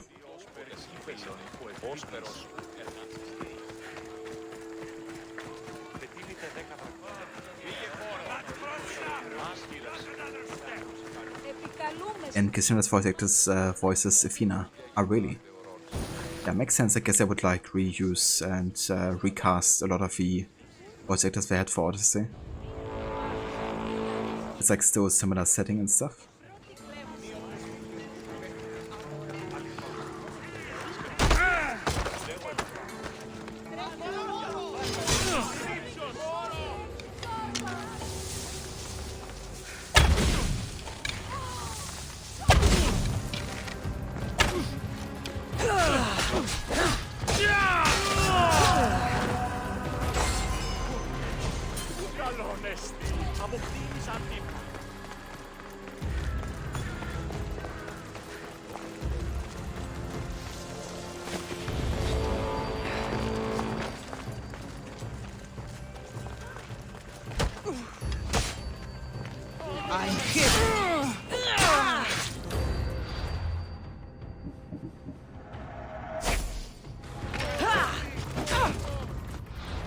Hold on, actually, we can use the new warrior piece here.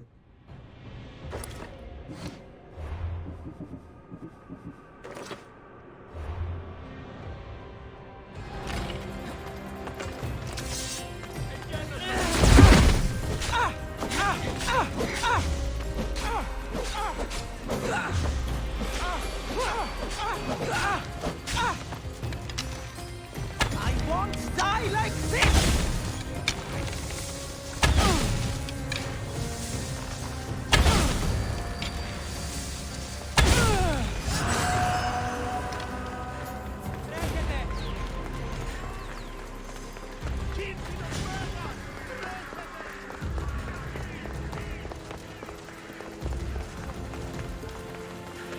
I think Phoenix was made with Odyssey might as well. They even have the classic red armor from the game art available as an armor skin.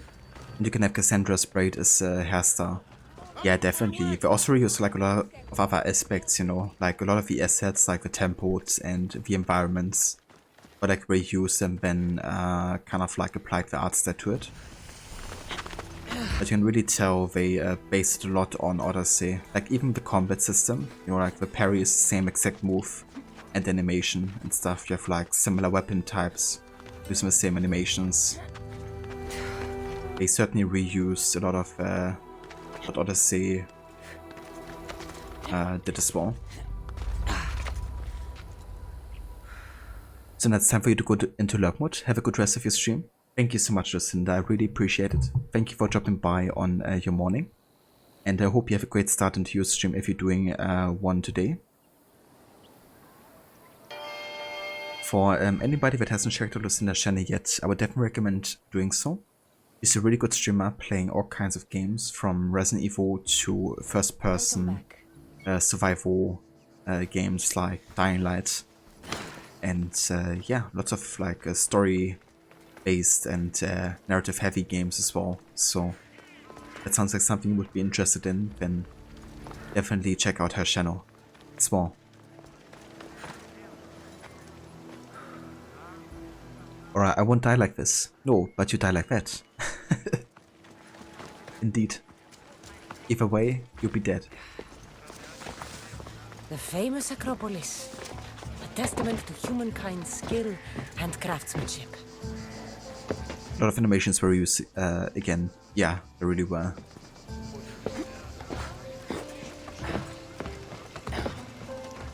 That's the verse, Lucinda. More than happy to give you a shout out. And yeah, we will see you next time.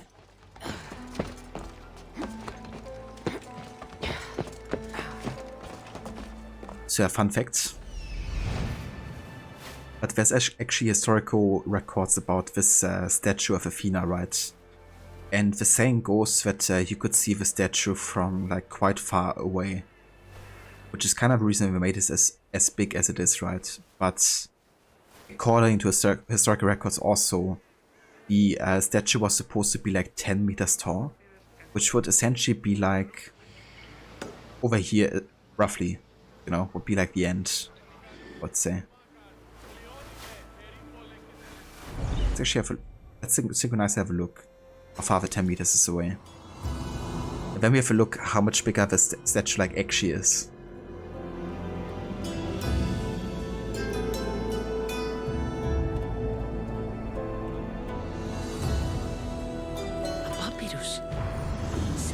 Written by Themistocles, the Athenian general. As we run off the hilltops, we could see Athens bustling below us and Athena above, matching our gaze. There she eternally mourned our suffering with dignity and grace.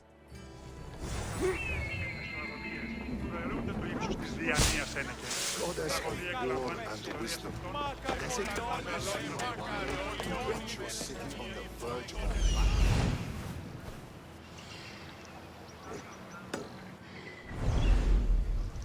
Okay, so let's say that's about 10 meters here, right? Up until here, about. So that's how big it should have been if it was historically correct. And if we go all the way to the top here, to the viewpoint, take that. It's like 3 times as tall as it was originally.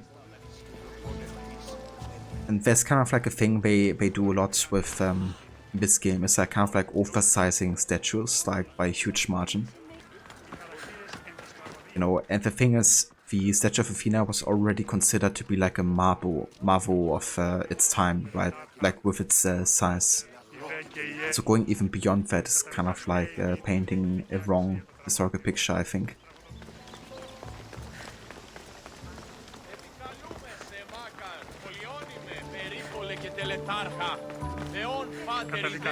But you can't take a leap of faith of it, of 10 meters.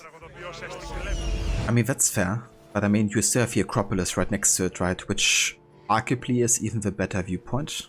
Think about it. Because it's built on even higher ground and it's roughly the same height.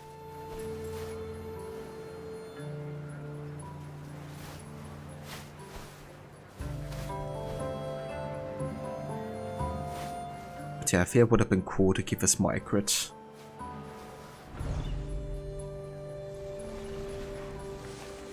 Goddess of war and wisdom, does it please you, I wonder, to watch your city on the verge of battle? Chiere, I might have a job for you, if you're as good a fighter as I've heard. you've heard of me? Don't let it go to your head. I hear about everything that happens in this city, Mystios. With flattery like that, how could I possibly turn you down? I'm not trying to flatter you. I'm trying to hire you. I need some Spartan military targets removed.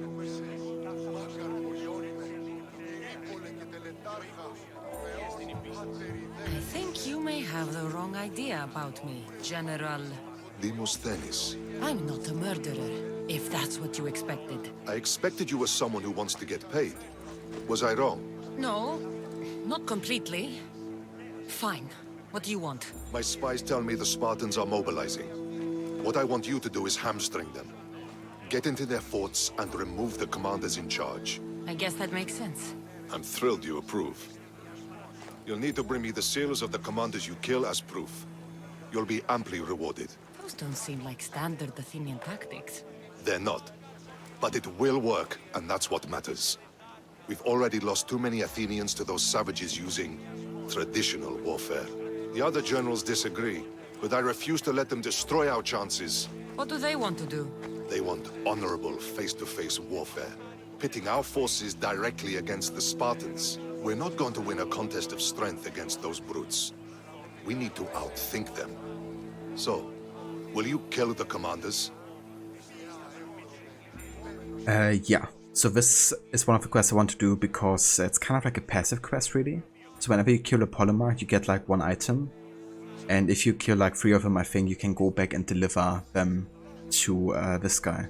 You can do the same for a Spartan general as well. So since we're killing polymarchs anyways, you know, I might as well accept this quest and get the extra XP eventually.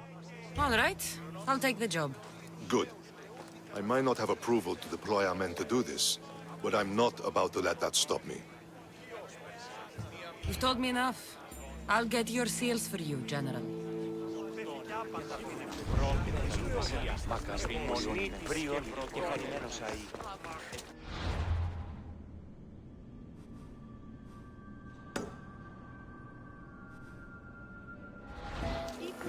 Right, and then we still have the last favor to do for Heracles here, which is getting Phidias out of the city. And yeah, that's also gonna be the last quest for today as well, I think. Unless I could maybe do like a conquest battle or something like that. But yeah, it's gonna be like the last proper quest for today, at least.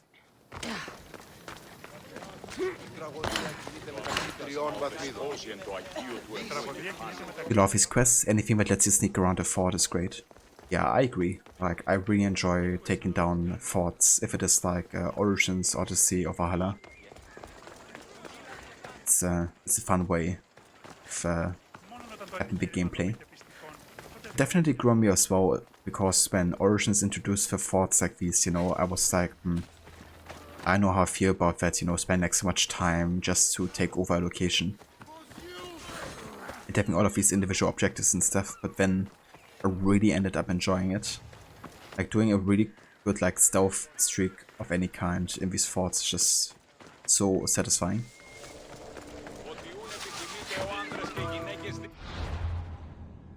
Okay, let's go ahead and go to our assassin set here.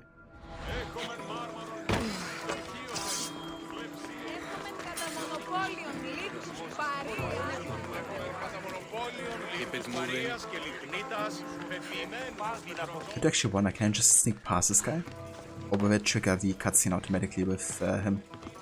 Because whoever's guarding the door usually triggers a cutscene being played. Maybe I can sneak past her. Stop. Never mind. Can't let you go any further. Stand aside. This is important. So is keeping people out. Maybe you can see Phidias after his trial, if the people spare his life. So we have two lie options here. We can either say Phidias is my lover or Phidias is my friend. I'm gonna go and pretend like he's our lover because I think the guard has more understanding for that than being a friend. From what I remember, at least. It's been so long since Phidias and I have seen each other. You understand, don't you? Oh, come to pay him a last visit before the trial. He's as good as dead, you know. Better make this one count. Just don't tell anyone I was here. Sure, sure. At Wingful.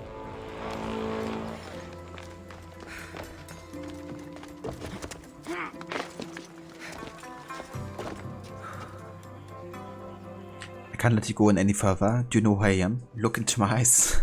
Yeah, not kidding. Somebody was talking to me with those eyes, you know, as well.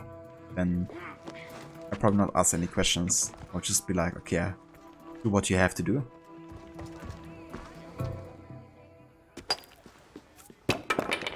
Sorry about that. How did you get past the guard? No one gets past the guard. Relax. Pericles sent me. Praise Athena. I knew he'd send help. I was worried they sent someone after me.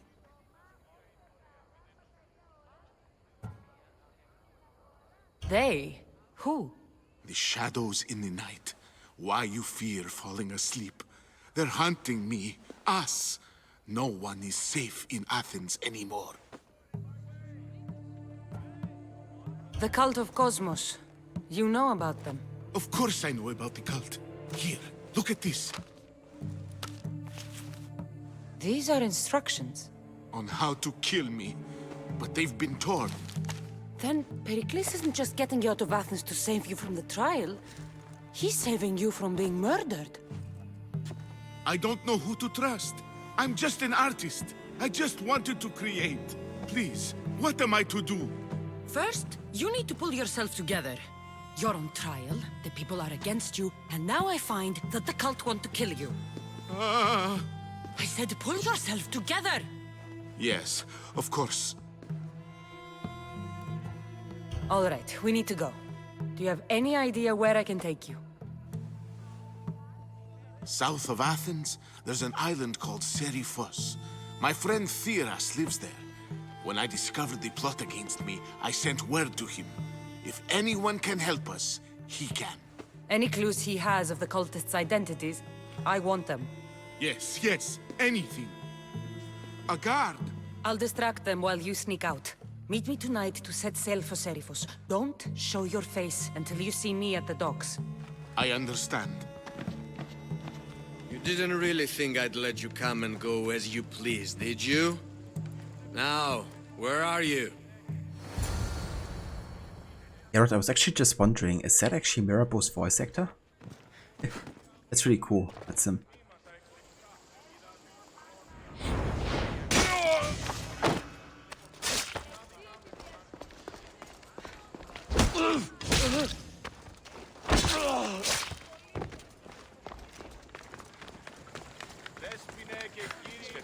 Alright, so we gotta make it nighttime here. Let's go ahead and meditate.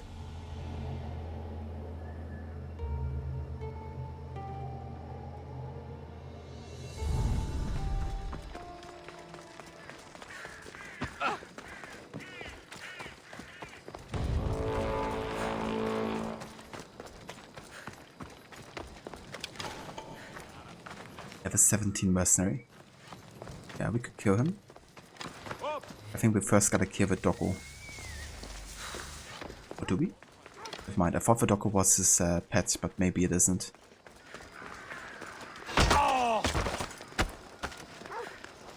Life is simple. You die.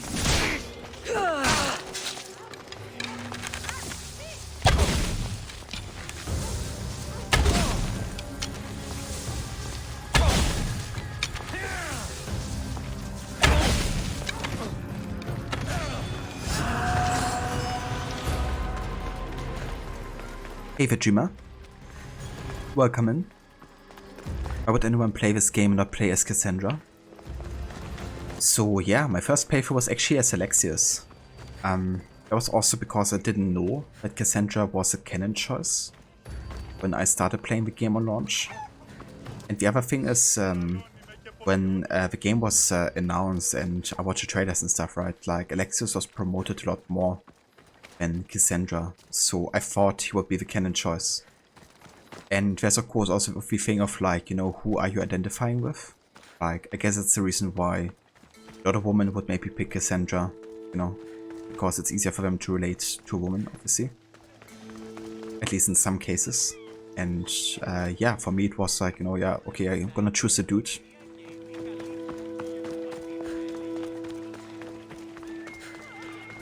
So yeah, I guess there's like a lot of valid reasons why people would choose either Cassandra or Alexius.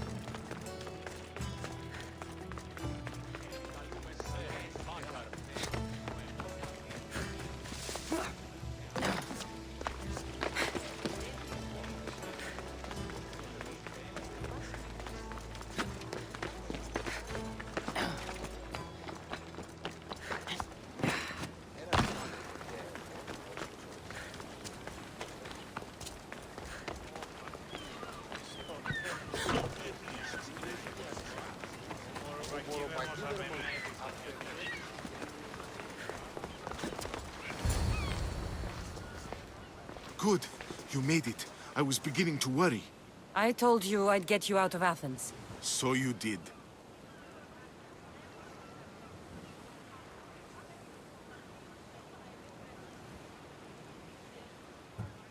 Wasting time will only get us into trouble. Let's head to Seriphos while we still can.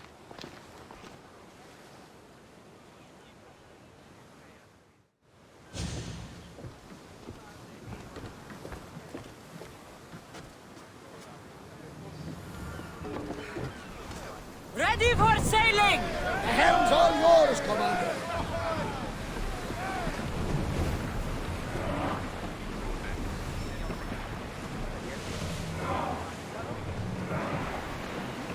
Should we grab the salvage, Commander? Let me actually check something again. I was kind of wondering, didn't we? What had full screen enabled earlier? Maybe like auto change back to borderless or something.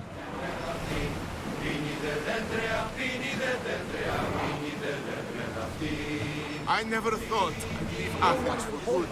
I've left places I've called home. We should watch out. Herodotus, what's that island ahead of us? That, my friend, is the famous island of Salamis. The place where Athens defeated the Persians. It's in this bay that the great Athenian strategos Themistocles destroyed the Persian fleet and saved the free world from annihilation. You don't see many heroes like that anymore. Dude, Phidias, could you let Herodotus, talk about what he wants to talk about first? It's a bit rude, just interrupting him like that.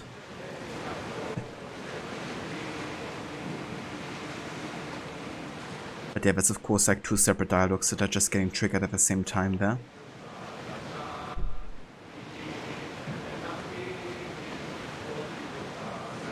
You're quiet tonight, Leonidas. Sorry.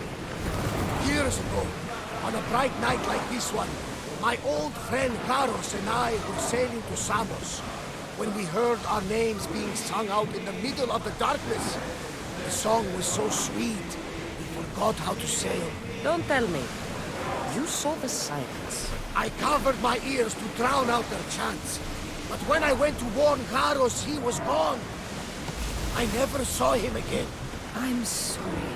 When the sea calls, you never know where it will lead you. Garos might be king of some faraway land by now. You never know.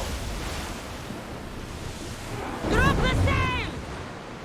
Do you see that volcano? It's pretty hard to miss. Some say there is an entrance to the underworld at the bottom. And what? You enter by diving in it? That's the spirit! A brave Arcadian I once knew had the same idea. And what happened to him? The heat of the flames turned him to ashes before he made it halfway down. I guess some mysteries are best left unexplored. This is a nice ship. You don't have to do that. Do what? Fill the silence. Oh, I wasn't trying to do that at all.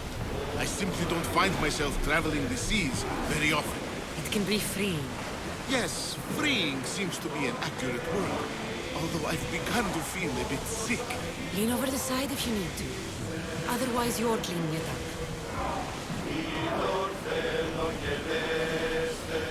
Is your stomach turning as much as mine is? You'll get used to it. We'll reach Serifos before long.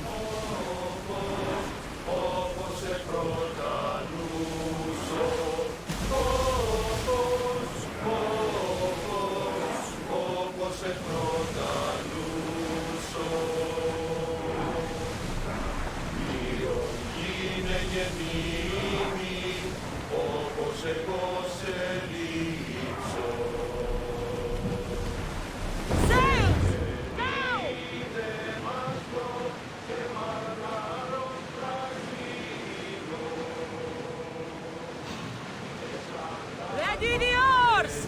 Ready your boat! Arrows! Spear!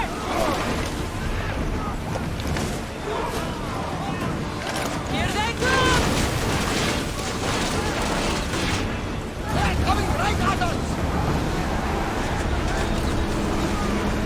We're at maximum speed! Arrows at the ready!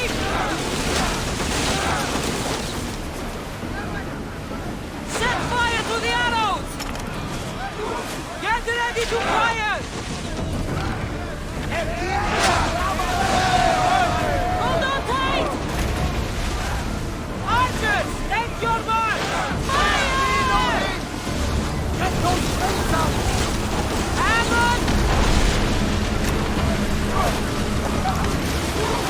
Release!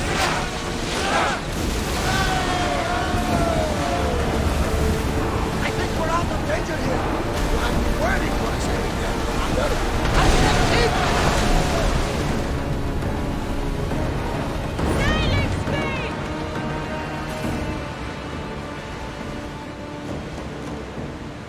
Okay, there's even more pirates. Hopefully they would engage us here.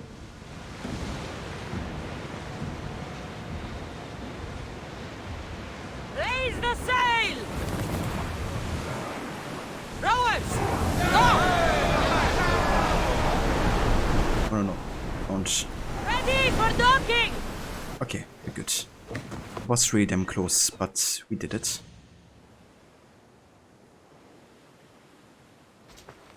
It's good to see you alive and well, Phidias. And you, Theras. As you can see, I didn't get here alone. Ah, yes. The kind and thoughtful hero you mentioned in your letter. I did this for myself. If I wasn't getting something out of it, he'd be dead already. And for that heroism, I found some information on a man named Brisson who's plotting Phidias' early demise. Hopefully you can make something of this clue.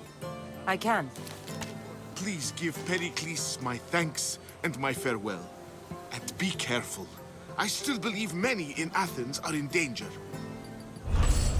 That's everything Pericles wanted. Time to return to him and find out what these Athenians know about my mother.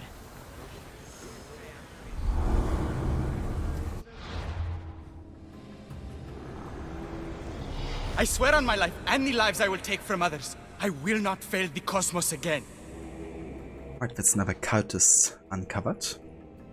Actually, I've been doing decent progress already with killing cultists and unveiling them.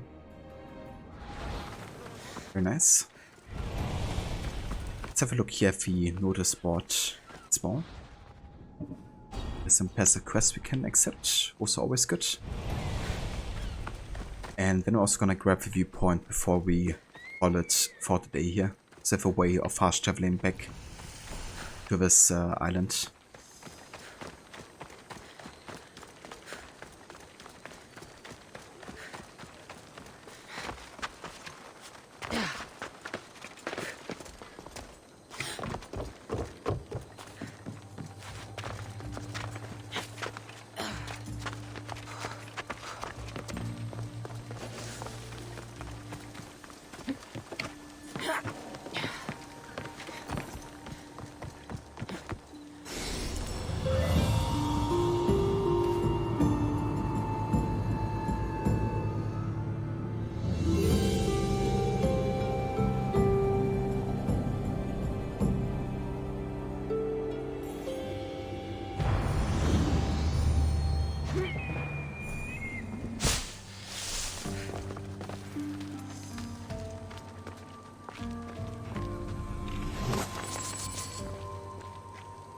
Right, but yeah guys, this is where we're gonna call it for today with our AC Odyssey Evo story run. But yeah, we've done some decent progress. Started all the way back in Focus today and took care of the rest of the main story over there. Then we also went to Euboea, killed the cultists, we done some conquest battles, we also went to Athens. Killed quite a few of the cultists actually, and there's definitely more yet next time too. So yeah, we're definitely moving at a good pace, I would say. But yeah, we're definitely not gonna be doing like all the exploration either. We're just really focusing on the relevant stuff, right? That is required to get to the 3 individual endings. Nice. Love the daily concept art. I quite like this one actually. I assume this might be Socrates there, like the scholar right next to Alexios/Cassandra.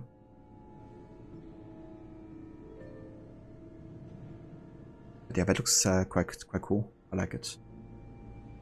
Also looks like a setup for like a stealth mission or something.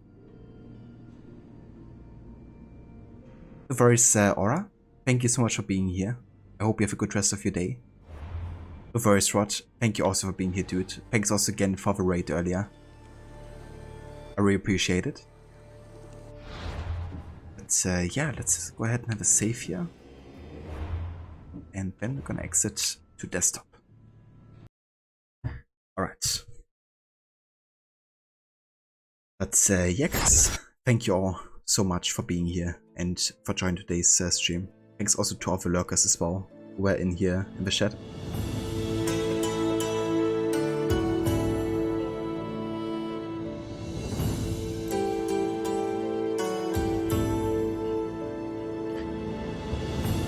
But yeah, for now we're gonna have a look who's online, because of course we wanna raid out and support a fellow streamer.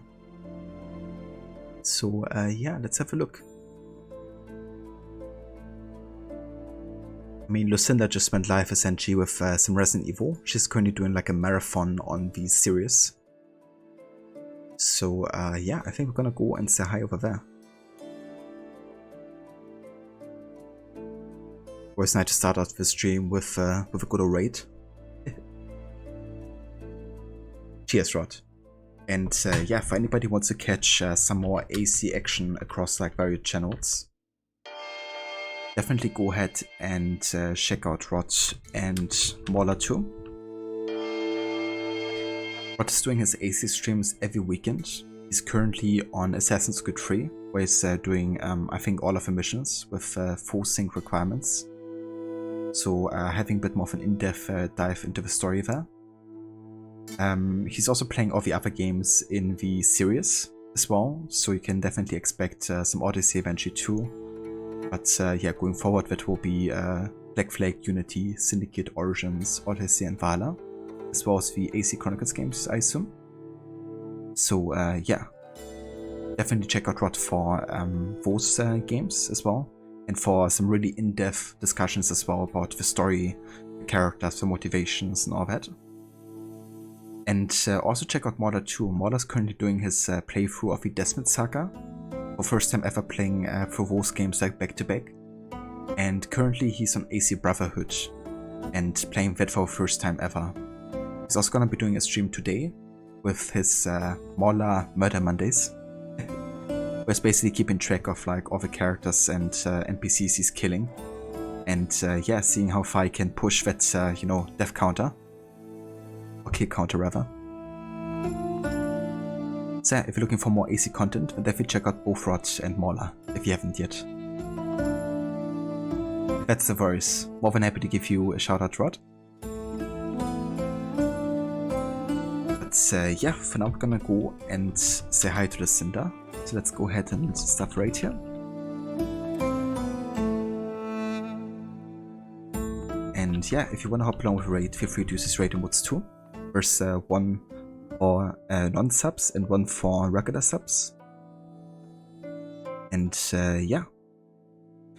Tomorrow we're probably gonna be going back to Shadow of a Tomb Raider, I would say.